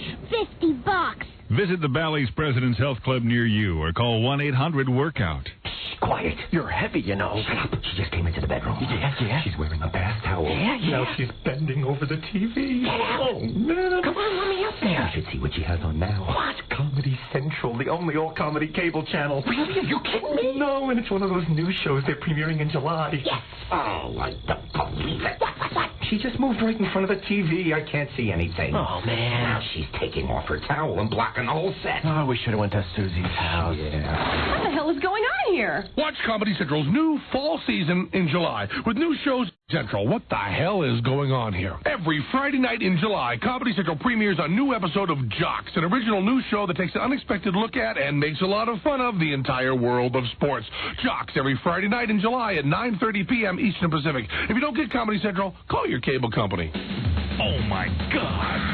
It's the wettest and wildest bikini contest tonight at Baja Beach Club. Baja Beach Club in Arlington. Oh, ladies, bring your bikini and you could go home with $500 cash. And ladies, you'll pay no cover till 10, 21 and over. Baja Beach Club in Arlington. The Eagles' Russ Martin is your host 10 to midnight tonight for the wettest and wildest bikini contest. He gets all the good gigs. First place takes home $500 cash. $500. It's a party tonight at Baja with 50-cent long necks and well drinks till 11. And as always, the Beer Tub girls will be there to serve you. Doors open at 7 o'clock tonight at Baja Beach Club, 1300 Copeland Road in Arlington. The wettest, wildest bikini contest tonight at Baja. Don't miss it. We're there, dude. Baja Beach Club. 97.1 The Eagle. We're back with Jerry Seinfeld's best friend, Howard Stern.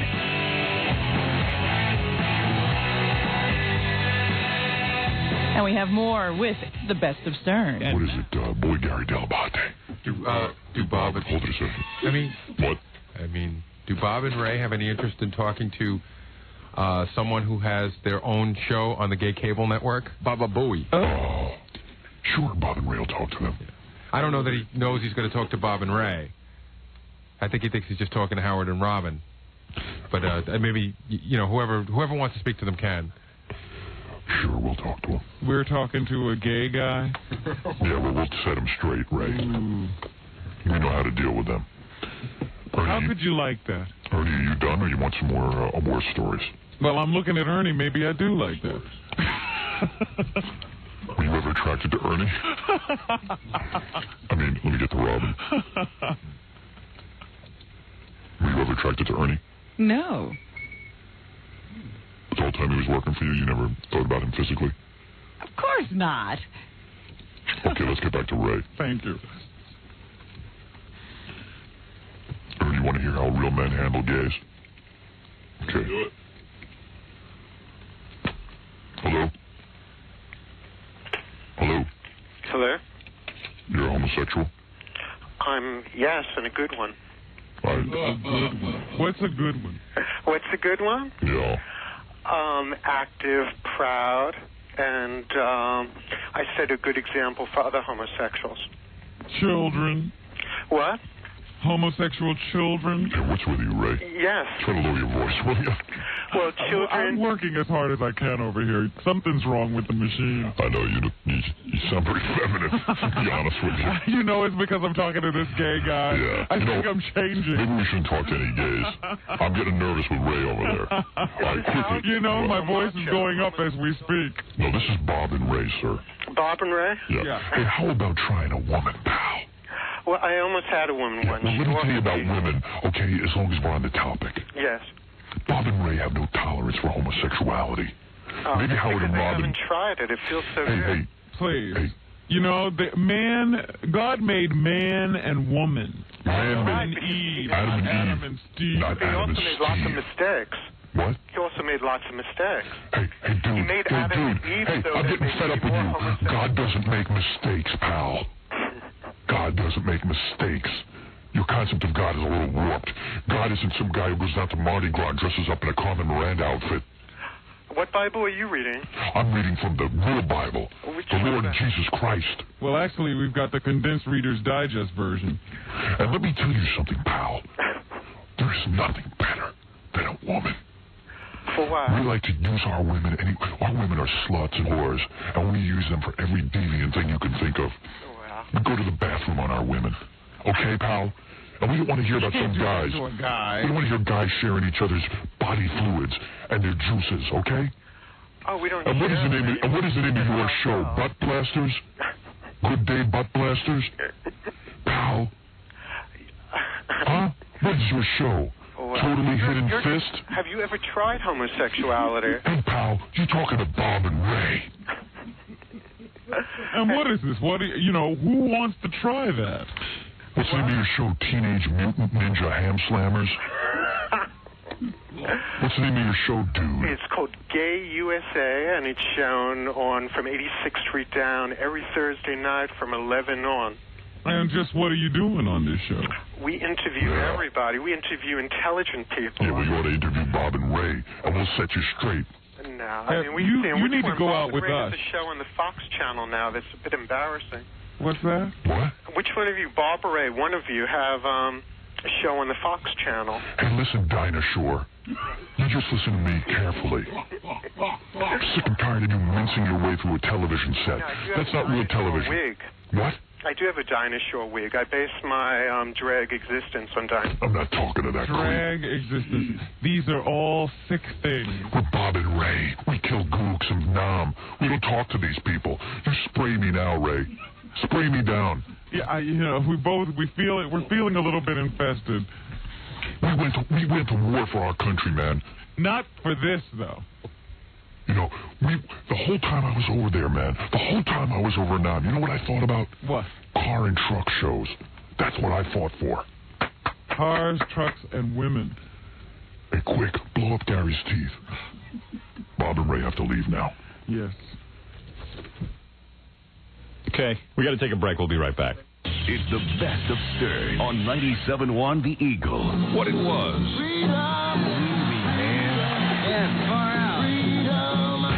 What it will be. Metallica, Green Day, Rollins Band, Aerosmith, Porno for Pyro, Alice in Chains, Peter Gabriel, Red Hot Chili Peppers, Johnny Cash, and at least a dozen more. You and a friend. Woodstock 94 on us. It's the Eagles' Summer of Glow. To win, pick up an entry form today at Guitar Center, North Dallas and Arlington, and at all Blockbuster music stores. Mail it in. Then listen for us to call your name on the Eagle. After Howard, we'll draw and announce winning names all day long. When you hear us call your name, you have 30 minutes to call back and get qualified to win a trip for two to Woodstock 94. Plus, you'll get a key that could start a brand new Harley-Davidson. 2 tickets to Metallica August 5th. A Metallica CD box set. CDs from other Woodstock 94 artists. And a free condo. 1994, the Summer of Glow. Another far-out contest. Can you dig that? From 97.1, The Eagle. Dim the house lights. Settle back in your seat and feast your eyes on the newest sensations of the silver screen. It's the July pay-per-view premiere of The Women of the Men's Club. The Women of the Men's Club is like no video you've ever seen. Erotic, exotic, hypnotic. And throughout the month of July, this stunning new production will air nightly at 9:30 and 11 p.m. on Dallas area pay-per-view. Each video vignette captures the creme de la creme of our 400 gorgeous entertainers doing what they do best while the cameras roll. Best of all, you can see many of our sensational stars again in person, live on one of our 4 stages whenever you visit the Men's Club. The Women of the Men's Club on pay-per-view, nightly at 9:30 and 11 o'clock throughout July. Don't miss it. Don't miss it. 41 monthly payments of $199 at 641 APR 1250 down. Final payment $79.87 plus license, registration, tax, and primary lender's approval. Prices may vary. $199. It's the payment that's bringing everyone to their nearest Dallas-Fort Worth area Mitsubishi dealer for a brand new 1995 Galant S. $199. Just $199 a month. Put you behind 1995 Mitsubishi Galant S. $199. It's got air conditioning, tilt wheel, dual airbags, and so much more. You have to see it to believe it. $199 at your Dallas-Fort Worth area Mitsubishi dealers. Plus, every credit application will be accepted. $199. Buy a brand new 1995 Mitsubishi Galant S for $199 a month. Only at your nearby Dallas-Fort Worth area Mitsubishi dealer. Hurry! $199 right now! If you're nearsighted and wear glasses and wish you didn't, you're not alone. At the Carter Eye Center, we've seen thousands of people who wanted to be free of glasses and contact lenses, and each for their own special reasons. Now, with radial keratotomy and other advanced procedures, Dr. Harvey Carter and our surgical staff can help more people than ever before. And that brings us a special pleasure. Dr. Carter explains why he enjoys these patients. My greatest personal pleasure in performing radial keratotomy is seeing people's quality of life improve because they could see without their glasses or contacts. This really makes a difference in the way people feel about themselves. To find out if you can live your life free of glasses and contacts, call the Carter Eye Center and schedule a free personal consultation. The number is 1-800-950-2020. The Carter Eye Center, 1-800-950-2020. Chances are we can help. Did I ever tell you about my first time? I'll never forget it. I was in my kitchen, brewing up a small batch of beer, just a typical night at home, and then something truly memorable happened. I took my first sip of the recipe for Samuel Adams Boston Lager. I imagine my great-great-grandfather felt the same thrill when he first tasted this recipe in 1860. I'm Jim Cook. The rich, full-bodied taste of my Samuel Adams comes from a century ago when small brewers handcrafted distinctive, full-bodied American beers. We used the same time-consuming 4-vessel all-malt brewing process my family used over 120 years ago. When you drink a Samuel Adams, you'll taste why Samuel Adams was voted the best beer in America. The body and sweetness of the two-row malt, the spiciness of the rare Bavarian hops, the fruity esters from the yeast. There's nothing better than tasting Samuel Adams for the first time. Until the next time, Samuel Adams. 97.1 The Eagle. We're back with the Howard Stern Show. And we're back with the Best of Stern. Once again, classic Best of Stern. Wait a second. Bob and Ray just want to take up 1 second of everybody's time. Yeah, what do we A lot of our friends, are in the Air Force. Oh, yeah, our brothers in arms. And Bob and Ray served in NAM. There are two young gentlemen who we consider friends I'd like to bring by. They might be getting shipped off. I was over at the Airmen's and Sailors Club yesterday. Yeah. Hanging out, telling these more guys. stories. Let's bring them in and give them a big round of applause because you're going to go over and fight those sand... They're on their way. To Operation Desert Storm. What is your problem, Bob? I'm having miasma. Got blurred out some very funny stuff over here, all right? Some very funny material. You just get it together. These two gentlemen might be going over to... Now, you guys are in the reserves, right? Nice haircut. Nice haircut. Oh, yeah, they better be in the reserves with those haircuts. Yeah. Nice haircuts. Hey. Now, you boys, who you guys with? Tell everyone. I know who you're with, obviously. I'm Bob. Introduce yourselves. I'm doing Bob, Ray. This is Al. This is Mike. We're brothers. And what, Your brothers? Yeah. Who you with? Well, in the Army. He's with the 808. We're Army, too, me and Ray. Oh, yeah. Infantry. Infantry? Yeah. Field artillery. You dudes look like two men of non-specific origin now. What are you? Colombian. You're Colombian, okay. Colombian American. Me and Ray can talk about gooks with you. I was afraid you were a gook. Kind of look like one. Okay. All right. Everybody thinks I'm a I don't know if you were Kong or what, man. I'm having a flashback here. Don didn't know what to blurt out. Yeah. You guys, Cool. You guys are, all right, Don. You guys are, Colombian? Yeah. You're gonna probably be shipped over to Saudi Arabia? Yeah. Yep. Oh, you got your orders? No, well, we're on alert, and they could call us at any time. All right. Let me tell you two boys. How old are you boys? 18 and 21. 21. 18 and 21? Yeah. Okay, now listen. We're not laughing at you. Yeah. Don just almost fell out of his chair. There's a circus in here. All right, now listen. Listen, you boys. Let me tell you something. When me and Ray met you, we knew you were good guys right away. I blew up my share of gooks, and so did Ray. And you guys are going to get your share of sand gooks. Let me tell you about sand gooks, if I may. And I want you to do something. I want you to do what me and Ray used to do. Go ahead. You send me back a finger of one of those sand goops. Yeah, those are the kind of souvenirs we like collecting. Can you do that for us, boys? Yeah. Body parts. All right, now you be brave over there. Don't Now, act like I know a bunch of pussies. your commanding officers are going to tell you not to collect souvenirs, but we want souvenirs, okay? Our commanding officer, one time me and Bob brought back some gooks. His genitals in our hand, in our own bare hands. You boys understand what I'm talking about. Bring us Saddam Hussein's head. Bring us Saddam. You mad at Hussein? Which head? Oh, please. I will kill him. Then you will kill him? Then you bring back to Bob and Ray the head of Saddam Hussein. And don't tell your CO. On a silver platter. You do not tell your CO. What you do is what me and Ray do. You stick Saddam Hussein's head in a bag in your duffel. And you bring it on back here for Bob and Ray. That would be very, very pleasing to us. All right? Sounds good, Howard. Cut off his head and me and Ray will do stuff to it at our Super Bowl party.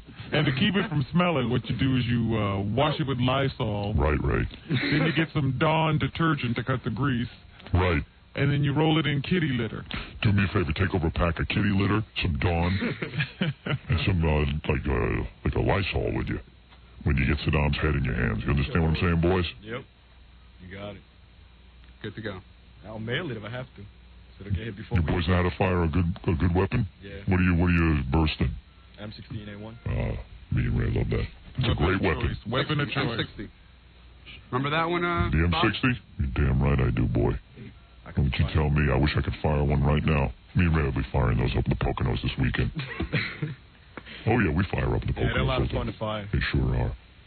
That takes out a lot of gooks. Oof, yeah. Well, we're proud of you. Yep. Yeah, thanks a lot. Thanks. You get that Saddam Hussein, you cut him up, make soup from his thighs, and feed it to your camels when you're over there, okay, dude? Yeah, we'll cut off his feet and beat him over the head with him. All right, boy. Hussein finger soup. You guys are good Americans, even though you're Colombians. You're Americans first and then Colombians. You got it. All right? Hell yeah. Damn right. You guys go over, and we win on 2 counts. 2 more soldiers in Saudi Arabia, and 2 less Colombians robbing us. You boys know what I'm talking about. We just set you straight. Yeah, what would you be doing if the military hadn't grabbed you? Right. You'd be out stealing Bob and Ray's guns. All right. Congratulations to you boys. You were doing the most honorable job there is. You know, when me and Ray were in Nam, it was pretty damn bad when we the read our people papers. back here weren't standing behind us. Well, we were all behind you. Yeah, thanks a lot. Except for that gook Jackie sitting next to you. And I'll tell you, sir, he's a peacenik, always smoking pot and stuff. You guys get hurt in Nam? Oh, yeah, we got wounded. I'm missing part of my foot. Oh, yeah, I can see. Yeah. How can you see I'm wearing a boot, you jackass? You're going over there, you gotta act a little smarter than that. We both have Purple Hearts. Yeah. And remember, camels don't have hubcaps. You can't steal those. All right, these are our 2 brave guys. Give out your names. Go ahead. What are your names there, boys? Mike Umbrella and Al Umbrella. 2 brave boys. Yeah. Well, how do your parents feel? Both of you going Not a pussy like Fred. Well, you know, they're going nuts. You know, they don't want us to go over, but, you know, we got to do what we got to do, you know. I tell your parents to toughen up. And what about women? You're going to get a lot of women before you go. Oh, yeah. Before we go? Hell yeah. A lot of Tukey. What are your serial numbers? 069745954. Those are good numbers. Those are lucky numbers. All right. But they better try a few women before they go.